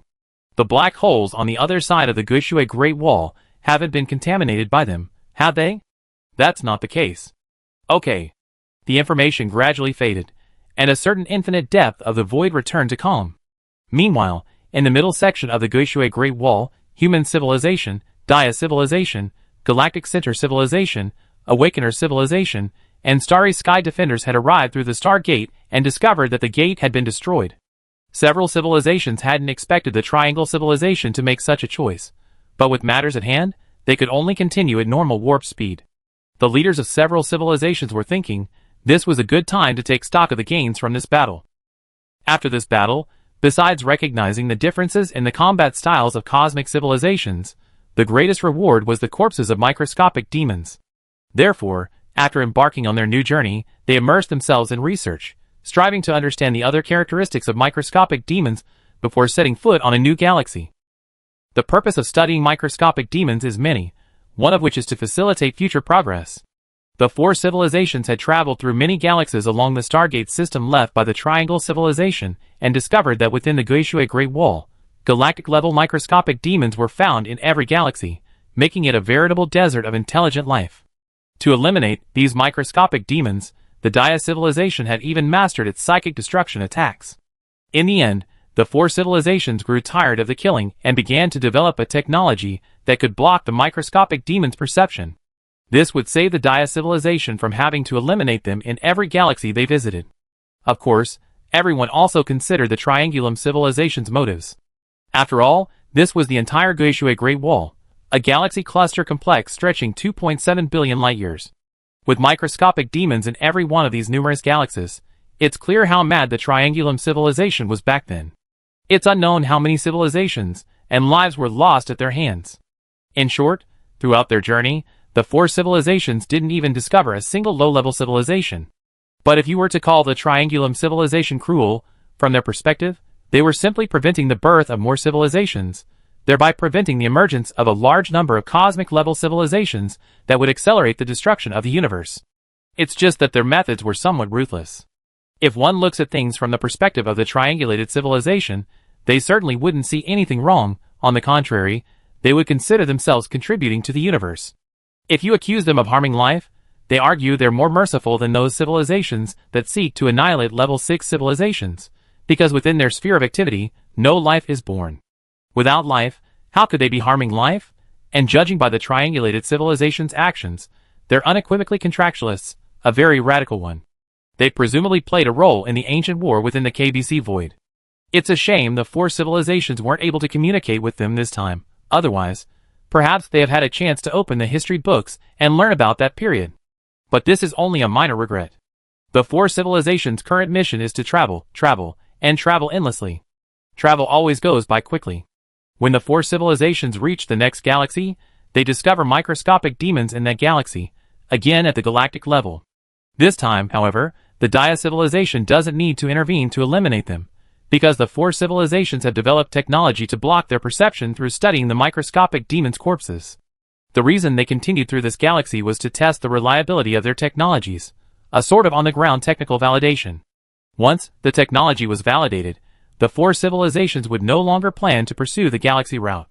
The reason was that the Galactic Center civilization felt something was amiss regarding the presence of microscopic demons throughout the Guishui Great Wall. They felt that the triangulated civilization's actions might be driven by more than just their own civilization, perhaps an organization formed by the former contract faction. Therefore, for safety's sake, it was best to avoid their territory. It must be said that the Galactic Center civilization was not only adept at escaping, but also possessed an unusual knack for sensing danger. Chapter 1519. The Silver Heart civilization, of course, was unaware of the internal affairs of the Restarters, but they, with their years of experience, were incredibly lucky to have provided the correct advice. At this very moment, the Paper civilization, now a member of the Restarters, was joining several established cosmic civilizations as they passed through the Restarters' super stargate, traversing billions of light-years across the interstellar sky and rapidly approaching the Guishui Great Wall. Sometime in the past, a group of cosmic civilizations had also been making their way to another region on the other side of the universe, though this group was moving even faster, having already reached their destination, the KBC Void. While the Paper civilization and several other cosmic civilizations were still on their way, the operations within the KBC Void had already begun. If the four civilizations of humanity, Silverheart, Dia, and the Awakeners were here, they would surely recognize a familiar figure among the civilizations operating in the KBC Void. The characteristics of their warships would indicate that one of them was the Doe-like civilization of the past. And there was also a not-so-old acquaintance, the Jianbing civilization. Back then, everyone only saw one of their warships, but now, there are hundreds of millions of such ships. After arriving at the KBC Great Void, they all entered stargates leading to the centers of various galaxies or nearby galaxies. It could be seen that upon reaching their destination, countless ships of the reduced civilization immediately launched into action. Aside from their flagship, which sailed alone to a galaxy, the other warships formed into fleets of varying sizes. Larger fleets would pass through stargates to larger galaxies, while smaller fleets would head to smaller ones. Upon arrival, their flagship began to gather power, just as they had before. Immediately, a single degenerate strike transformed most of the stars in an entire galaxy into black holes. They also targeted the remaining stars, repeating the attack once the warship's weapon systems had completed their buffering. After several such strikes, the entire galaxy's stars were transformed into dark, large and small black holes. The same was true within other galaxies. While the conventional warships of the degenerate civilization were clearly not as powerful as their flagship, they still had the ability to quickly transform an entire galaxy into a black hole system. Upon arrival, their fleets spread out in groups of 3 or 2 at maximum warp speed, finding their respective locations in the starry sky. Then, with a coordinated, multi-point attack, they transformed all the stars within the tens of thousands of light-years they surrounded into black holes. This repeated itself numerous times until the entire galaxy was completely transformed into a black hole system. The degenerate civilization's degenerate strikes were highly efficient. It didn't take them long to transform thousands of galaxies into black hole systems.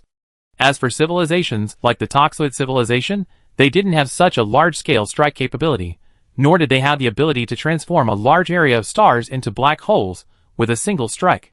But they weren't just here for sightseeing. One could see the Toxoid civilization's warships, now equipped with the fastest warp gear, racing through the galaxy, occasionally stopping. A close look revealed that their stops were at nodes marked on the degenerate civilization star map, and their purpose was undoubtedly to deploy degenerate strike bombs. Yes, the Toxoid civilization had received a large number of degenerate strike bombs from the degenerate civilization and deployed them according to plan at various nodes throughout the galaxy. Once they had completed their deployment and departed, these rule bombs would detonate, unleashing a massive degenerate force, transforming the entire galaxy's stars into black holes. While this is significantly less efficient than the degenerate civilization doing it on its own, it's still faster than having the degenerate civilization destroy the entire galaxy alone. The Guishu people weren't playing games. They began preparations immediately after the broadcast, and now, finally, they begun their Guishu experiment. Civilizations that learned that the Guishu experiment might offer insights into the secrets of the universe's infinite safe are also very enthusiastic. Like the degenerate civilization, they're diligently preparing for the Guishu experiment. It's worth noting that not only the degenerate civilization and the Doe-like civilization, but even humanity's old acquaintance and good friend, the Shinju civilization, has arrived, and they're also working on their own projects.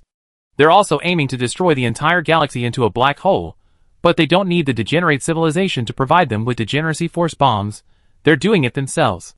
Their flagship, the Quark Battlestar project they proposed earlier, is already complete, while their other standard warships are neutron battle stars.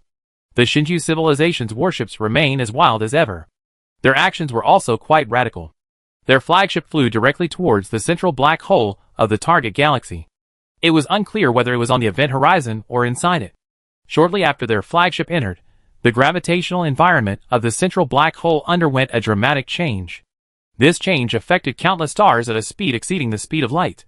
The stars that had originally orbited the central black hole were gripped by a giant hand after the gravitational change, causing the distances between them to shrink, ultimately leading to a massive collision. Powerful gravitational waves rippled throughout the galaxy. Each collision was devastating. Over time, these collisions produced more and more black holes, until the entire galaxy was filled with nothing but black holes. Obviously, such a large-scale destruction of galaxies would inevitably provoke resistance from indigenous civilizations. Unfortunately, while there were indeed many indigenous civilizations here, few were cosmic-level civilizations. These civilizations either fled for their lives after hearing the Guishu's broadcast or followed the Guishu's advice and entered their super stargates, becoming members of the Guishu. A few newly ascended cosmic-level civilizations refused to believe in the evil, and so they collided with the cosmic-level civilizations organized by the Guishu. The result was predictable.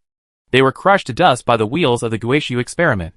Some ordinary cosmic-level civilizations were aware of the arrival of the degenerate civilization and had the courage to resist, but in the end, they couldn't even approach the degenerate civilization's warships.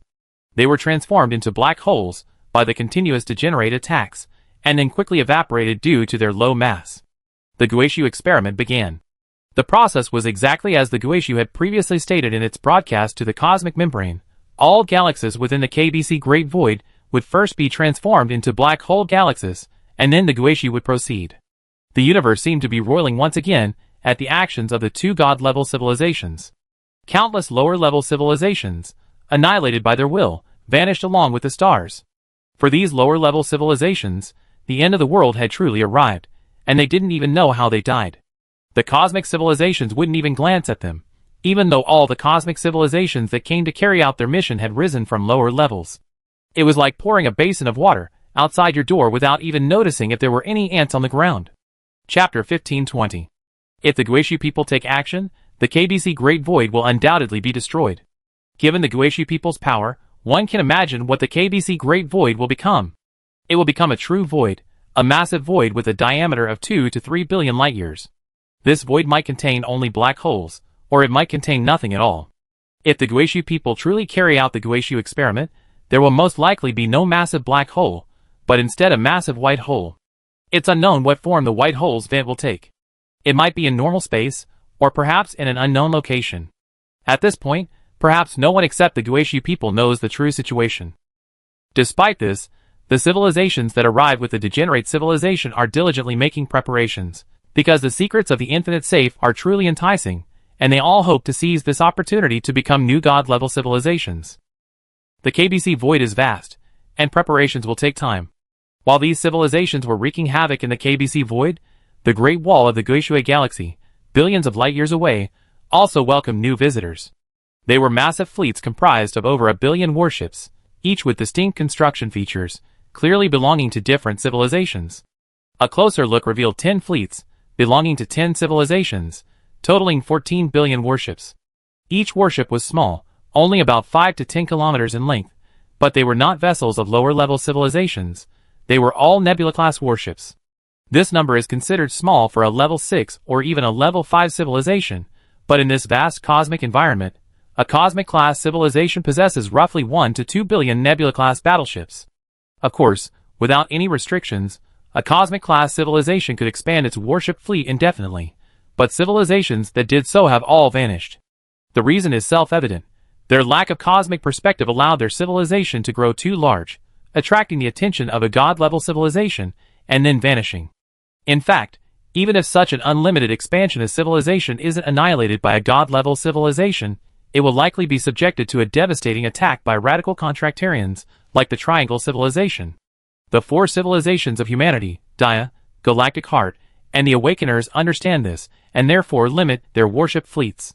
Currently, the first 3 civilizations, excluding the Galactic Heart civilization's heavy losses in the previous war with the Triangle Civilization, possess approximately 1 billion Nebula-class battleships. The Awakeners are unique. They possess 2 billion warships, but their population is only 2 billion. It's worth noting that the original human civilization, the Dia, initially possessed only 500 million Nebula-class warships, plus another 500 to 600 million other warships, for a total of just over a billion. However, over time, everyone's fleet structure gradually changed. As for the Dia civilization, all of their ships are now Nebula-class, with a total of 1.01 billion main battleships. The remaining various engineering, factory, and residential vessels number less than 1 million. Since all of these ships are constructed using space folding, 1 million is actually a substantial number. As for other types of exploration vessels, they are generally carried aboard Nebula-class warships. Human civilization possesses even fewer battleships, only 800 million, and its other specialized vessels number less than 1 million, making them negligible compared to the number of battleships. Due to the strength of the Dream Lyra, human civilization's Nebula-class battleships are generally deployed to protect their own fleet of habitable spacecraft. Of course, judging solely by appearance, it's impossible to tell which ships are warships and which are habitable spacecraft, as human civilization has designed them all to resemble warships. This design is naturally intended to prevent the enemy from identifying their habitable spacecraft, thereby preventing them from being targeted. In fact, the veterans of the Galactic Center civilization had already done this, and human and Dia civilizations adopted their ideas after their technology matured. These are examples of fleet reorganizations carried out by several civilizations after reaching the middle section of the Guishui Galaxy Great Wall, prior to the next stage of their voyage.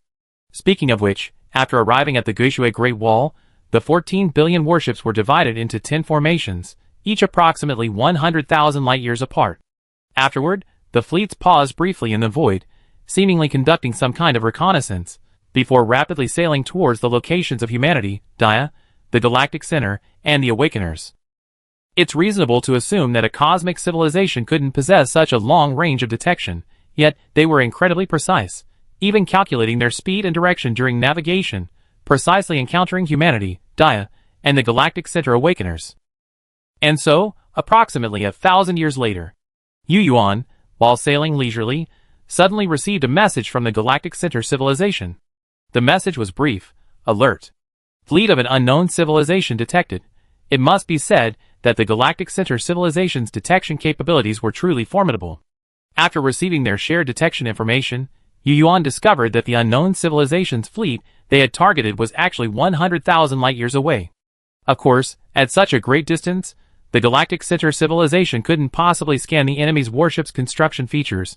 They simply made a comprehensive assessment based on multiple factors, such as warp traces, spatial fluctuations, and zero-point energy reactions. Generally speaking, their assessments were quite accurate, so during the voyage, the Great Voyage Organization's detection and early warning functions were generally delegated to them. The Galactic Center civilization acted extremely swiftly. By the time Yu Yuan received their information, their fleet had already dispersed and issued instructions to the small group of exploration ships ahead of the large fleet, instructing them to retreat into the starry sky and sail ahead to carefully survey the unknown civilization. As for the main fleets of the 4 civilizations, they immediately slowed down, reducing their speed from 2,770 times the speed of light to approximately 2,000 times. This was done because the unknown civilization's fleet appeared on the fleet's route, and of course, to allow sufficient time to react after receiving the Galactic Center civilization's detection intelligence. 100,000 light-years is a long way off. Even at the Grand Voyage Organization's current warp speed, it would still take 36 years to travel. But that's only under normal warp conditions. The 4 civilizations typically travel at normal warp speeds during their grand voyages, but that doesn't mean they still use normal warp speeds under special circumstances. For example, the Dream Lyra and the Justice Galaxy, by activating their respective teleport technologies, can make 100,000 light-years seem like a mere drop. Of course, during normal voyages, the 2 flagships avoid this method of evasion to keep pace with the main force. In reality, with the current technology of human civilization and the Galactic Center civilization, if they weren't afraid of putting all their eggs in one basket, concentrating their entire civilization on a single warship would significantly increase their travel speed. Chapter 1521. Actually, after the Dream Lyra was completed, some people raised this idea. They believed that the Dream Lyra was the safest and fastest ship for human civilization. Therefore, instead of building a fleet of so-called protective residential spacecraft, it would be better to relocate all humans to the Dream Lyra. It must be said that these people have some truth to them. However, they overlooked the Dream Lyra's function as a combat flagship. Not only could the Dream Lyra not accommodate all humans, but even if it could, not all of them could fit inside. Humans are not just individuals, they also require various living facilities and equipment necessary for survival. Doing so would not only increase the Dream Lyra's overall mass, but would also reduce the space for weapons, defenses, and other military equipment, weakening its combat effectiveness. Humanity actually considered this option back then, but for various reasons, they gave up. If humanity truly possessed the ability to build several Dream Lyra ships, it could be done. Unfortunately, maintaining just one Dream Lyra would require the power of almost an entire civilization. However, human civilization is currently caught between two baskets, the Dream Lyra and the dozen or so residential ships that resemble warships. The Dream Lyra currently houses nearly 1 billion people, and nearly all of its brilliant scientists, along with all of humanity's scientific data. This means that even if the residential ship were destroyed, humanity wouldn't be wiped out. Conversely, the residential ships also possess a complete human civilization technology tree. This universe is far from peaceful. Anything could happen in the galaxy. Human civilization must take every possible measure to ensure its survival. Speaking of which, after the 4 civilizations of the Grand Voyage Organization slowed down their advance, 10 civilizations, including the Paper Civilization, on the other side of the galaxy, also discovered the Grand Voyage Organization's movements through some powerful detection equipment. Paper Civilization, have you seen the scan results? I guess that's the civilization the Great Restarter mentioned. TSK, they slowed down. It seems they discovered us. 100,000 light years away, they're quite capable. No wonder they were able to defeat that foolish Triangulum civilization.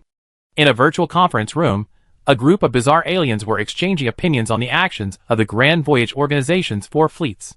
They are quite capable, and the Triangulum civilization's intelligence seems inaccurate. It seems there aren't just one civilization, but 4. What do you think? One of you veteran cosmic civilizations should go test their might. These words clearly came from the Paper Civilization delegation. Then, another message, clearly from another civilization, appeared. Haha, we heard a certain civilization believes its technology has reached the level of our established cosmic civilizations. How about proving it now? We don't need to prove anything to a civilization that can't even understand dimensionality reduction. The representative of the Paper Civilization was unyielding. In my opinion, even if a civilization like that survives until the universe reboots, it won't understand the underlying principles. Oh, let alone the underlying principles, it won't even be able to transform itself into a life form adapted for lower dimensional survival. Do you need our help? It's okay. We can provide you with the technology to transform life into 2 dimensions, or even 1 dimension, as long as you can understand. As if fearing further discussion would disrupt internal unity, another message appeared, clearly intended to smooth things over. Alright, don't forget our purpose. The Great Restarter has personally issued this mission. Everyone must unite and cooperate. Don't make any mistakes or suffer setbacks. Those civilizations are certainly capable of defeating the Triangle Civilization. You all know the intelligence on the Triangle Civilization.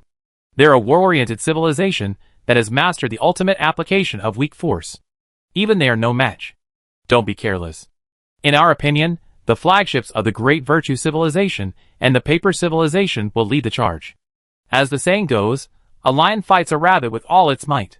We 2 civilizations will unleash our strongest forces to give them a warning, and then we can fulfill the Great Restarter's instructions. Everyone, don't forget. Although we're ostensibly here to destroy them, those civilizations are. They completely disregard the order of the universe, the fact that it's riddled with problems. But if we can bring them back and make them a part of our organization, it will be helpful to our cause. Don't forget, there are more than just God-level civilizations like us. The Guishi people are one of them. The Guishi people also have numerous cosmic civilizations under their wing, and their philosophies are completely clashing with ours. A decisive battle is inevitable, so we should do whatever we can to win over some of them. The Paper Civilization delegation immediately responded, that makes sense. Let's do this. We go with you and give them a bit of a deterrent. However, after we take action, I'm afraid these self-righteous guys will have nothing to do. To prevent them from coming for a sightseeing trip, we suggest they lure out the 4 civilizations' battleships first, ideally gathering them, so we can take action. The leader of the Great Virtue Civilization also spoke out, let this be. This is also for the great cause of restarting the universe. For the future of the universe, please work together. Anything else can be discussed after completing this mission. After we deal with these civilizations, we may have to go to the KBC Great Void. According to the Great Restarter, the Guishi organization is already acting recklessly there. Everyone, act quickly and make a quick decision. Okay, if there are no other questions, we will adjourn and go our separate ways. For the continuation of civilization, for the future of the universe. For the continuation of civilization, for the future of the universe. The brief pre-war meeting ended with a few slogans. The large fleets, led by the Great Virtue Civilization and the Paper Civilization, officially launched their attack on the 4 civilizations of the Great Voyage Organization. As agreed in their meeting, the Great Virtue and Paper Civilization flagships would be the primary attack, while the other civilizations would deploy their large fleets to coordinate and attract the enemy's attention, drawing them out. The warfare methods of cosmic civilizations have moved beyond the battleship-to-battle mode, so the so-called method of attracting enemy fleets naturally doesn't involve charging their own fleets headfirst into the enemy's face. The actions of these 8 civilizations clearly demonstrate this difference. They divided into 8 fleets and sailed at top warp speed toward various points in the starry sky. Their routes formed a trumpet-shaped path, encircling the area occupied by the Grand Voyage Organization. Clearly, they intended to occupy various nodes in space, working together like a battle array, to alter the physical laws of the entire region centered on the Grand Voyage Organization's fleet to create an environment suitable for their operations. After the 8 civilization fleets took action, the flagships of the Great Virtue Civilization and the Paper Civilization were poised for action. They blended in with the 8 fleets, waiting for an opportunity to strike, anticipating the enemy fleet to intervene, and then spring forth to deliver a fatal blow. Their calculations clicked. Furthermore, the other warships of the Paper and Great Virtue civilizations were also busy. They dispersed their main fleets and charted a wider, curving course through the void, intent on sealing off the entire battlefield. Overall, the fleets of the 10 civilizations formed a vast shield, enveloping the distant Grand Voyage Organization. Chapter 1522. The enemy fleet deployed, and the Galactic Center civilization took notice. From the moment the enemy suddenly appeared and formed their battle formation, the 4 civilizations, the Galactic Center, the humans, the Dia, and the Awakeners, realized they were up to no good. They were now in a void, devoid of any stars. Of course, they hadn't discovered any detectors hidden in the void. But the fact that the enemy had been able to locate them with such precision made the 4 civilizations extremely nervous, as that meant they had already known their route before the Galactic Center civilization detected them. What do you think they are? The Awakener spoke first in the virtual hall. At this point, the 2 sides were still 100,000 light-years apart, far out of range for mutual attack. Therefore, there was ample time for everyone to analyze the situation. Of course, the 4 civilizations also knew that warships with teleportation capabilities could quickly close in. Therefore, before the meeting, they had deployed a large number of detectors to monitor the movements of the 8 enemy fleets. If they detected any enemy warships teleporting, they would react immediately. The Dream Lyra was ready to teleport and strike at any moment.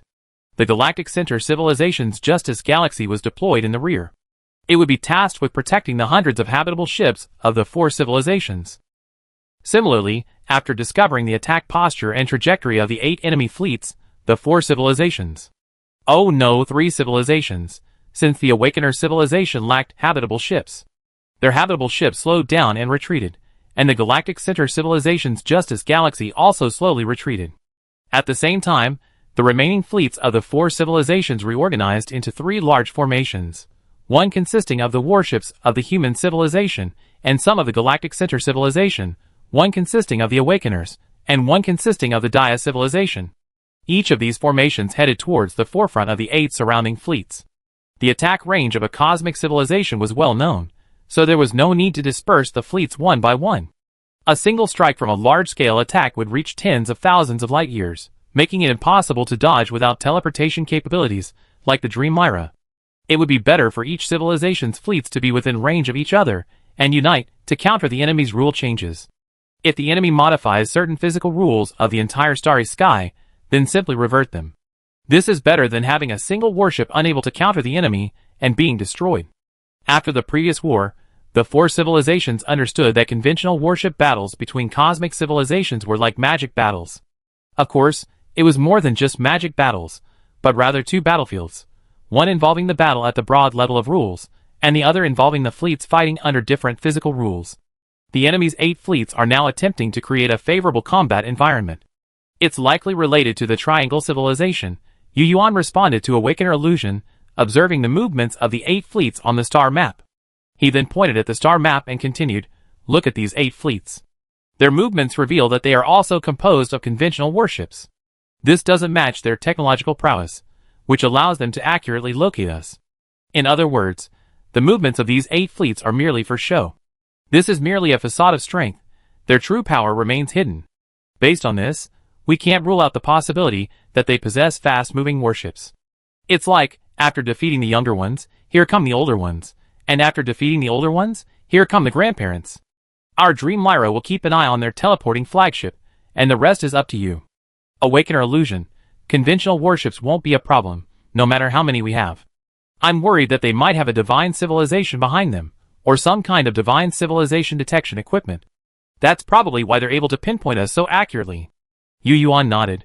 "That makes sense. It seems we still need to find their leader to force them to reveal their hidden weapon. Leave that to us. The Awakener civilization lacks fast-moving technology, so they can only engage in positional warfare, and the Dia civilization does the same. Considering this, Yu Yuan suggested, in my opinion, the Super Dia should follow Awakener 1. The combined effect of the two of you will be better than fighting alone." "No." Awakener 1 pointed to one of the 8 fleets on the star map. "Since the enemy has divided into 8 fleets, they must be guarding against our area of effect strikes. And since they deliberately formed this formation, they must have warships capable of responding. So, until they reveal their trump card, we should just fight normally. Don't worry, a few civilization fleets won't be able to do anything to us." "Alright." Seeing that Awakener 1 had his own ideas, Yu Yuan no longer insisted. "Star Defender, do you have any ideas?" Finally, Yu Yuan looked at Star Defender. The latter said lazily, "What you're all talking about is nonsense. In my opinion, we should just charge in. Of course, I'm not the one charging, but you, the Dream Lyra, should just jump in and destroy one of their fleets. If they don't pull out their trump card to stop us, you can destroy the next fleet. They can't just sit there and watch their fleets get wiped out one by one." Yu Yuan thought, thinking this made sense. Star Defender continued, "Isn't your human civilization known as the Pluckers? You built such a formidable flagship. If we can replicate the same tactics we used to pursue the Triangulum civilization, a couple of simple charges would crush them. As for whether they abandon you and charge our conventional fleet, let them do it. If they truly are comprised of several war-oriented civilizations, then we just have to fight head-on. So, if I were to ask you, just charge directly and you be done. Bring out those hidden flagships, and the Awakeners will be ready, right?" We think Star Defender has a point. The leader of the Galactic Heart civilization hesitated, but then said, "Think about the Reapers back then. Didn't they also charge directly with electronic warships? The entire galaxy was driven to hiding by those warships. Well, what I'm saying is, leave the residential ship headquarters to us. Don't worry." It made sense. Even if the enemy revealed a hidden card, the Dream Lyra would ultimately be the enemy. It would be better to strike first and sever one of their fingers. As for revealing one's own trump card first, then so be it. Yu Yuan's gaze hardened. The previous battle against the Triangle civilization had given him great confidence. As for whether the enemy possessed a divine-level creation, war was always dangerous. Chapter 1523. Act immediately. While the enemy's main fleet was still approaching and engaging in a melee with their own fleet, the Dream Lyra charged forward, repelling the enemy from their borders. After exiting the virtual venue, Yu Yuan and the other pilots immediately entered third-person driving mode, immediately communicating instructions to each pilot through telepathic communication. Then, the Dream Lyra initiated a microscopic high-dimensional warp and vanished from its original position in the starry sky, arriving 60,000 light-years in an instant. This action startled the 10 opposing civilizations. The Paper Civilization and the Great Virtue Civilization had intended to force the Grand Voyage Organization's fleet out, but they unexpectedly defied the odds and launched a warship capable of teleportation. Judging from the direction of the teleportation, it was heading for one of their own civilization's fleets. Should we stop that warship? Or should we wait and see what it does? While the Paper and Great Virtue Civilizations hesitated, the civilization targeted by the Dream Lyra was already in a state of panic. Information was rapidly circulating within the fleet. Some were hastily modifying the physical rules of their own space. Some were preparing to release rule bombs. Some were aiming space weapons at the enemy, and some were preparing to launch nihilistic strikes. At the same time, calls for support were being made on the combat channel. The calls were naturally addressed to the Paper and Great Virtue civilizations, as they knew the implications of possessing such rapid teleportation capabilities, and didn't believe they could withstand the onslaught. However, their calls were met with only 2 words: hold on. Hold on? What does that mean? Aboard the flagship of the civilization targeted by the Dream Lyra, their supreme commander, whose mental faculties had been scrambled by the sudden change in the situation, suddenly regained consciousness. He realized that his own fleet had become the object of observation for the entire combined fleet. Ouch. Damn it. We're all members of the Restarter organization. How could you do this? The civilization leader muttered inwardly, annoyed that the other side wasn't playing by the rules, and also angry that their own side hadn't come to their aid. The leadership of the Great Virtue and Paper civilization seemed to have reached a tacit understanding. They used their control of the coalition as a shield, using the Restarter's authorization as an excuse to force them to attack the attackers with all their might, in order to test their technological capabilities. Of course, to prevent the other civilizations in the coalition from becoming disloyal, the Great Virtue and Paper civilizations took some action. They informed the other civilization that the Paper civilization flagship was ready to warp over to provide support, and that as long as they could block one of the enemy's attacks, support would be on its way. This reassured the civilization leader somewhat. While he felt better, his fleet suffered. On the shared detection channel, the warship that had continuously crossed 60,000 kilometers performed another series of teleportation maneuvers, and before the other civilizations could react, it was right on top of their own fleet. Damn it, destroy it. Space-shattering firepower array activated, position coordinates. Flexible rule shield linkage complete. The 28th Fleet is fully networked and operating smoothly, no rule attacks detected. Squadron 73 reports, physical parameters locked, target range confirmed, parameters synchronized to the rule shield system, target range space speed of light rule changed to 150,000 kilometers per second. Spatial curvature parameters modified, parameter change rules taken over by the supercomputer, rule modification countermeasure preparations complete. Spotting the warship rapidly approaching, the unknown civilization's fleet hastily launched various offensive and defensive measures. Instantly, various rule-modifying methods, through the fast world mechanism, were applied to their predetermined target space, altering the rules of the entire space accordingly. The humans in third-person piloting mode saw the information changes from the fast world, but paid no attention. These wide-area rule modifications did alter the rules of the battlefield.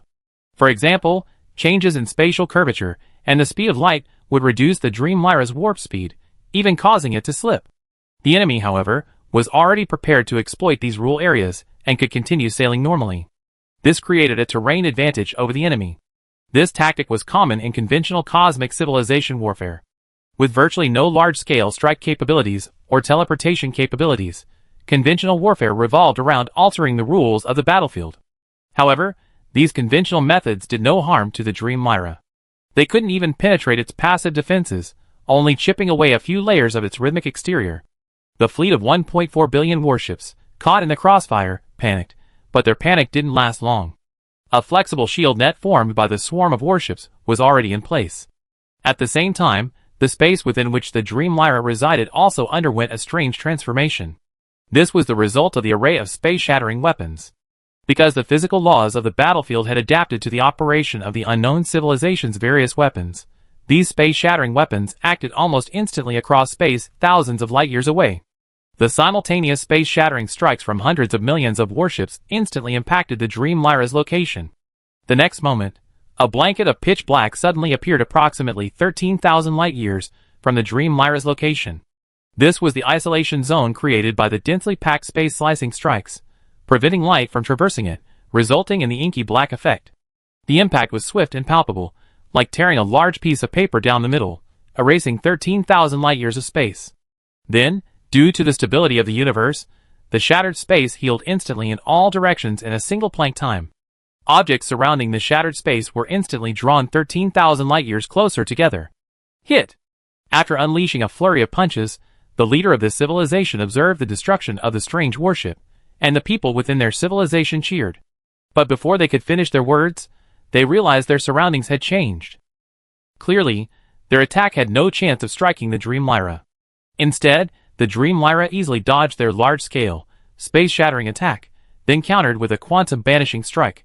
The Dream Lyra deliberately leaped to the center of this fleet of 1.4 billion warships before launching its attack.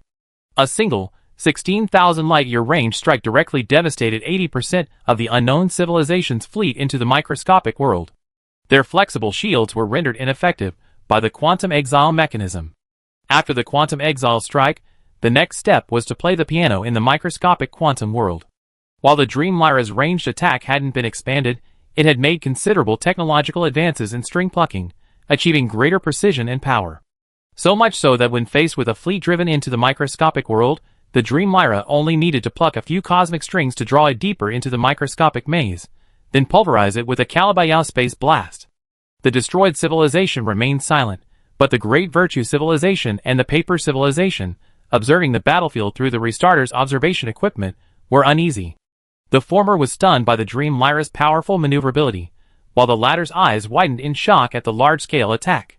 The Paper civilization leader felt this attack method was familiar, so he quickly retrieved information from the civilization database for comparison. He discovered that this attack method was somewhat similar to that of a civilization encountered long ago. This is human civilization? They actually succeeded? The Paper civilization leader exclaimed in astonishment, looking at the two attack methods with a 91% match. Then he muttered to himself, "That's not right. Didn't the intelligence say they were pluckers? This is a coincidence. Perhaps this plucker shares the same talent as human civilization, which is why they have similar quantum exile technology." What human civilization? He left his microphone on, and his exclamation was heard by the higher-ups of the Great Virtue civilization. The Paper civilization leader said, "Nothing. Just a level 6 civilization we encountered long ago." The Plucker's area of effect attack method is very similar to their specialized technology. It's probably just a coincidence. Chapter 1524. He said this, thought this, but even after finishing his thoughts, the Paper civilization leader couldn't help but recall the scene of the previous leader's encounter with human civilization. He saw that the Great Paper civilization back then only gave up on destroying them after witnessing human civilization's quantum banishment attack. This observation also made him realize that the teleportation interval of the current Plucker's flagship seemed very similar to that of human civilization back then. Could it really be human civilization? The Paper civilization couldn't help but wonder. At this moment, intelligence from the civilization of the destroyed fleet also reached the Joint Operations Headquarters. The Paper civilization leader, along with his team, and the Great Virtue civilization team, saw the Dream Lyra's appearance. This observation made the Paper civilization leader think it was not possible, because the recorded human civilization flagship did not look like this. He believed that even if it had been promoted to a level 7 civilization, the appearance of the human civilization flagship would not have changed so drastically. It's been confirmed that the warship possesses Planck-class teleportation capabilities. It's incredibly fast, and shouldn't be underestimated. Its attack method is likely a mechanism that involves microscopic objects being pushed down to the macroscopic level. This is a bit troublesome. It looks like the fleets of the various civilizations are no match for it. We better act quickly. The voice of the leader of the Great Virtue civilization brought the leader of the Paper civilization back to reality from his reverie. "Okay, but you have 0 in your hands, so hold the line here. We go meet the flagship. If we capture it, the rest will be nothing but chickens and dogs." The Paper civilization leader, regaining his former confidence, continued, "By the way, is there any way to speed those guys up? I'm worried they have more than one unique technological civilization. We need to let them try it out to be safe. Furthermore, the scans show that one of the Plucker's fleets has begun retreating. It must be the core of their civilization. As the saying goes, we must eradicate all evil. We absolutely cannot let them escape. Furthermore, if we allow the main body of their civilization to escape, they will definitely not agree to join the organization. The situation hasn't deviated from expectations yet. Let's stick to our previous plan. Give them a warning first, then broadcast a message to win them over. If that doesn't work, we annihilate them. What do you think?" The Dade civilization discussed for a moment, and quickly reached a consensus. Their leader then declared, "Okay, that's it. We use Zero Reset to support you. As for the methods you mentioned for accelerating the fleets of those 8 or 7 civilizations, we certainly have them. We're already prepared. Leave it to us." "Okay." After a brief exchange, the Paper civilization finally gave up their hesitation and dispatched their flagship, charging towards the Dream Lyra. Perhaps feeling that a single flagship wasn't enough, after the flagship's departure, approximately 100 million of the Paper civilization's warships also set out.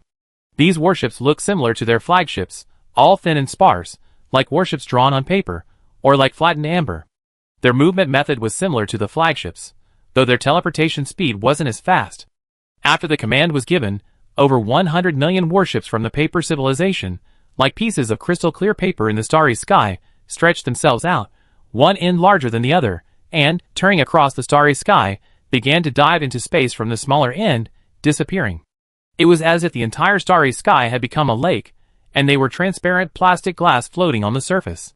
While the paper civilization was taking action, the Dade civilization was also busy. Their 1.4 billion warships, long separated from the main force, had now reached various nodes in space. A close look revealed that behind their approximately 50 million warships lay a galaxy. Near each fleet of 50 million warships, numerous spacecraft of various functions and instruments of unknown purpose floated in a strange matrix, floating in the void. These fleets seemed to form 28 large formations, connected by lines to the galaxy several light years away. It truly looked like a semi-arc of stars. This, I suppose, was the prepared they had promised the paper civilization. They were indeed prepared. At a command from the leader of the Great Virtue civilization, each fleet began activating its own unknown equipment. A massive vacuum zero-point energy reaction emerged, its magnitude far greater than any charged area of effect strike. It was as vast as the ocean, and even at a distance of 100,000 light-years, the energy reaction could still be detected. Unfortunately, the Great Voyage organization didn't have a single detector within 100,000 light-years of them at that moment. Because the 28th sub-fleet of the Great Virtue Civilization fleet was located near galaxies, the closer galaxies were approximately 200,000 light-years from the current void battlefield, while the more distant ones were over 400,000 light-years away. Yet, even at such a vast distance, the Dade civilization still managed to drag them into battle. Of course, they weren't simply throwing the stars from the 28 galaxies into the battlefield, which would be futile. The Dade civilization was drawing energy from the billions of stars within those 28 galaxies. Once their 28 fleets and various instruments were operational, it was as if invisible threads shot out from each instrument, connecting to the stars in the galaxies behind them. Stars derive their energy from nuclear fusion. From the perspective of a cosmic civilization, that energy is considered low energy, but it's incredibly numerous. Furthermore, it's practically the only and most ubiquitous entity in the universe that spontaneously contributes to negative entropy. When the Dade civilization's equipment was fully operational, the brightness of the stars in the 28 galaxies plummeted, their dazzling brilliance reduced to flickering candlelight, their light seemingly poised to extinguish at any moment. However, if one peered deeper into the stars, one could see that the reactions within them were even more intense, their surging nuclear fusion energy being frantically exploited. It's conceivable that these stars must have reached the end of their lifespans prematurely, or perhaps even been absorbed by the Dade civilization into iron spheres. It's unknown how the Dade civilization managed to extract stellar energy from such vast distances, but one could see where they were investing it. It's not that it was visible, but rather that its effects were palpable. The grand spacetime folding system is ready, Position 1 is ready, Position 2 is ready, Vacuum zero-point energy conversion is normal, stellar energy flow channels are functioning normally, and the target location has been confirmed, and the spacetime coordinates are as follows. Position 9, spacetime parameters have been synchronized, and the fleet construction computers have completed data connection and are entering the next command.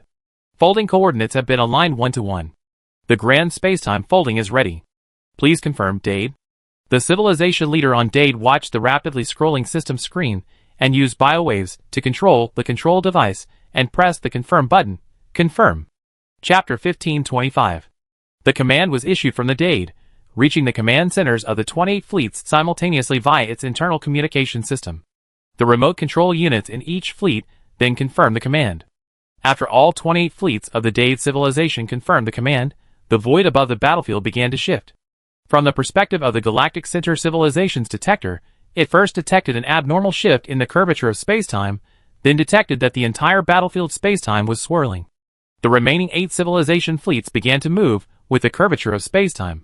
The four-dimensional spacetime that encompassed the entire battlefield felt as if a giant had struck a powerful blow, as if the entire world were wailing. Then, the non-existent giant thrust its hands into the starry regions at both ends of the battlefield, pulling spacetime upside down with a sudden force, as if turning the Earth upside down. Looking up at the starry sky, it felt as if the entire sky had instantly moved from the distant depths of space to within reach. This was the most remarkable example of the Earth's collapse. The 4 civilizational fleets of the Great Voyage organization, located at the other end of the void, discovered that the starry sky was warping, tumbling, and capsizing. The once tranquil expanse of nothingness was being swept up by an inexplicably powerful force. It was like a raging sea, a vast wave rising from a raging sea. The 8 fleets, located over 90,000 light-years away in the void, were like ships on the sea, riding the crest of the surging waves, pressing down on their own territory.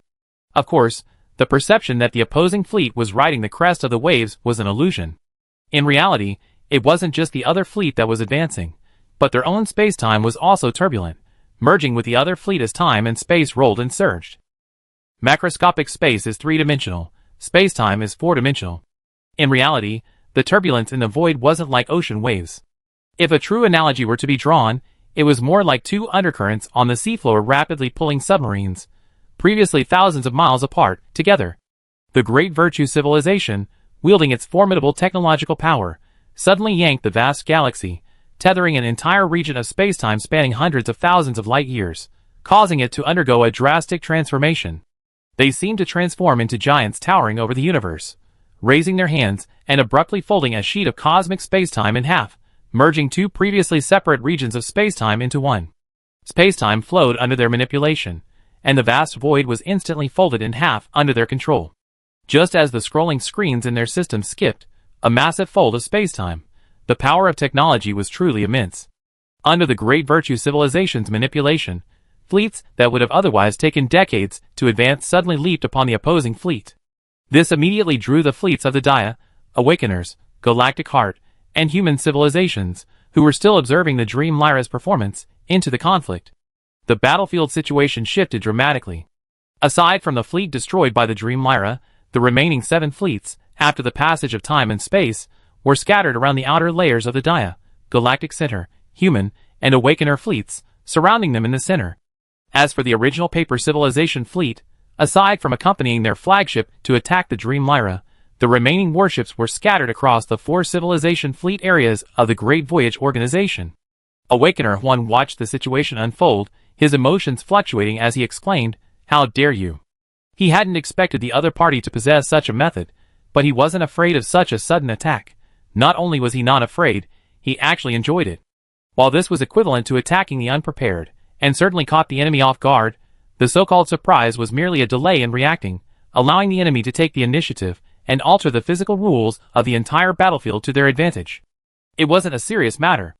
As expected, after completing the great space-time fold, the 7 fleets belonging to the 7 civilizations unleashed a combined force, modifying the rules of the entire space-time within which the 4 civilizational fleets of the Great Voyage Organization resided. This modification was a wide-area modification. It wasn't a fixed parameter, but rather a dynamic adjustment across the vast universe. This allowed the attacks of the enemy warships to be more powerful and faster, while the enemy's attacks might be affected by the physical parameter modifications and, after launch, be restricted by spacetime itself. Cannons that could originally fire 30,000 light-years would be limited to a few thousand light-years. Normal navigation would deviate, and precise spacetime jumps would be distorted. All of this occurred after the warships relied on their own rule shields to withstand the large-scale physical rule modifications. Furthermore, due to the data sharing between the parties who modified the rules, the warships entering this area didn't even need to maintain their rule shields.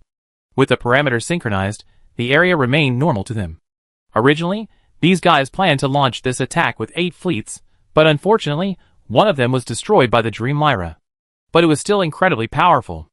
All the fleets of the 4 civilizations of the Great Voyage Organization were caught up in it, and even the area where the Justice Galaxy was shielding the 3 civilizations' residential ships was affected.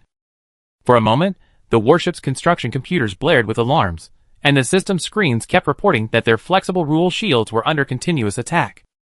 Facing such a conventional, large-scale attack, a fleet of a level 6 civilization would be annihilated, but a fleet of a universe-class civilization would be incapable of annihilation. Thus, the attacking force's current attack was merely intended to alter the environment. They had powerful attacks to follow. After being folded and transported by the vast space and scattered across the 4 civilization fleets of the Great Voyage Organization, the 1.2 billion paper warships, without a moment's pause, each one, like a dog shaking off its fur, released a vast cloud of 2-dimensional foil into the surrounding space. The 1.2 billion paper warships were practically spread across the areas of the Great Voyage Organization's 4 fleets, so their two-dimensional foil attack could be considered a full-scale strike. The speed was so rapid that it was overwhelming. In an instant, billions of two-dimensional foils scattered across the battlefield. As they scattered, they were activated. Each piece glowed with a soft white light, like fireflies floating in the void, temporarily providing a hint of gentle illumination in the darkness. But this seemingly gentle and tranquil white light was the prelude to a catastrophe. The moment the white light vanished, the entire three-dimensional space collapsed, like Mount Bujo being shattered. One of the three macroscopic spatial dimensions instantly curled into the microscopic, and the area containing the four fleets of the Grand Voyage organization suddenly became a two-dimensional space. This area spanned 117,000 light-years. Beyond the two-dimensional area lay the fleets of the Restarter organization civilization, 7 in total. They stood proudly at the edge of the two-dimensional space, like 7 guards watching over a two-dimensional fish pond. Not far away stood the majestic figure of the Great Virtue Civilization. Chapter 1526. 9 civilizations worked together to instantly complete a dimensionality reduction strike on their target. However, none of the 9 civilizations that had completed the strike dared to be careless. The 7 civilizations on the periphery of the two-dimensional area remained on high alert, and the Great Virtue Civilization, behind the scenes manipulating the reversal of space and time, also peeked out to peer into the two-dimensional area. They all knew that many flagships of cosmic civilizations could survive a single dimensionality reduction strike. However, the situation seemed more serious than they had imagined. The 1.2 billion warships of the Paper Civilization that had completed the dimensionality reduction strike were also within the two-dimensional space. They quickly discovered that within this vast area, only a few of the warships already covered by the strike had been directly destroyed. Almost all of the Nebula-class battleships remained intact, relying on their own rule-based shields to maintain their three-dimensional characteristics. The only ones directly destroyed were the group of exploration ships that had been scattered across the battlefield. From the perspective of the 7 civilizations outside the two-dimensional fish pond, all the Nebula-class warships of the 4 fleets of the Great Voyage organization were flattened. They resembled warships on a piece of paper, their shapes visible only from one direction. Some were the backs, some the bottoms, some the sides, some the heads, some the tails. But without exception, not a single Nebula-class warship in the 4 fleets could be seen from the inside. This meant that none of the Nebula-class warships were wiped out in a single wave of dimensionality reduction attacks. Their rule shields prevented them from losing a dimension of information. Where did this civilization come from? There are clearly 4 civilizations, and yet all 4 of them can withstand the attack of a paper civilization. The leader of one civilization marveled at the sight. As if hearing his exclamation, commanders and leaders from other civilizations also chimed in on the battlefield communication channel. How could the intelligence be so drastically off? Aren't they supposed to be newly ascended cosmic civilizations? How could they possess such a powerful, flexible rule shield? It's truly incredible. Yes, the Pluckers must undoubtedly be a unique technological civilization. I wonder which of these 4 fleets they are. It must be that one. The voice pointed to one of the fleets and said, "It seems their flagship is indeed some kind of unique technological artifact. Their conventional warships don't have the same dreamy, rhythmic appearance as their flagship. Yes, it must be that fleet for sure." But the other 3 civilizations were also quite formidable. Could they possess unique technologies too? How could they withstand the two-dimensional attack of the Paper Civilization? Hey, how could there be so many uniquely technologically advanced civilizations? I think they probably shared the Pluckers' technology. Makes sense. Yes, I think so too. Shoo, stop talking nonsense. Look at what that is. Amidst the rapid flow of information, a representative from a civilization team pointed at the two-dimensional fish pond on the holographic display. Following his direction, the leaders of the 7 civilizations, the Great Virtue Civilization, and the Paper Civilization all saw something different. They noticed strange phantoms appearing next to the battleships. The 1.2 billion paper warships of the Paper Civilization in the two-dimensional space immediately activated their scanning equipment, scanning the entire two-dimensional space. They discovered quite a number of strange objects, and they weren't strange at all, but rather square-shaped creations. From a three-dimensional observer's perspective, they were just rectangles in two-dimensional space. They were like the projection of one side of the Nebula-class rectangular battleships, scaled down countless times, imprinted in two-dimensional space. The ratios between their sides conformed to the golden ratio. Seeing this, an ancient intelligent being within the Paper Civilization suddenly felt a surge of ancient memories from its 4-dimensional organs. Commander Vittles, they are the Awakeners. It must be them. They must be them.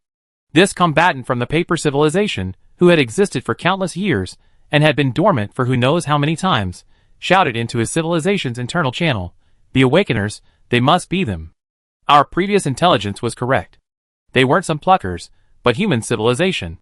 It wasn't a coincidence, they were truly human. No, the pluckers are human civilization, the powerful civilization we once encountered. So it really is them. Fleet Commander Vittles muttered, looking in the direction of his own civilization's flagship.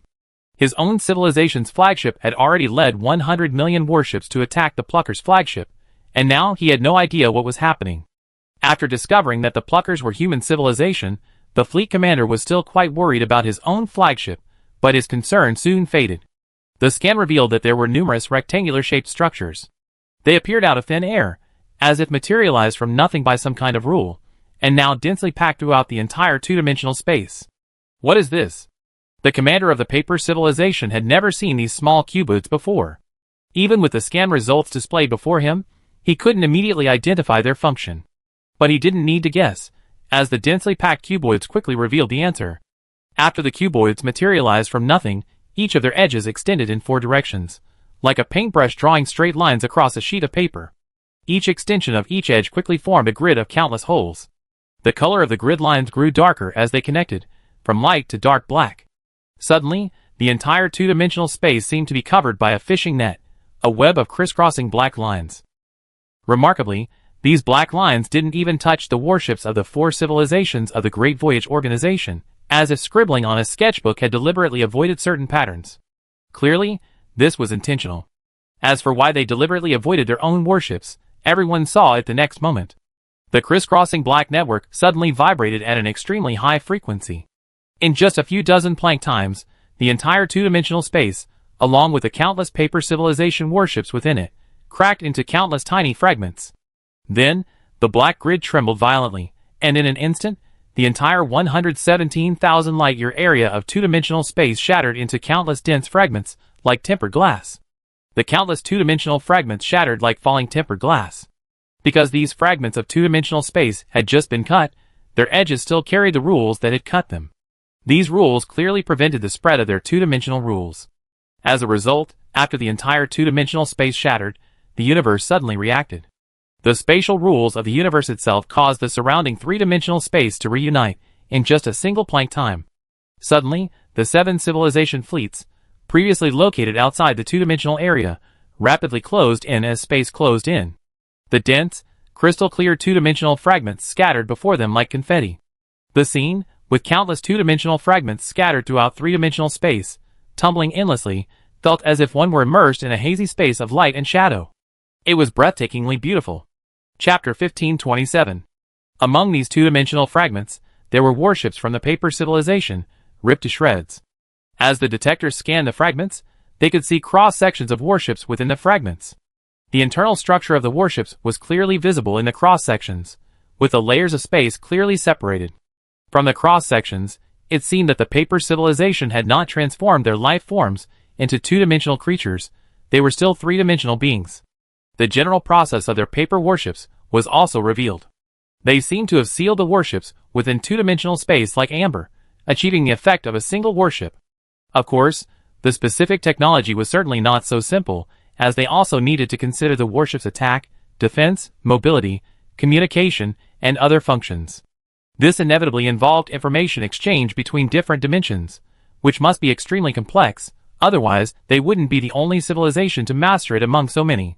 Thanks to the Awakener's intensive, large-scale, and powerful spatial shattering, everyone could see the general appearance of the paper civilization's warships. There are 2 reasons why these two-dimensional fragments haven't caused a drastic dimensional reduction in three-dimensional space. First, the Awakener's spatial cutting rules block the regular spread of the two-dimensional fragments. Second, these two-dimensional fragments don't possess dimensionality reduction capabilities. Unlike two-dimensional foils, they don't contain the immense energy that can reduce one dimension within a three-dimensional space to a microscopic, curled-up form. Thus, the ultimate fate of these two-dimensional fragments is only one. In the near future, like pieces of ice leaping out of the water, they will fall back into the water, remerging into the water and becoming water again. The Star Defender had once told various civilizations that the two-dimensional catastrophe could actually be stopped, and it seemed to be true. Besides using the power of higher dimensions to block it, it could also be directly shattered, as the Awakener was currently doing. Of course, all operations require energy. Reducing dimensions requires energy, and reversing them also requires energy. Ultimately, the universe is still damaged, and the vacuum decay zone remains unchanged. That said, the Awakener's counterattack couldn't completely wipe out the 1.2 billion paper civilization warships. After all, war isn't turn-based. Many of the paper warships, upon noticing the rectangular patterns appearing in the two-dimensional space, took evasive action. They stretched and flipped their hulls, altering their two-dimensional form to avoid being sliced apart. But being caught off guard, the losses were heavy. The Awakener's single strike destroyed nearly 800 million of the 1.2 billion paper civilization warships. Meanwhile, the warships of the Awakeners, the Galactic Heart Civilization, the Dia Civilization, and the Human Civilization, after being shattered into pieces in two-dimensional space, slid out of the debris or jumped directly out, returning to three-dimensional space and returning to their normal forms. The war did not end with a single round of attacks between the two sides. On the contrary, the mutual attacks and defenses were merely the beginning of a war. It was the beginning of an even more brutal war. After the Great Virtue Civilization's massive spacetime folding and the Awakener's intensive, ultra-large-scale, powerful spatial shattering, the two sides were now practically face-to-face. This moment was just like the moment before. From the Galactic Heart, Dia, humanity, and the Awakeners, the combatants within each civilization did not stand idly by and watch themselves being attacked. The moment they noticed the earth-shattering situation, they had already been calculating with the combat systems within each warship, calculating their own warship's capabilities to withstand the enemy's attacks, calculating what power output would be needed to withstand them, and calculating how to counterattack after jumping back to 3 dimensions. At the outset of the war, every shipboard computer worked tirelessly. Detection, input, calculation, feedback, output. The combatants and machines aboard the warships interacted constantly, their collaboration constituting the manifestation of each warship in the macrocosm. The 4 civilizations of the Great Voyage Organization followed suit, as did the 9 civilizations of the Restarter Organization. After discovering that their two-dimensional attacks were incapable of destroying the enemy's conventional capital ships, they also made various predictions based on observational data and devised various countermeasures. The Great Voyage Organization launched a counterattack upon returning to 3-dimensional space, and the Restarter Organization followed suit. Both sides simultaneously adapted their own rules to the changing physical rules of the battlefield, overriding the others. A variety of attacks targeting the target warships instantly spread across the battlefield. Void strikes and spatial slicing became conventional weapons, with invisible artillery fire and black lines crisscrossing the battlefield. The conventional warships of the Paper Civilization also demonstrated their conventional offensive and defensive capabilities at this moment. Because they were all mixed together, they did not, as before, scatter a flurry of two-dimensional foil like a dog shaking water, which could accidentally injure their allies. Then everyone watched as the paper warships, like retractable, film-like worms, shortened their bodies, gathered strength, and then, with a flick of their heads, thrust their gun barrels across three-dimensional space toward the target warship. When faced with an attack, the paper warships aimed their sides at the source of the attack, transforming themselves into two-dimensional shields, smothering the attack like water over a duck's back. The Dade Civilization, acting as a remote support, utilized large-scale spatial folding technology to remotely manipulate the entire battlefield void, warping, stretching, compressing, and folding spacetime. Through these various operations, their fleet could evade bursts of point-fire weapons simply by spatial teleportation. On this battlefield, deflecting bullets abounded, and the entire battlefield void was manipulated by the Dade Civilization, its spatial curvature fluctuating, yet they were able to synchronize all this data with their own warships.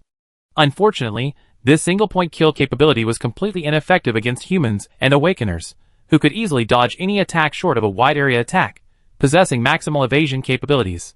Thus, after this close-range melee, the Dia Civilization suffered the most casualties among the 4 civilizations. Their conventional warships were truly just conventional warships. Perhaps the destruction of their warships provided some relief to the 9 civilizations of the Restarter Organization. However, the good times didn't last long.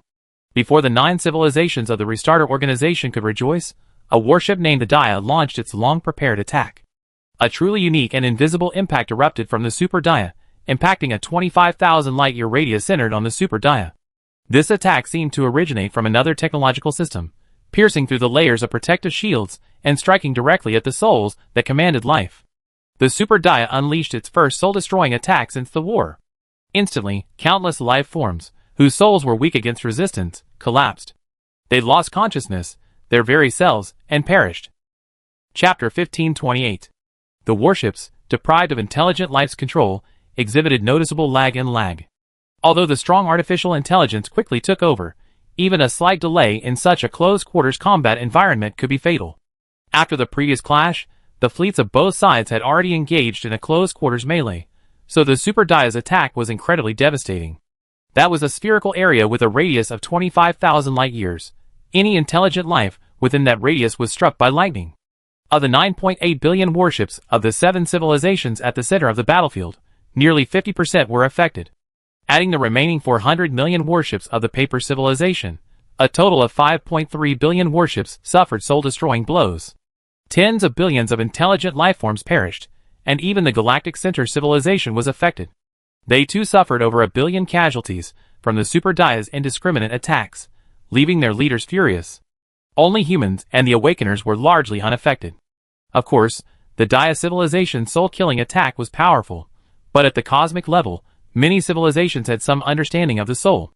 Therefore, those intelligent beings with stronger souls didn't actually die. Some simply fainted, others became delirious. Taking advantage of the Super Dia's soul-killing attack, the Awakener civilization launched another attack, repeating their old tactics, this time in three-dimensional space.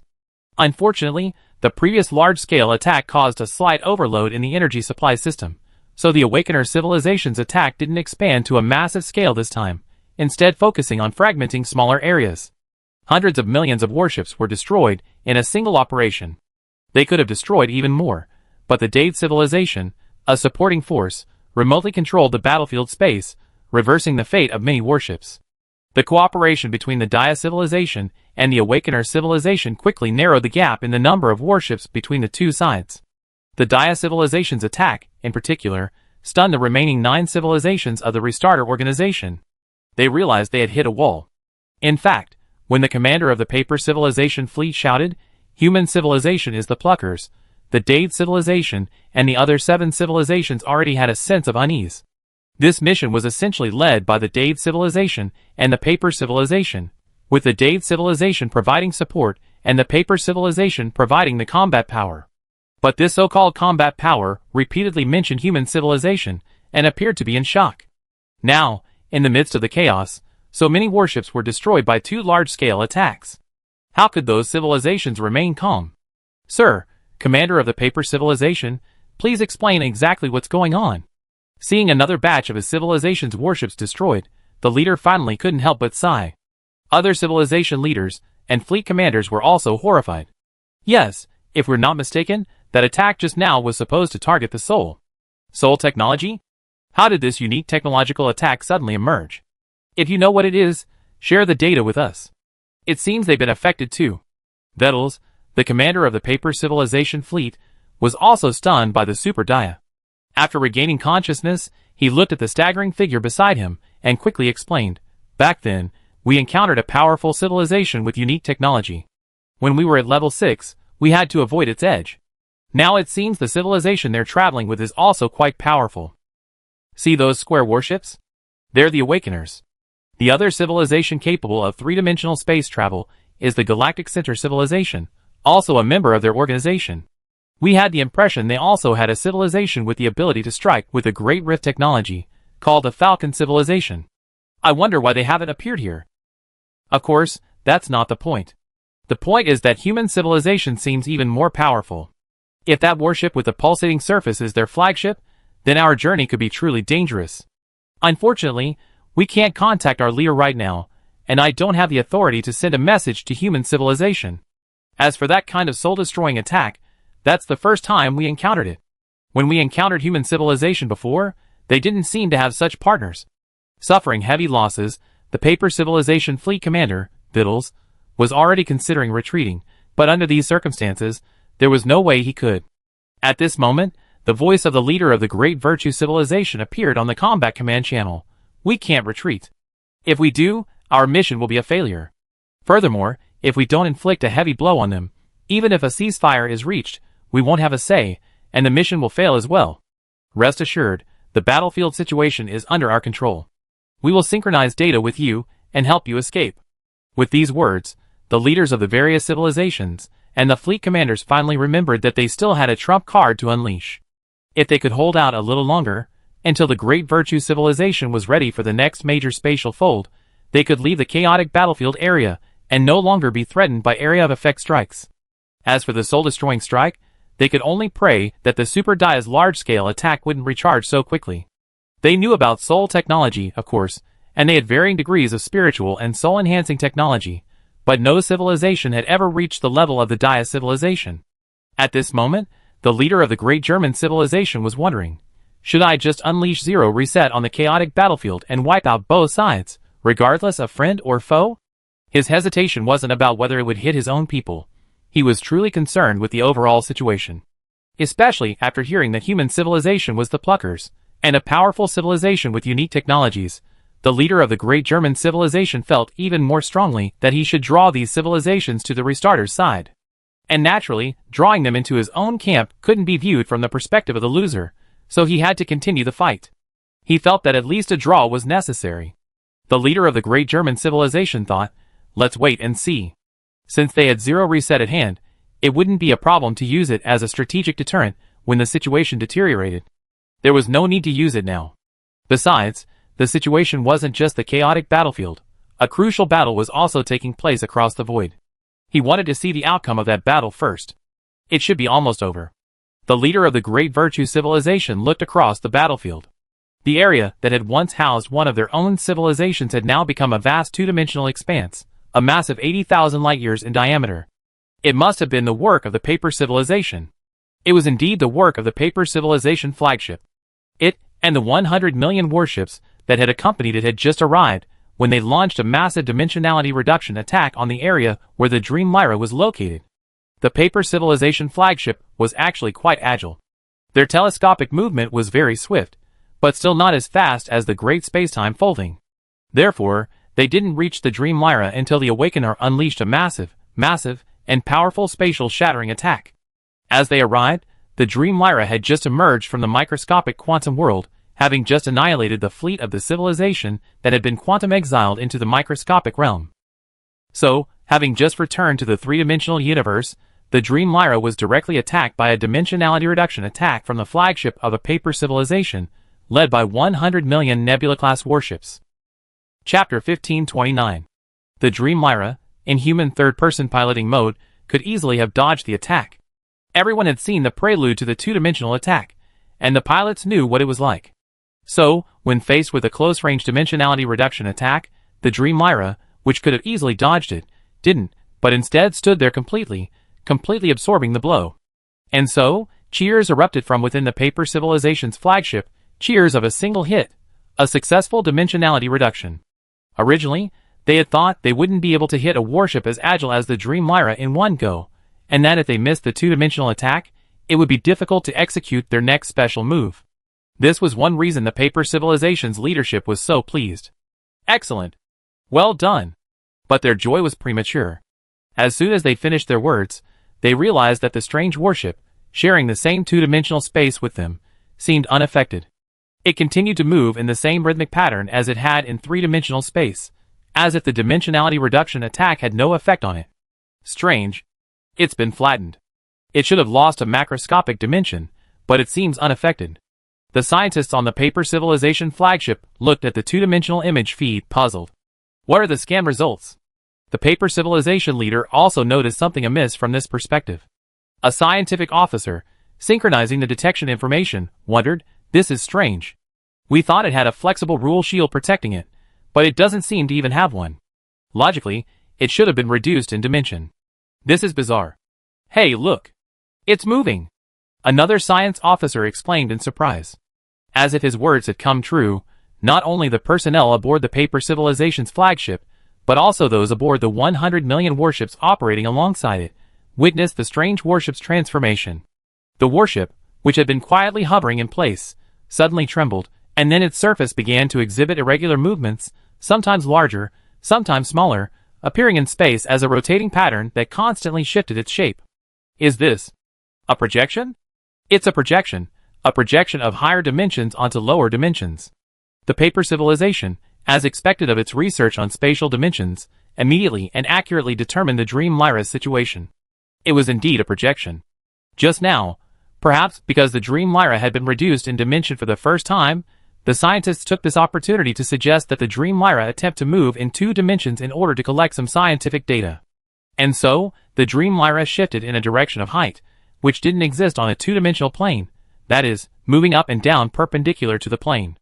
The changes in the Dream Lyra's appearance, as seen by the paper civilization, are the result of the ship's tangent angle to the 2-dimensional plane as it moves up and down. As for why the Dream Lyra can move in a 3rd dimension on a 2-dimensional plane where there is no 3rd dimension at all, the reason is simple.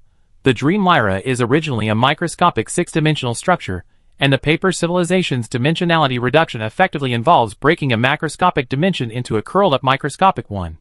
So the Dream Lyra simply changes its parameters, allowing it to easily move within that curled-up microscopic dimension. This movement, viewed from a macroscopic perspective on a 2-dimensional plane, appears as a constantly changing image's appearance. Not only that, because human scientists needed more parameters, the paper civilization saw the Dream Lyra suddenly disappear from its original location, then quickly reappear in another place, repeating the same movement as before. Oh, there was something different. This time it was even more dramatic. They saw the ever-changing small circles representing the Dream Lyra appear in several locations simultaneously. It looked like a fish constantly sinking and floating in the water. From a horizontal perspective, one would only see its fins expanding and contracting as it rose and fell, that's all. But now, they saw the fins, the buttocks, the head, the fins. Even more amazingly, different parts of the fish not only appeared simultaneously in the horizontal perspective, but also in different locations. It was as if the fish had disintegrated itself and then surfaced, where it sank and floated. But the scientists of the paper civilization knew the flagship couldn't self-decompose. So how did it do it? Or, what was it doing? The leader of the paper civilization was also confused. What's going on? What is this flagship doing? It must be said that the paper civilization does have its talents. After receiving the scan data, their scientists made their own judgment. It seems to be dancing. Dancing? What the hell? The scientist subconsciously expressed his feelings, because he felt that the flagship was like a beautiful woman dancing on the water, her shadow casting a shadow, seemingly illusory and real. In fact, his feeling was correct. The Dream Lyra was currently dancing in 2 dimensions while simultaneously testing and collecting information about the interaction between the Dream Lyra and the macroscopic 2-dimensional spacetime. This is why the Dream Lyra leaps and bounds, why it looks like a dancing figure. The scientist from the paper civilization realized this was inappropriate. So, based on the data, he said, this flagship appears to be able to freely move between the microscopic and macroscopic realms. It seems to be testing something with the help of our dimensionality reduction area. If I'm not mistaken, it's a bit absurd, but it seems to be testing its ability to enter and exit the curled-up microscopic and macroscopic realms. Perhaps feeling that this statement didn't satisfy his leader, the scientist added, scanning data indicates that this strange warship exhibits a Calabi-Yam manifold surface. The simultaneous appearance of various parts of its hull in different regions may indicate its ability to move between different microscopic and high-dimensional realms. When the ship's hull is projected onto a 2-dimensional plane, it appears to be projected onto a 2-dimensional surface. Huh? Is this correct? As soon as these words were spoken, the paper civilization's flagship was practically audible. They understood what was going on. They launched a strike, and the enemy wouldn't deploy shields to protect them, but they were using their own strikes to test the warship's performance. How much of a disdain did they show for dimensionality reduction attacks? The paper civilization knew, of course, that a dimensionality reduction attack wouldn't be enough to instantly kill a well-prepared cosmic-class flagship. That's why their flagship had developed even more powerful dimensionality reduction attacks. However, this was the first time they'd seen a warship that completely ignored dimensionality reduction.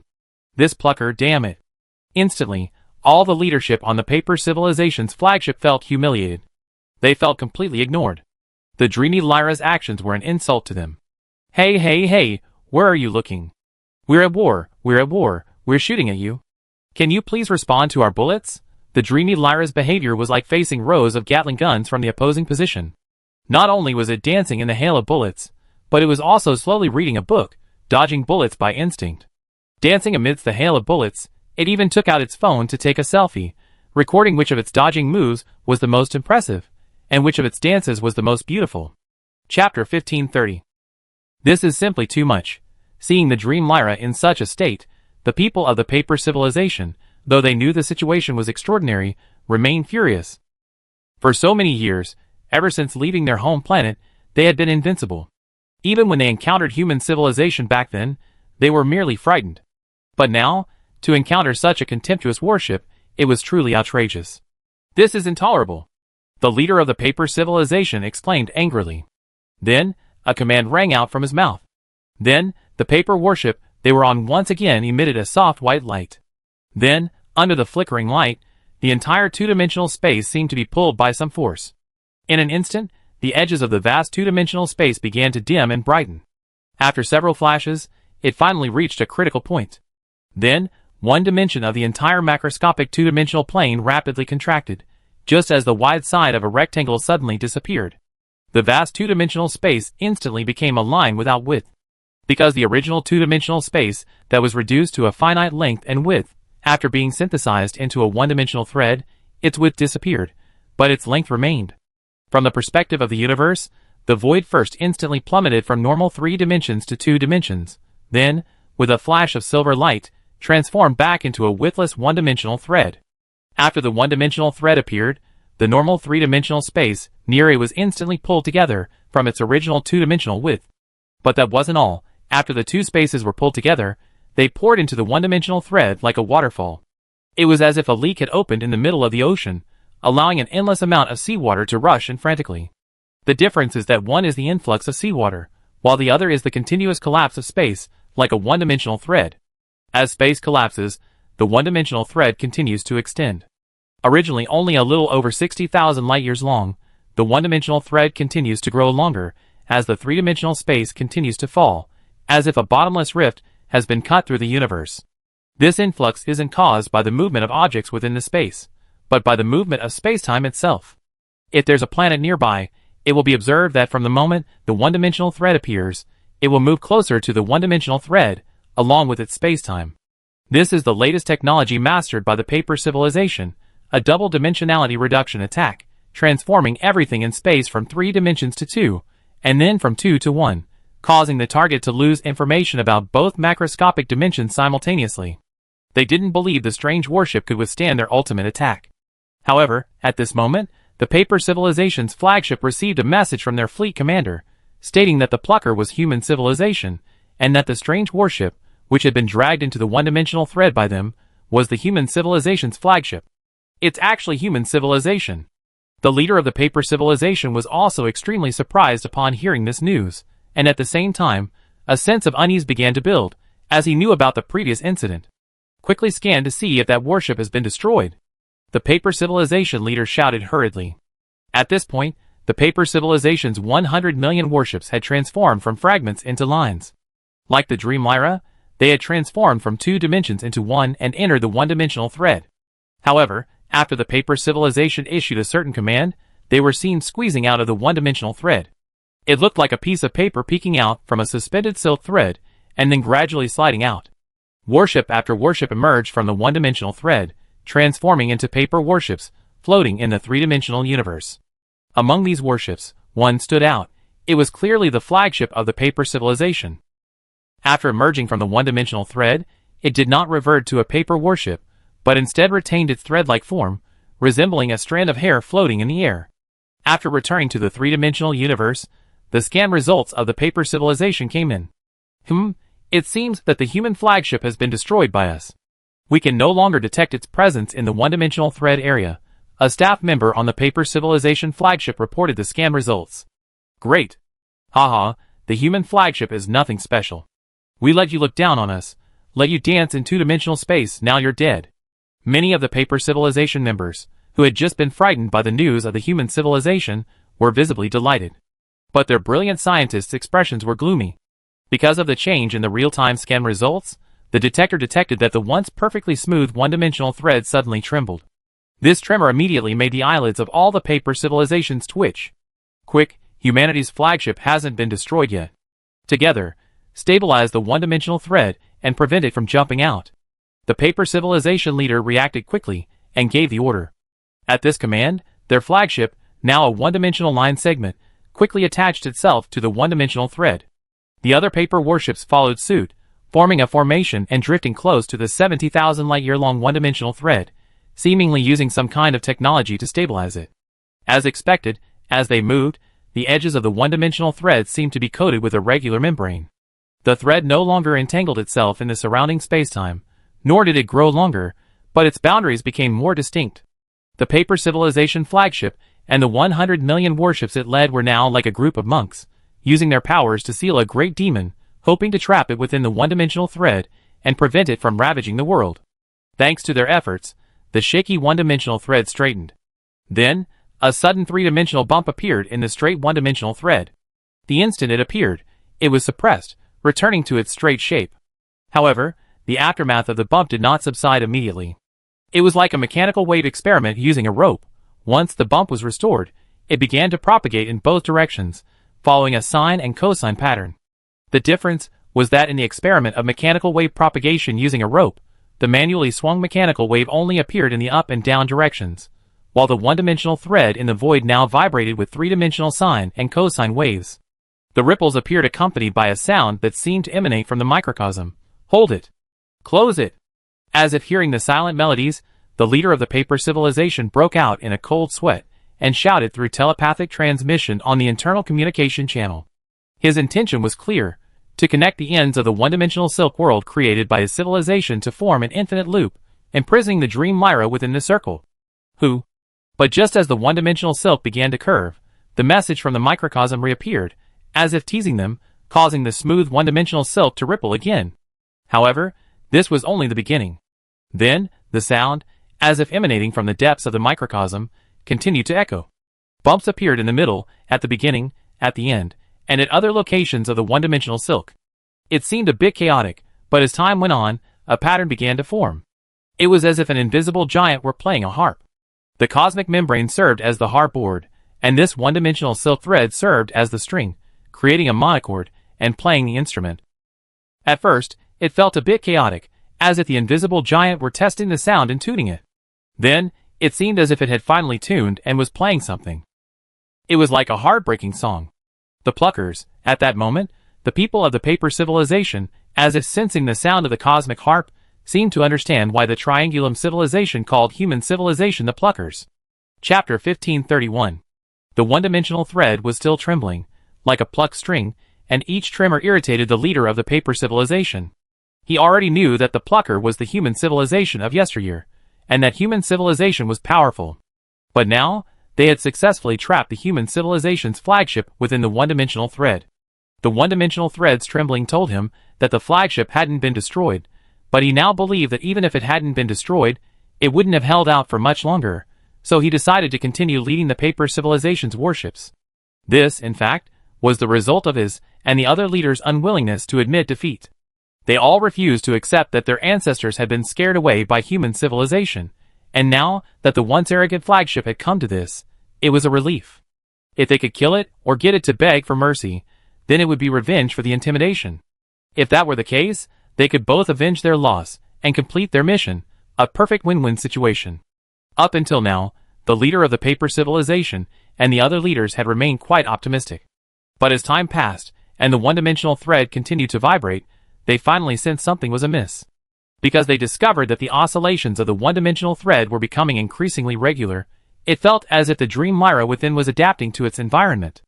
And with each oscillation from the depths of the microcosm, they actually felt subjectively that the one-dimensional thread was being controlled by the other party, truly becoming its string. And now, the repeated oscillations of the one-dimensional thread that they had smoothed out seemed entirely intentional.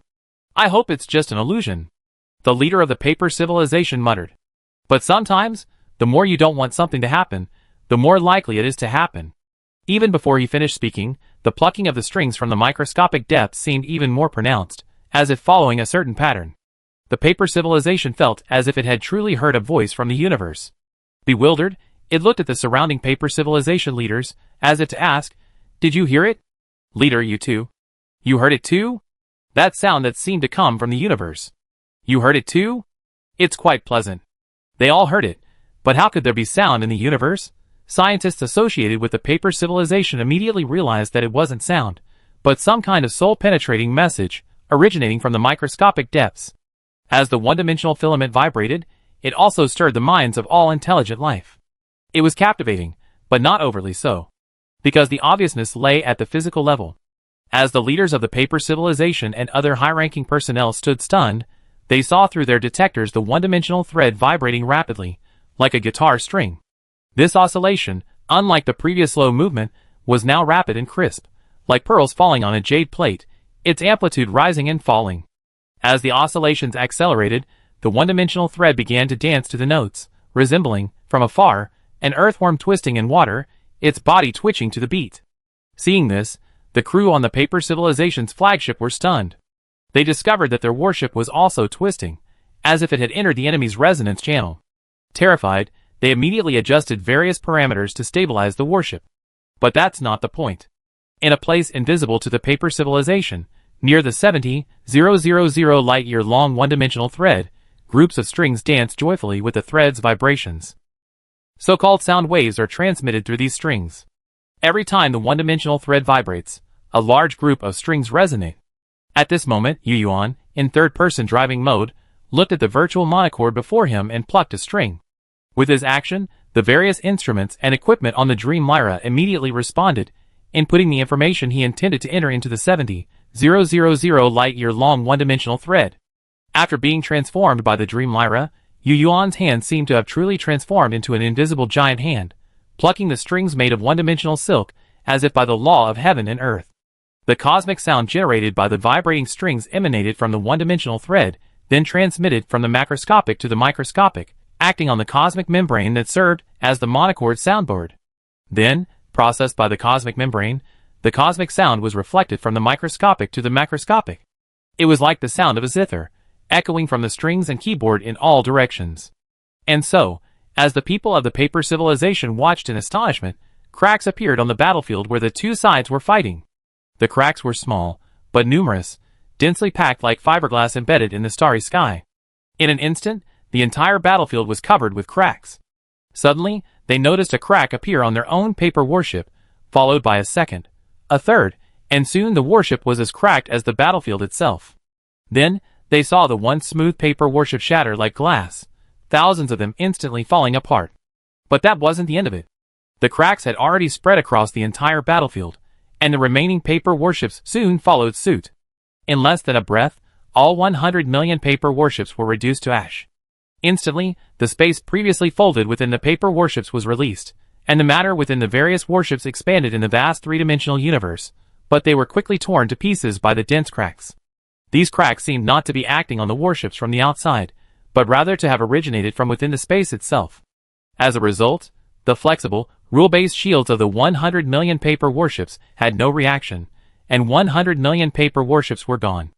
Only the flagship of the paper civilization, in its one-dimensional filament form, escaped the disaster by relying on its linear form.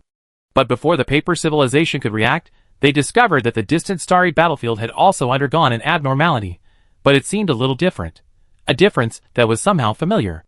They quickly detected the identity of this difference: short, one-dimensional strands. Those one-dimensional strands seemed to be miniatures of the 70,000 light-year-long one-dimensional strand. They unexpectedly crossed tens of thousands of light years, and appeared on another battlefield where the two sides were fighting, a battlefield that had already been annihilated by the Awakeners and the Dia civilization. When these one-dimensional threads appeared, the Galactic Center civilization, also engaged in battle against 7 opposing fleets, was terrified and nearly turned and fled, believing that the paper civilization had begun a large-scale, indiscriminate one-dimensional attack. But before the Galactic Center civilization could escape, they discovered that the one-dimensional threads had appeared on the warships of the 7 civilizations of the Restarter organization. The one-dimensional threads were incredibly precise, terrifyingly accurate, with impeccable accuracy. Every one of the remaining warships received a single one-dimensional thread. Chapter 1532. One-dimensional threads appeared out of thin air across the vast battlefield, one for each warship. Then, as if following some pattern, the threads twitched. This twirling immediately affected the surrounding spacetime, pulling the warships into strands. Then, with a flash of light, the threads vanished, and all the warships within them vanished without a trace. What's going on? The leader of the Silver Heart civilization stared at the image transmitted by the detector with trepidation. He was certain it was one-dimensional threads. Precisely because he was certain, he was now deeply puzzled, wondering, has the paper civilization rebelled? Huh? This isn't right. The leader of the Dia civilization was also a little confused. He looked at the sudden appearance of a large number of one-dimensional threads, then watched helplessly as they pulled each enemy warship into strands, somewhat bewildered. What's going on? How did so many one-dimensional threads suddenly appear? And surprisingly, these threads didn't spread out, reducing all 3 dimensions to 1. Instead, they landed precisely on each warship, reducing them one by one, and then vanished. What the hell is going on? The Awakeners remained calm, for they had seen the source of the attack, though they remained silent. They saw that as each enemy warship was pulled into one-dimensional threads, its 2 macroscopic dimensions crumbled like an avalanche. The remaining macroscopic dimension vanished along with the one-dimensional threads, drawn into the microscopic world. This method of being drawn into the microscopic world was familiar to the Awakeners. Although it was a little different, they could still identify it. The Awakener civilization knew, but other civilizations might not immediately discern it. For example, the Great Virtue civilization, acting as space-time manipulators outside the battlefield, was also bewildered, so they sent a message to the Paper civilization, demanding, "Paper civilization, what are you doing?" The Paper civilization leader responded with a question. Question mark. What do you mean? What do you mean? What are we doing? While stunned, the Great Virtue leader quickly realized. He had initially thought this was a hidden, large-scale strike by the Paper civilization, but now it seemed it wasn't the Paper civilization's doing. The only answer was, the string pluckers. Next, a regional membrane broadcast received by the Paper civilization flagship confirmed that it was indeed the string pluckers' work. So this is the one-dimensional thread. So this is how dimensionality reduction strikes work. Paper civilization, thank you for providing the location and real-time data. It's quite useful. It's a pity we were short on time, otherwise this combined attack would have been even more powerful. That short sentence struck the Paper civilization's leaders, as if they were struck by lightning. After such a stalemate, humans naturally recognized the Paper civilization. This attack was truly the work of the Paper civilization. Without the 2 waves of dimensionality reduction delivered by the Paper civilization to the Dream Lyra, humans wouldn't have been able to develop this combined attack method. Nor would they have been able to expand the attack range in such a short period of time. So, after their success, human civilization casually thanked the Paper civilization. However, this thank you sounded horrifying to the Paper civilization. They were truly bewildered. Who was the Paper civilization, whose flagship was in a one-dimensional state, and who was the victim of the attack? Could it be that the Pluckers, with the sole purpose of collecting data, deliberately withstood our dimensionality reduction attack? Has the Pluckers never even glanced at us this entire time? Could it be that the Pluckers completely ignored the dimensionality reduction? Aboard the Paper civilization's flagship, everyone looked at each other in bewilderment, their gazes gradually clearing. The Paper civilization's leader silently watched the information transmitted back by the detector. The 7 fleets of their own civilization on the battlefield were gone, and contact with hundreds of millions of their own warships had been lost. He was also well versed in science, and knew the situation on the battlefield at the time. It was a situation where both sides were intertwined, and a large-scale attack in that situation could easily injure friendly forces. But the Pluckers were able to target all the warships with such precision. He found it incredible. If he hadn't seen it with his own eyes, he would never have believed that such a cosmic civilization could accomplish this. But the facts were before him, and he had to accept them. But for a moment, he still couldn't figure out how the Pluckers could deliver such a wide-range strike while also being so precise. So, he turned to his own civilization's team of scientists, hoping they could offer an answer based on their expertise. The Paper civilization scientists were quite capable, and they quickly responded, "Your Excellency, if we're not mistaken, it's the work of computers. The Pluckers must have mastered some computer technology far superior to ours, able to instantly calculate the positions of our warships, and those of our allies, as well as their next moves.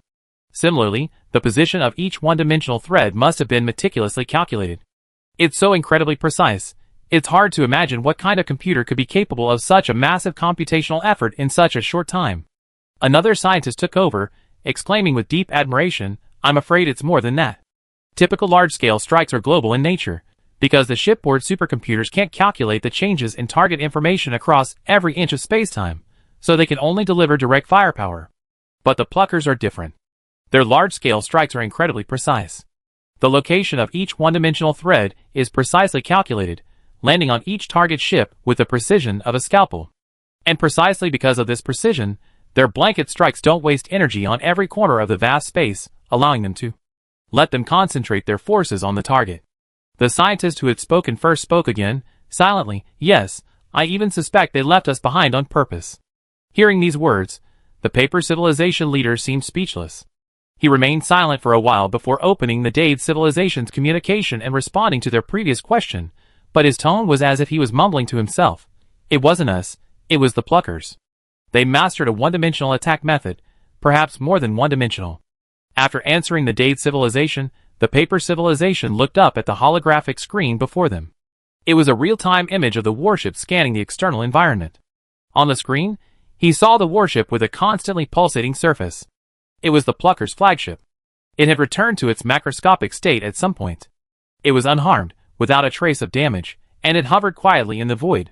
The paper civilization leader discovered that the pulsating warship was surprisingly close to his flagship, only a few kilometers away, allowing him to see it up close for the first time. It's so dreamy. The piano music stopped.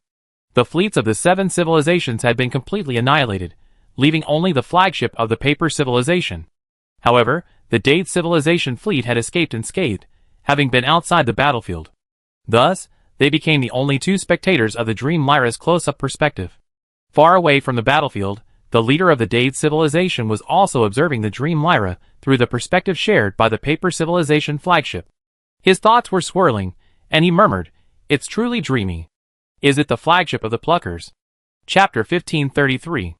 The leaders of the Dade civilization and their higher-ups stared intently at the Dream Lyra, which lay so close to them. It looked truly fantastical, and they were a little mesmerized, even with a nagging feeling of Cthulhu, but it didn't affect them much. They were more awed by the Dream Lyra's power, and wanted to see it directly, to examine its details, and understand from its exterior how it was constructed. The more they looked, the more horrified they became. The scientists from both the Dade civilization and the paper civilization were observing it intently. They were skilled. They used various instruments to observe and scan it.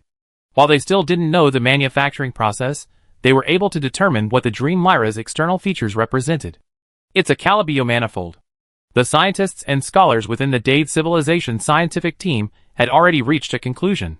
Perhaps because they saw the situation had reached such a critical point, the paper civilization flagship was the only remaining warship on the battlefield. This flagship had not continued its attack, otherwise the paper civilization flagship would have been destroyed. Seeing this situation, the leaders of the Great Virtue civilization hesitated to act rashly. They took this opportunity to carefully observe the Dream Lyra, attempting to gather various information about it, in order to determine the technological level and specific technological features of the pluckers. "Are you saying this warship is constructed from a microscopic 6-dimensional Calibio manifold?" The Great Virtue leader exclaimed in shock. He actually believed it, but deep down, it felt too outrageous.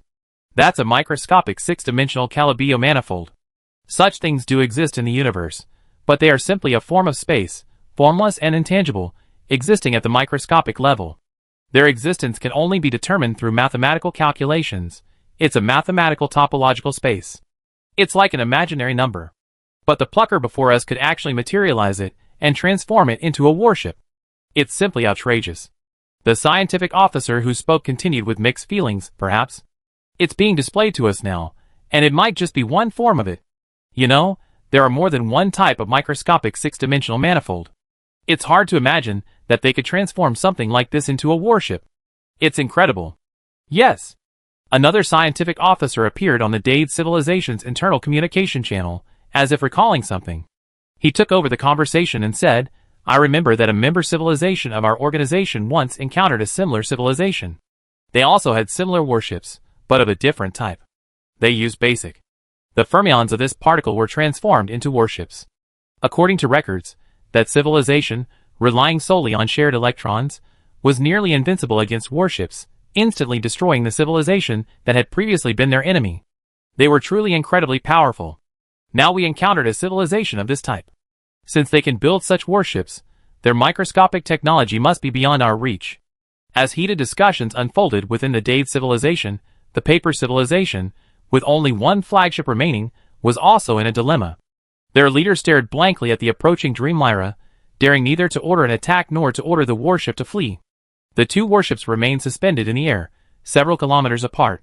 After an unknown amount of time, they finally sent a message to human civilization. String pluckers, since you haven't destroyed us, you must have questions. You may ask, and we will answer truthfully, but I hope you will let us go after we answer. Of the 10 civilization fleets that arrived, 8 had been completely destroyed, leaving the paper civilization with only its flagship remaining. Its leader had naturally come to terms with reality. So his words did hint at submission, but as a civilization leader, he still had some basic backbone. After saying this, he continued, "You should also know that even if you destroy us, our paper civilization will not perish. Just like the other 8 civilizations you destroyed, their flagships were indeed destroyed by you, but they still exist. Furthermore, we still have a trump card in hand." The paper civilization's leader's eyes cleared, yet they were also quite unwilling to accept the loss, as they knew they still had the restarter's zero reset. According to the original plan, the Great Virtue civilization should have activated the zero reset before the situation escalated to this point. However, the Dream Lyra's attack was so bizarre, so swift, and so effective that the Great Virtue civilization was swept away in one wave before they could even relocate their fleet.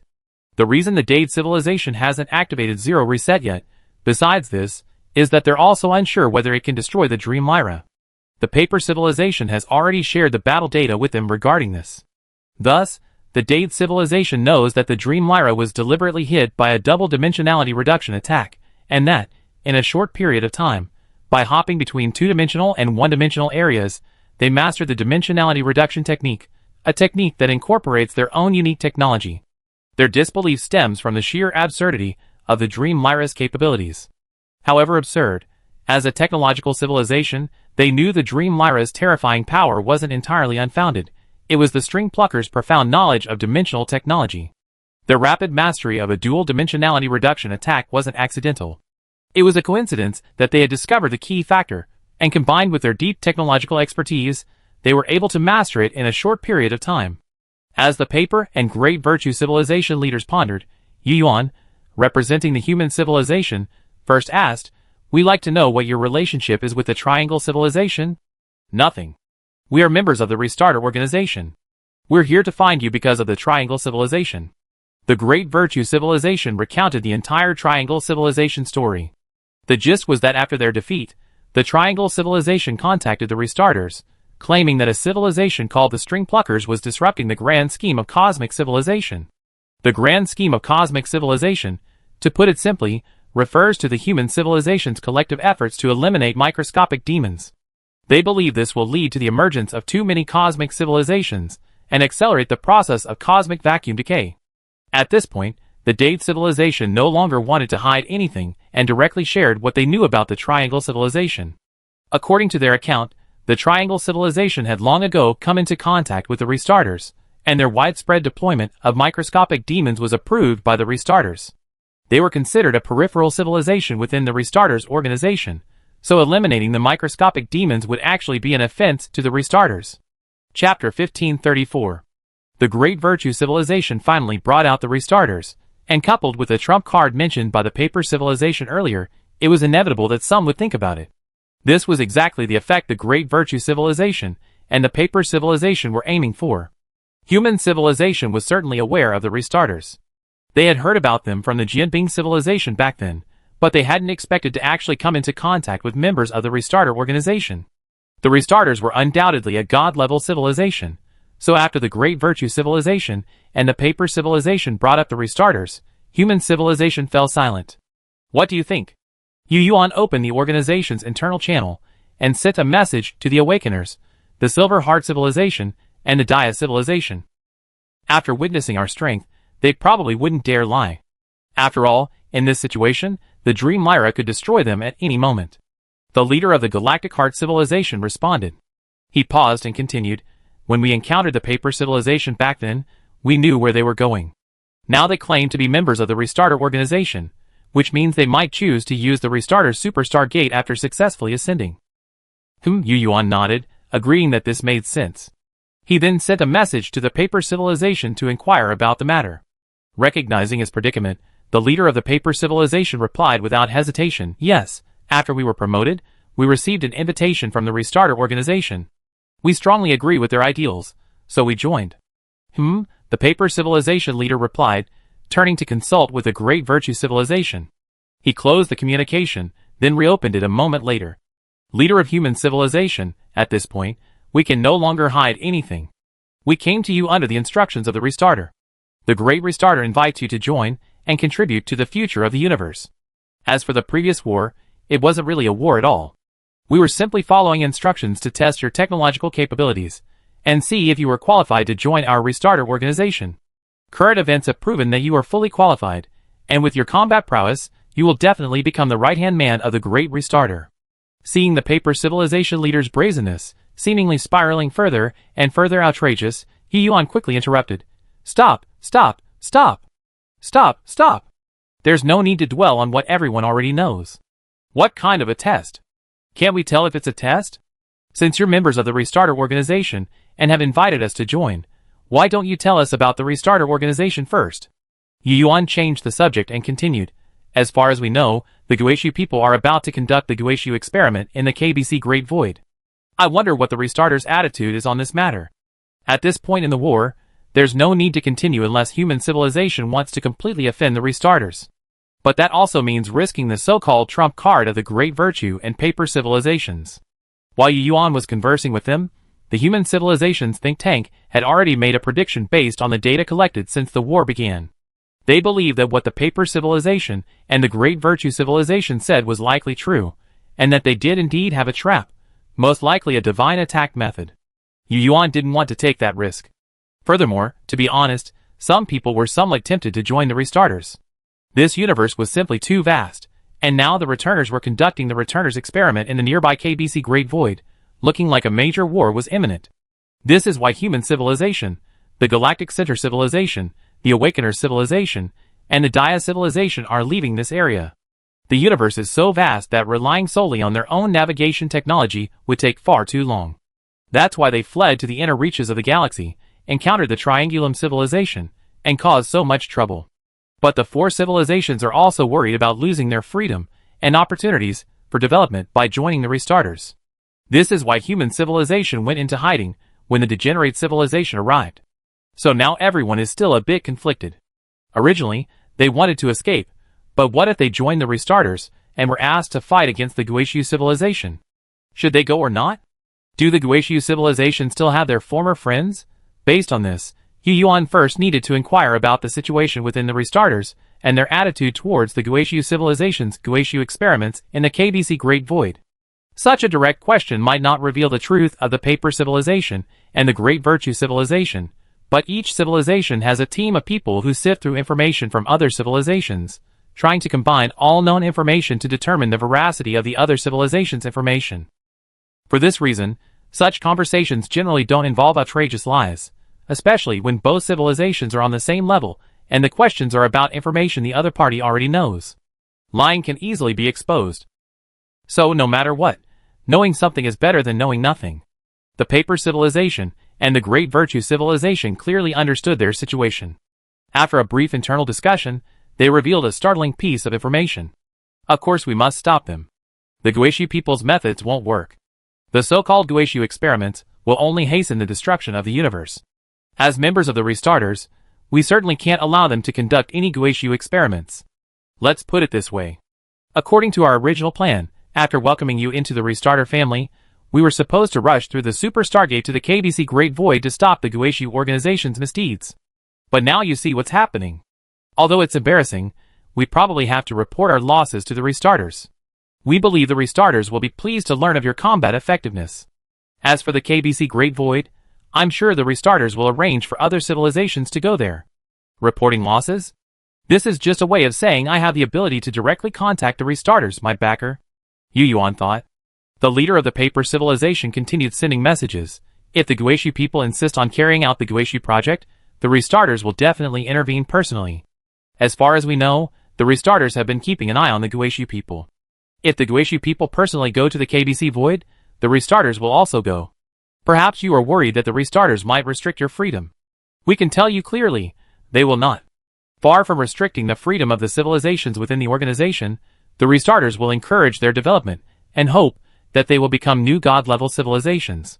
Furthermore, even if we fail to become God-level civilizations when the universe restarts, the restarters will have a way to lead us to the new universe.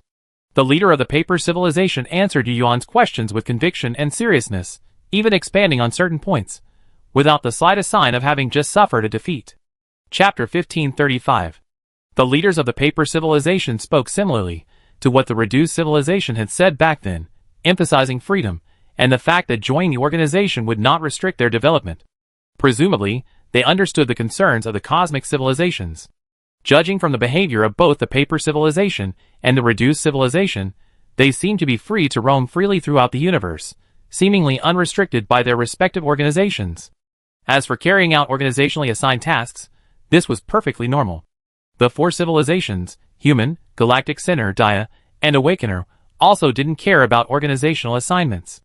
After all, freedom without any restrictions wouldn't be an organization. So, should they join the restarters? The four civilizations immediately met in the virtual hall to discuss this question. But the Dia civilization was merely there for show. After their leader and senior officials entered the virtual hall, they set their sights on human civilization, clearly declaring that human civilization's decision was theirs. The leader of the Silver Heart civilization pondered for a moment before saying, whether or not to join the restarters depends on the broader cosmic situation. From the information we receive so far, it's clear that this universe encompasses more than just the two God-level civilizations, the restarters and the returners. There's also the Dian civilization, and possibly even that civilization that humanity speaks of at the microscopic level. However, only the returners and the restarters clearly have their own organizations. Of course, the universe is vast. The observable universe is 93 billion light-years in diameter, but what we see and hear is limited to a very small area. Since we embarked on our great voyage through the boundless starry sky, we haven't even traveled 10 billion light-years to get here. This distance is less than 1/10 of the observable universe, yet within this small radius, we encountered two God-level civilizations, both of which claim to have the ability to save the universe. This is truly remarkable.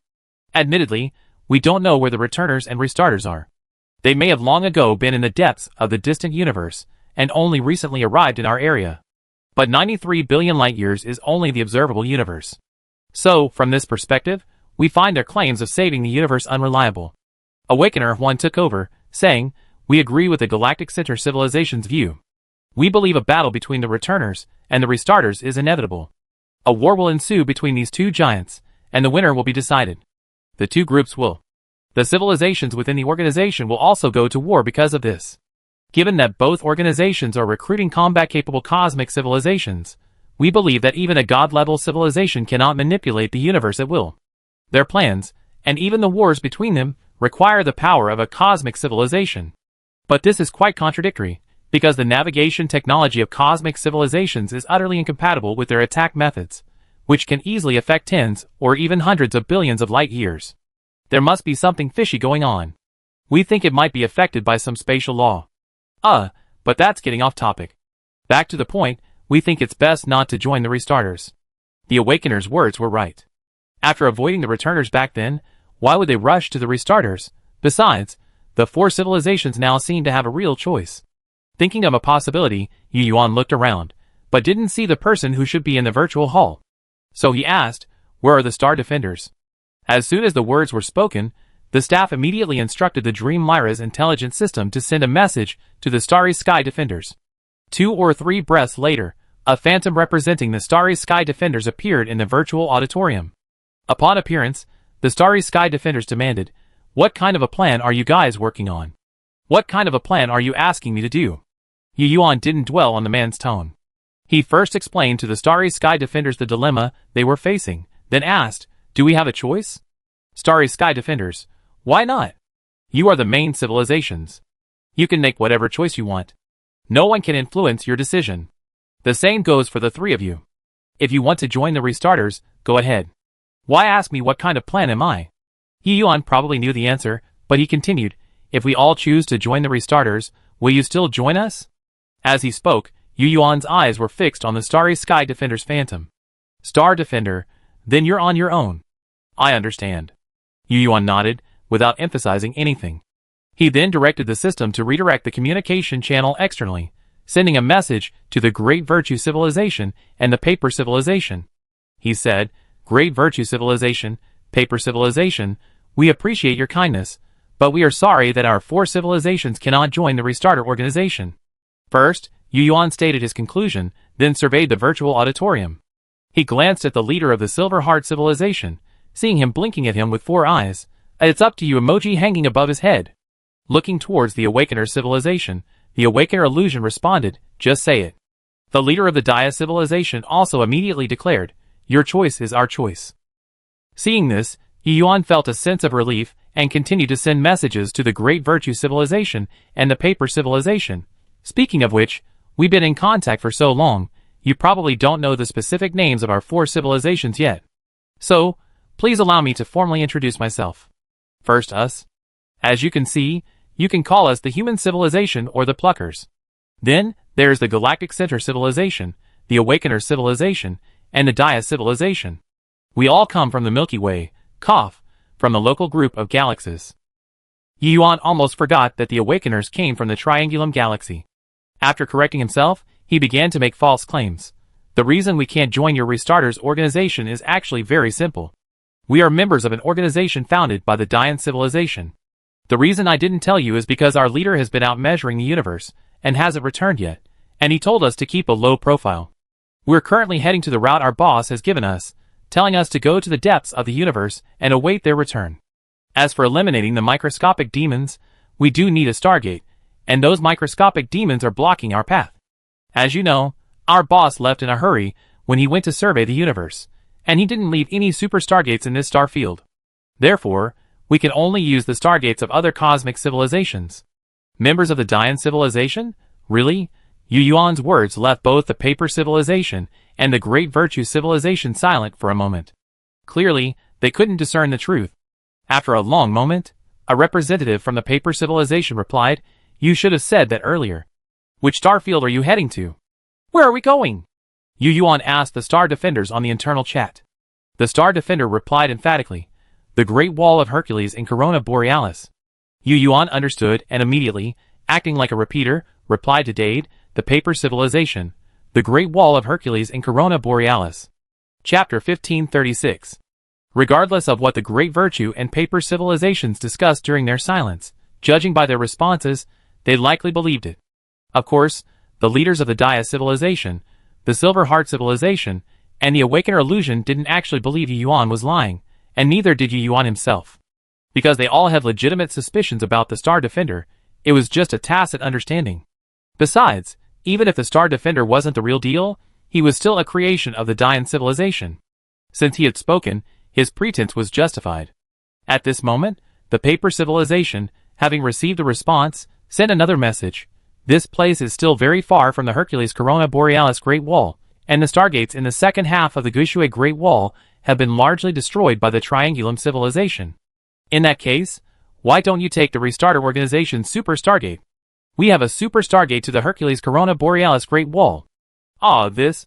Yu Yuan was stumped by this, and didn't know how to respond. Because he knew that these words were meant to test his previous remarks, to verify the authenticity of his claims. The problem was, Yu Yuan wasn't sure whether his claims about the Dian Civilization were genuine. But at this point, he couldn't hesitate, as any hesitation might make the other party think he was lying. But agreeing outright would also be problematic. That was the Restarter's Super Stargate. The Restarters were a god-level civilization, and using their Stargate would likely expose him directly to their eyes. If the Restarters saw through his claims about the Dian Civilization, wouldn't that be the end of him? What to say? Yu Yuan's mind raced, and he stopped hesitating. "Thank you very much, that's exactly what we were thinking." He didn't have time to ask. Now he just hoped the Star Defender story was true, otherwise he might be doomed. "Okay, here are the coordinates of our Super Stargate. We're also heading back to Restarter headquarters, so come with us." The leader of the Great Virtue Civilization said this. He paused and continued, "It can be said that we become acquainted this time. In fact, our Restarter organization and the Dian Civilization have a good relationship. I believe we have the opportunity to fight side by side in the future. As you know, our Restarter organization has been waiting for the Dian Civilization's return before we began the Universe Restart project. The Great Restarter also believes that the Dian Civilization will support the Universe Restart project after completing its measurements, because it's the only correct approach. But the returners are unwilling to wait. They're eagerly conducting the returner experiment in the KBC Great Void. From this perspective, the Dian civilization and our restarter organization are natural allies. The leader of the Great Virtue civilization rattled off a lot.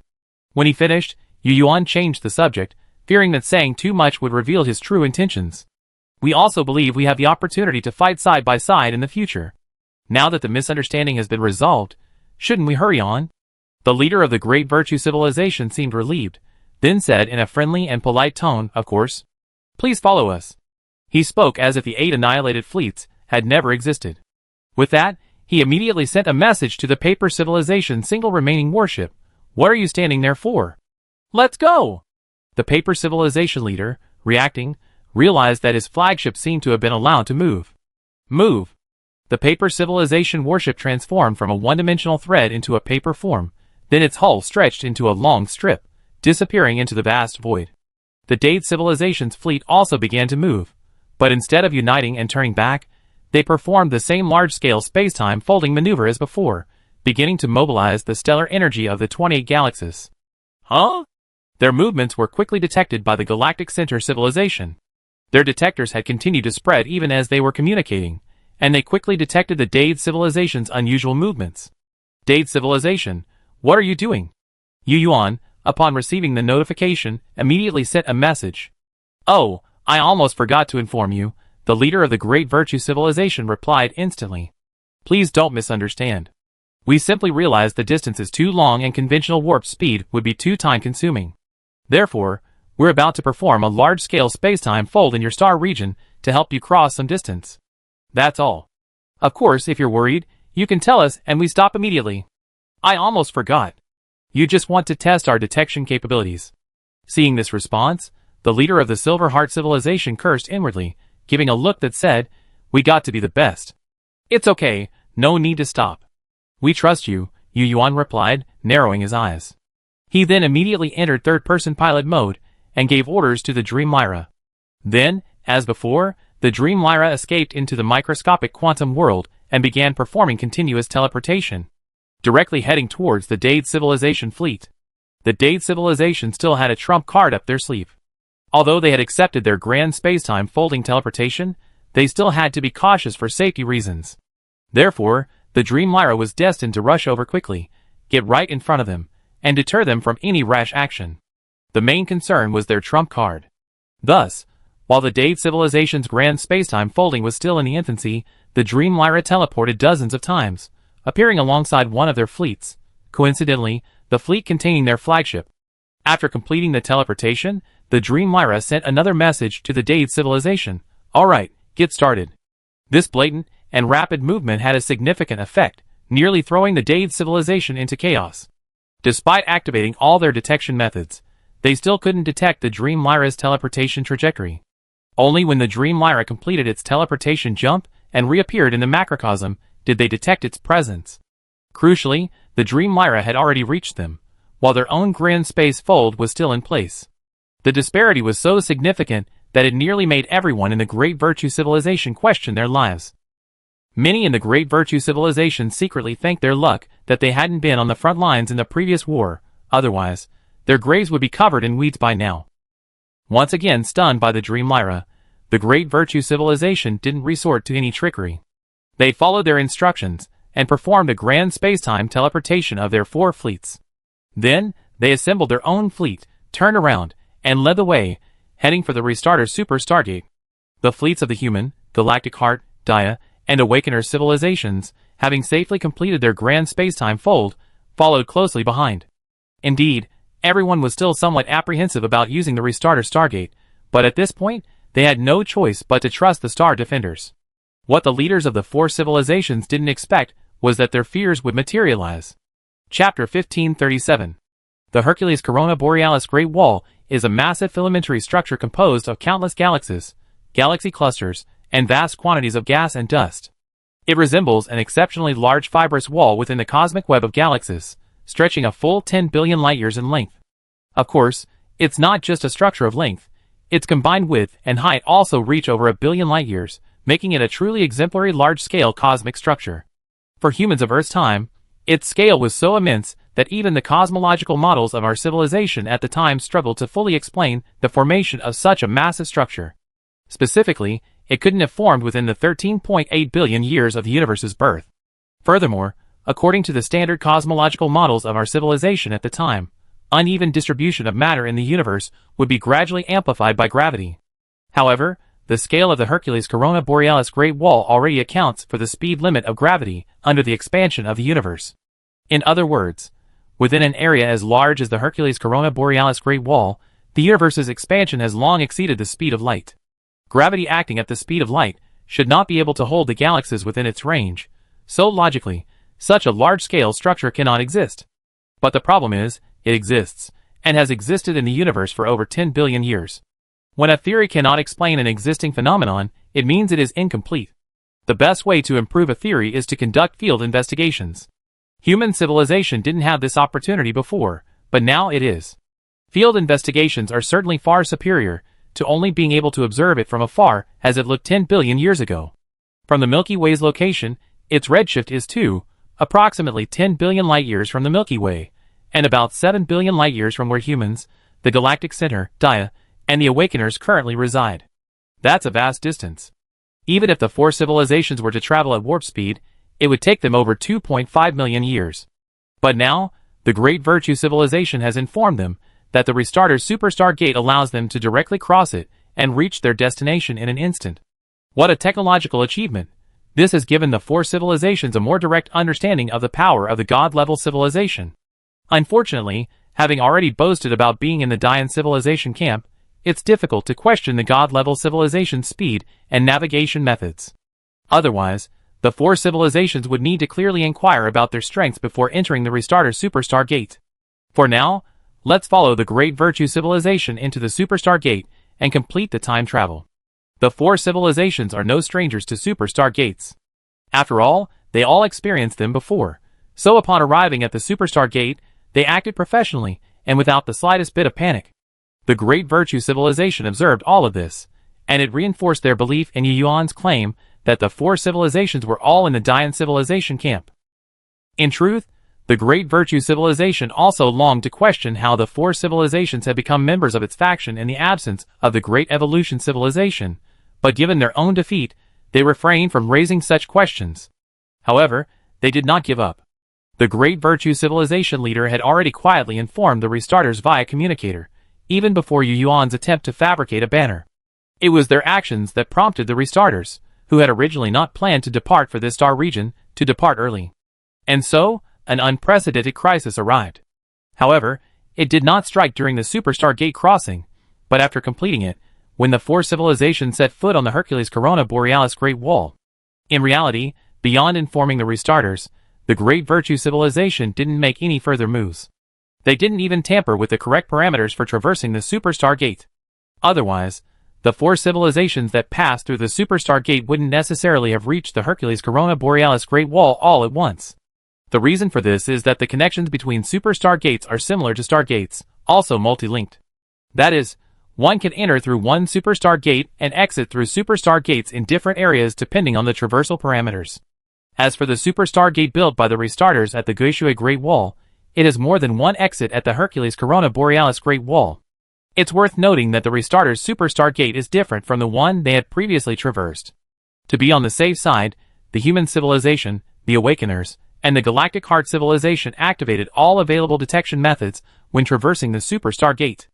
The Galactic Heart civilization was particularly cautious after hearing about the previous observations by humans and the Awakeners from the microscopic infinity.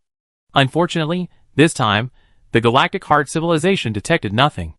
The human civilization and the Awakeners, operating in third-person observation mode, hadn't detected any similar intrusion, but they did notice a difference between the superstar gate and the previous one.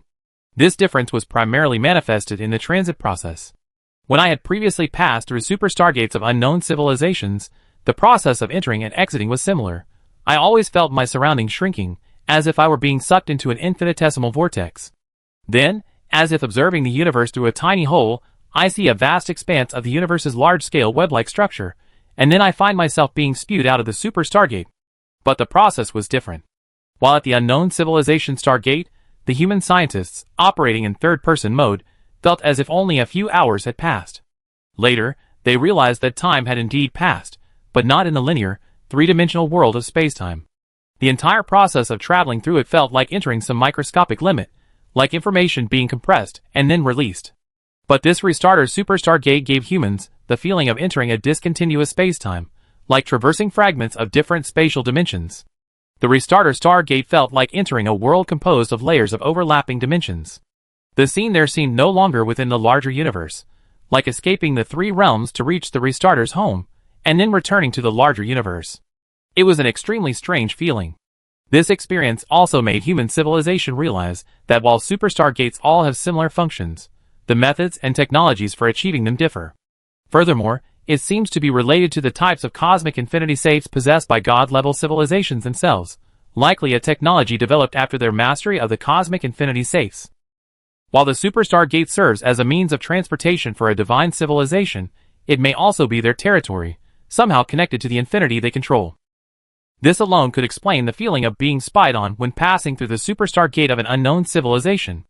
In other news, the four civilizations successfully exited the superstar gate, while the Dade civilization and the Paper civilization were transported through different links in the superstar gate, their destinations unknown. Chapter 1538. This surprised the four civilizations, as they all expected this journey through the superstar gate to be fraught with mishaps. After all, neither the previous acts of war nor the subsequent attempts at self-deception were truly friendly or flawless. But the Dade civilization had actually provided the correct parameters for the Stargate crossing. However, before anyone could rejoice, something unexpected occurred. The superstar gate's exit was still somewhere in the void, but not too far out, as it was only a few tens of thousands of light years from the nearest galaxy. It was practically bathed in the luminous light of the galaxy. In such an environment, one should have seen tiny specks of starlight against a dark background, but the detector scan revealed a chilling sight. In the distant depths of space, an inexplicable presence loomed, only about 15 astronomical units from the superstar gate, or 15 times the average distance from the Earth to the Sun. This distance was practically unnoticeable to everyone, just like the Dream Lyra hovering next to the flagship of the Paper civilization. All four civilizations could clearly see it using optical means. It wasn't massive, roughly the size of a typical yellow dwarf star, though it wasn't known whether this was its largest form. Overall, the entity presented a layered spatial structure, resembling a stack of transparent crystals. However, these transparent crystals weren't all the three-dimensional polyhedrons we see in everyday life, but rather crystals with structures of many different spatial dimensions. With just a casual scan, one could see numerous variations. Of course, there are more than just hyperpolygons. Numerous different dimensional spaces exist, from one-dimensional threads to 10-dimensional solids. These seemingly chaotic yet perfectly ordered interlocking entities form the form we see today. Amidst the starlight, this multidimensional mosaic appears like the most beautiful gem in the universe, shimmering and dazzling. However, a closer look reveals that it also contains a dimension called zero. Through these layers of spatial dimensions, one can see that its rules differ from those of the vast universe. The multidimensional mosaic itself is also infinitely vast, containing the very universe, like another universe. Every edge of its multidimensional structure is sharply defined, and each multidimensional structure can perfectly fit within another in terms of topology. Layer upon layer, they alternately expand and contract, somewhat like the small squares on the faces of a Rubik's Cube moving. From the perspective of human perception, it truly resembles a multidimensional mosaic Rubik's Cube composed of information and data. The human civilization, in third-person observation mode, could see it clearly and even felt a strange gaze. Emerging from the superstar gate, they encountered this thing. Clearly, it had been waiting for them. Thinking of a certain possibility, Yuan felt an inexplicable sense of oppression. Having already arrived at the virtual auditorium, he looked towards the representatives of other civilizations and saw that their expressions were also grim. Yuan certainly couldn't read the aliens' facial expressions, but the virtual auditorium was virtual, and each civilization's intelligence system would label its head with a certain emoji based on its expression. Could this thing be a rebooter? The leader of the Silver Heart civilization spoke first, unleashing a bombshell. I guess so. It's clearly waiting for us here, Awakener, Juan said solemnly. It seems the great virtue civilization tipped them off. We should have thought of this earlier. Well, actually, we already did, but we had no choice but to use their super stargate.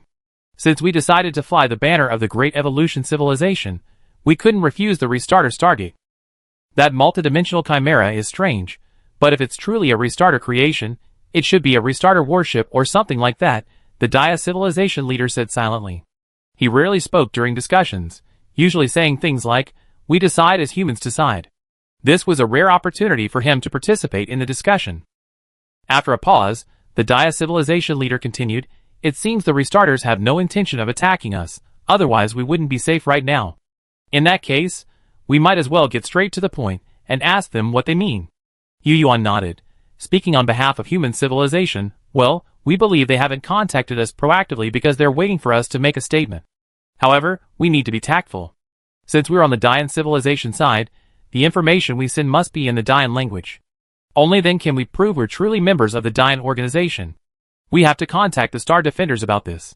The Star Defenders were created by the Dian civilization. They must have information in the Dian language." But as Yu Yuan reached this point, he realized the Star Defenders were no longer in the virtual hall. He was about to message that unreliable individual to come and draft a charter, when the leader of the Silver Heart civilization suddenly shouted, unleashing a Silver Heart curse. F***CK? Then he waved his pointed little hand, projecting a picture into the virtual auditorium.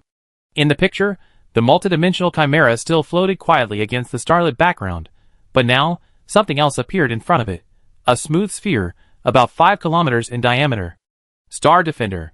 Yu Yuan took a closer look. It was the Star Defender, but the next moment, he saw something wrong and shouted to the leader of the Galactic Center Civilization, "Galactic Center Civilization, what are you doing with planes?" The Star Defender hadn't actually moved, it remained with its 4 fleets. It was just a problem with the Galactic Center Civilization's camera's perspective, making it appear as if only the Star Defender and the multidimensional chimera were in the picture. However, the leader of the Galactic Center Civilization didn't respond, but simply exited the virtual auditorium. Yu Yuan raised a brow, only to notice that the Awakener had also retreated. At this moment, the pilot in third-person driving mode sent him a message, "Master Yu, that multidimensional chimera seems to be constantly staring at the Star Defenders. We sense they're engaging in some kind of communication. We detected some traces on the cosmic membrane." The pilot continued, "Before this, we again felt a sense of being watched, similar to the last time we passed through the unknown civilization Super Stargate, but more pronounced. We believe it's that multidimensional chimera performing some kind of scanning of our 4 civilizations." Hearing this, Yu Yuan abandoned his futile discussion in the virtual hall and simply exited, switching back to third-person driving mode to observe. Yu Yuan had a feeling that the Star Defenders might indeed be communicating with that multidimensional chimera, or rather, the Dian civilization. Chapter 1539. The 4 civilizations of the Great Voyage Organization, like the human civilization and the Awakener civilization, attempted to use their own technological capabilities to determine whether the 2 sides were truly communicating, and then devise ways to listen. The Galactic Heart civilization also detected some clues, but the Dia civilization remained complacent, knowing they could not detect anything. But as a god-level civilization, how could a few civilizations easily hear if they didn't want them to? As for Yu Yuan, after entering third-person driving mode, he, like the other pilots, did sense a slight flow of membrane information, but it remained elusive. While everyone continued to listen and refused to give up, they all knew it was difficult to hear the conversation. If they truly wanted to know, they would probably have to wait until the conversation was over and ask the Star Defenders. But perhaps the Star Defenders themselves didn't know. Based on previous performances and this one, the 4 civilizations, the human civilization, the Awakeners, the Galactic Heart civilization, and the Dia civilization, had confirmed that the Great Evolution civilization was definitely able to convey some information through the Star Defenders, but the latter might not truly be aware. The Star Defenders' upgrades were most likely the work of the Great Evolution civilization. So, the emergence of the Star Defenders might have been guided by the Great Evolution civilization. Thinking of this, everyone suddenly felt they were still within the calculations of a divine civilization. Perhaps all of this was within the Great Evolution civilization's calculations. When they encountered the degenerate civilization, the Star Defenders' policy of forcing human civilization to remain hidden in the microscopic world might have been orchestrated by the Great Evolution civilization. Thinking of this, the leaders of several civilizations felt uneasy, but in retrospect, it seemed better than joining the Guishu or restarters. Now, the Star Defenders, or perhaps the Great Evolution civilization, have also made an appearance, effectively laying their cards on the table. They're determined to protect the 4 civilizations. This also serves as a cover for Yu Yuan's previous fabricated claims. So, what exactly are the god-level civilizations of this universe doing? Are they truly saving the universe? Or is there another explanation? Perhaps only a god-level civilization would know, just as a level 6 civilization couldn't possibly know that it was the Guishu that destroyed the galaxies within the KBC Great Void, or that they themselves perished at the hands of a god-level civilization's experiment. But regardless, everyone desires to know those secrets. From a fundamental perspective, humanity still hopes that those god-level civilizations are truly saving the universe, which is why they and the Awakeners are doing their utmost to eavesdrop. However, they heard nothing, only confirming that the two sides were indeed communicating. What's your situation now? In a place undetectable by the four civilizations, there was a clear flow of information. It seemed the two had reached a partial agreement, and were now speaking as if they were chatting normally. We reached the edge of the universe. The edge of the universe? Is there really such a thing? Can we really reach it? From a macroscopic perspective, our universe is indeed finite and infinite. Logically, if we keep moving in one direction, we eventually return to our starting point, just like a Mobius strip or a Klein bottle. But we can reach the end. What's there? Vacuum decay. What? Didn't I make it clear? Vacuum decay. This? Wait, let's take a moment. You mean, at the farthest point of the universe's expansion, at the extreme distance, or at infinity, where is the region of vacuum decay? Yes, we have caught up with the first ray of light from the Big Bang, but beyond that ray lies an endless expanse of nothingness. Our universe's expansion has long surpassed the speed of light, and spacetime has outpaced light. It's still accelerating, and we're trying to reach infinity beyond the end of light. So you encountered the vacuum decay barrier?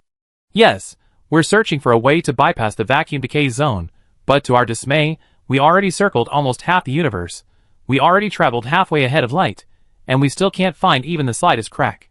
The more we explore, the more desperate we become. Be clear. Okay, I think we made it clear enough. Perhaps it's because we've been away from the universe for so long that our perspective and understanding of things are different from yours. Let's put it this way. 3 things. 1. One thing is certain, but the other 2 are still uncertain. We're listening. Okay, first, after passing the first ray of light, the rules of spacetime in that region are different from those of the larger universe. The warp rules are completely changed. It's not about conventional speed, but about the concept of the speed of light in that region, because the concept of light doesn't even reach there. So, it seems there's no speed of light there, and our arrival seems to have brought the concept of light there. Do you understand what we mean? Yes. What you're saying is that even if you're passing the end of light is just an illusion, even if you don't actually emit light, the warships and aircraft you carry will still have the perception of light, because they are matter, and matter is related to light. But there's no light at all in that region, so you haven't surpassed the first ray of light, but rather pushed it forward. Well, that's the second thing. We're not entirely sure, but we're definitely in front of the first ray of light. At least that's what we believe. Okay, so you're not just trying to tell us that space can't warp in front of the first ray of light? Of course not. That's just the established basic rules. It's a world without light, different from the lightlessness of the larger universe.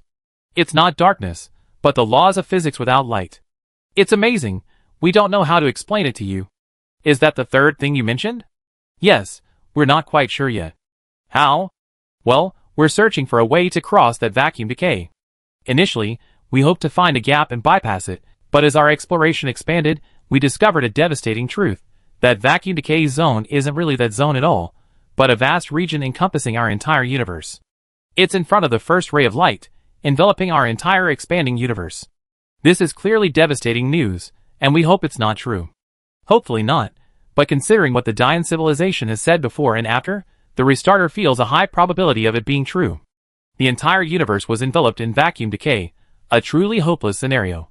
Even so, the Great Evolution civilization still sought a way to transcend it. However, that was vacuum decay, a vacuum decay that made it impossible to extract any energy. How could it be transcended? Besides, the extent of that region was unknown. Furthermore, if the vacuum decay region truly encompassed the entire accelerating universe, wouldn't that mean that measuring the universe would be impossible? Chapter 1540. Unable to complete the measurement of the universe, we cannot obtain the complete data needed to restart the universe. This is what the Dian civilization said. The restarter felt there was no hope of crossing the vacuum decay zone, so he began to communicate with the Dian civilization regarding this matter. Restarter, no hope, right? The universe can only continue to expand, otherwise we will definitely be swallowed by vacuum decay. Is this the answer you want to tell us? The message from the Dian civilization came from infinite distance. No, no, no, you still don't understand.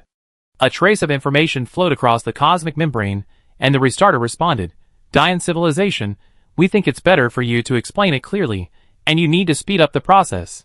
The Guishu people have already taken action, and if we delay any longer, we don't know how long we can persuade them. Dian civilization. Well, we have discovered that in the area beyond the first light of the Big Bang, there is vacuum decay caused by the uncontrolled use of various civilizations in the universe. It's caused by zero-point vacuum energy, but it's not entirely due to the uncontrolled use of zero-point vacuum energy. The message, seemingly flowing from infinity, paused for a moment before reappearing. Because we traveled through most of the universe, we discovered that if the vacuum decay zone truly encompasses the entire universe, it can't contain such a large amount of energy. In other words, the energy consumption of all civilizations since the creation of the universe alone couldn't create such a large vacuum decay zone. Then what's the cause? The accelerated expansion of the universe. Restarter. You mean the energy of spacetime generated by the accelerated expansion of the universe comes from the overall energy level of the universe itself? Dian civilization. Yes, the greater the universe expands, the larger the vacuum decay zone becomes. In other words, the longer the universe expands, the harder it will be to cross that zone and reach the extreme point of expansion. We like to be quick, but it's too difficult. We need some time. Trust us. So what are your plans next? Simple. First, we need to determine whether the entire universe is truly enveloped in vacuum decay. If so, we need to find a way to cross it and measure it from the very end.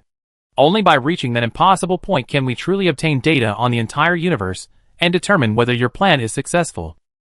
But you can't cross the vacuum decay zone, no civilization can. So we believe the best solution is to our universe.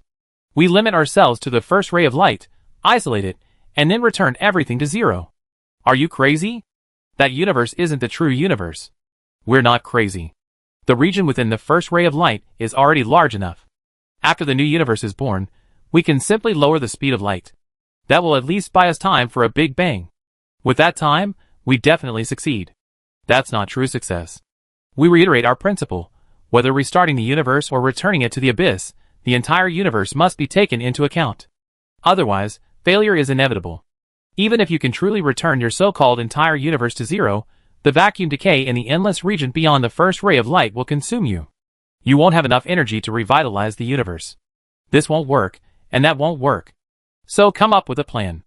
If the Guishu people knew this, do you think they still wait? We may be good-tempered, but our patience isn't infinite. So, please tell us how you plan to cross the endless vacuum decay zone beyond the first ray of light.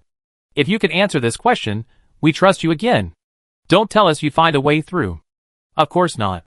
Well, it seems you're going to go ahead with your lousy plan without explaining it clearly. But first, you have to keep an eye on the Guishu people. That's fine. Go ahead. Phase transition. Phase transition? What does that have to do with you crossing the vacuum decay zone? Yes, phase transition. It does. Speak clearly. The Four-Force era has been going on for over 10 billion years. The universe should have entered the fourth phase transition long ago. Only when the universe fully completes the fourth phase transition and enters the era of the 5 fundamental forces can the vacuum decay generated by the entire universe be neutralized. Although the energy level of the universe at that time will be relatively low, it will at least be more reliable than your method. This is because the new universe will have completely new rules, and new vacuum decay has not yet occurred. Moreover, the 5 fundamental force universe is actually more stable than the 4 fundamental force universe. We have already deduced this, and we have sufficient data. At that time, we can take advantage of the early environment of the new universe to cross the previously insurmountable old vacuum decay zone, reach the true cosmic bubble, and complete the measurement of the entire universe. The message from the Dian civilization seemed to come from infinitely far away. They seemed to become very excited at this point. Then, we will find a way to escape the entire universe, jump outside the accelerating universe, and work from the outside. Only by absorbing energy from outside can we truly save our universe. Restarter. The 5 elementary force era? Great, great. So you were the ones who invented the fourth phase transition. Dian civilization didn't seem to refute, simply changing the subject. Don't think we don't know why the guy wanted to intercept the infinite microcosm. Restarter was silent for a moment, then finally said, They are too idealistic and refuse to listen. They insist on reducing the macroscopic dimension to the microscopic, and even dream of using the microcosm as the macrocosm and reopening a secondary microcosm. We can only unite with other entities to eliminate them, but unfortunately, they still escaped, leaving the entire universe's infinite microcosm incomplete. Die civilization. So, restarter, stop. None of us knows what's happening outside the universe right now, so everything you say is unfounded. Die civilization. This is one of the purposes of our cosmic measurement. We will prove to you that our universe actually emerged from a chance energy fluctuation in the endless void, which took the form of the Big Bang. The magnitude of this energy fluctuation in the void determines the maximum expansion of the universe. Given the magnitude of the initial momentum, our universe may have emerged from a positive fluctuation wave crest. There are other positive fluctuation universes outside this universe, and of course, there may also be negative fluctuation universes. They all arise and perish in the endless fluctuations within the boundless void, forming an infinite multiverse. All we need to do is find one of these universes with the same rules as ours and absorb their fluctuation energy to save our universe. After a pause, the Dian civilization recounted one of their latest discoveries. Perhaps our universe has now collided with a fluctuating universe within the void. Both of our universes are rapidly expanding in infinite inflation, but that universe may be older than ours, so its overall energy level is lower, perhaps even reaching the stage of total vacuum decay. The vacuum decay zone we see beyond the first ray of light may be the result of the collision of these two universes. Well, it's like two wave crests of different heights meeting. Our crest is higher, so our overall energy is spontaneously transferring to their universe.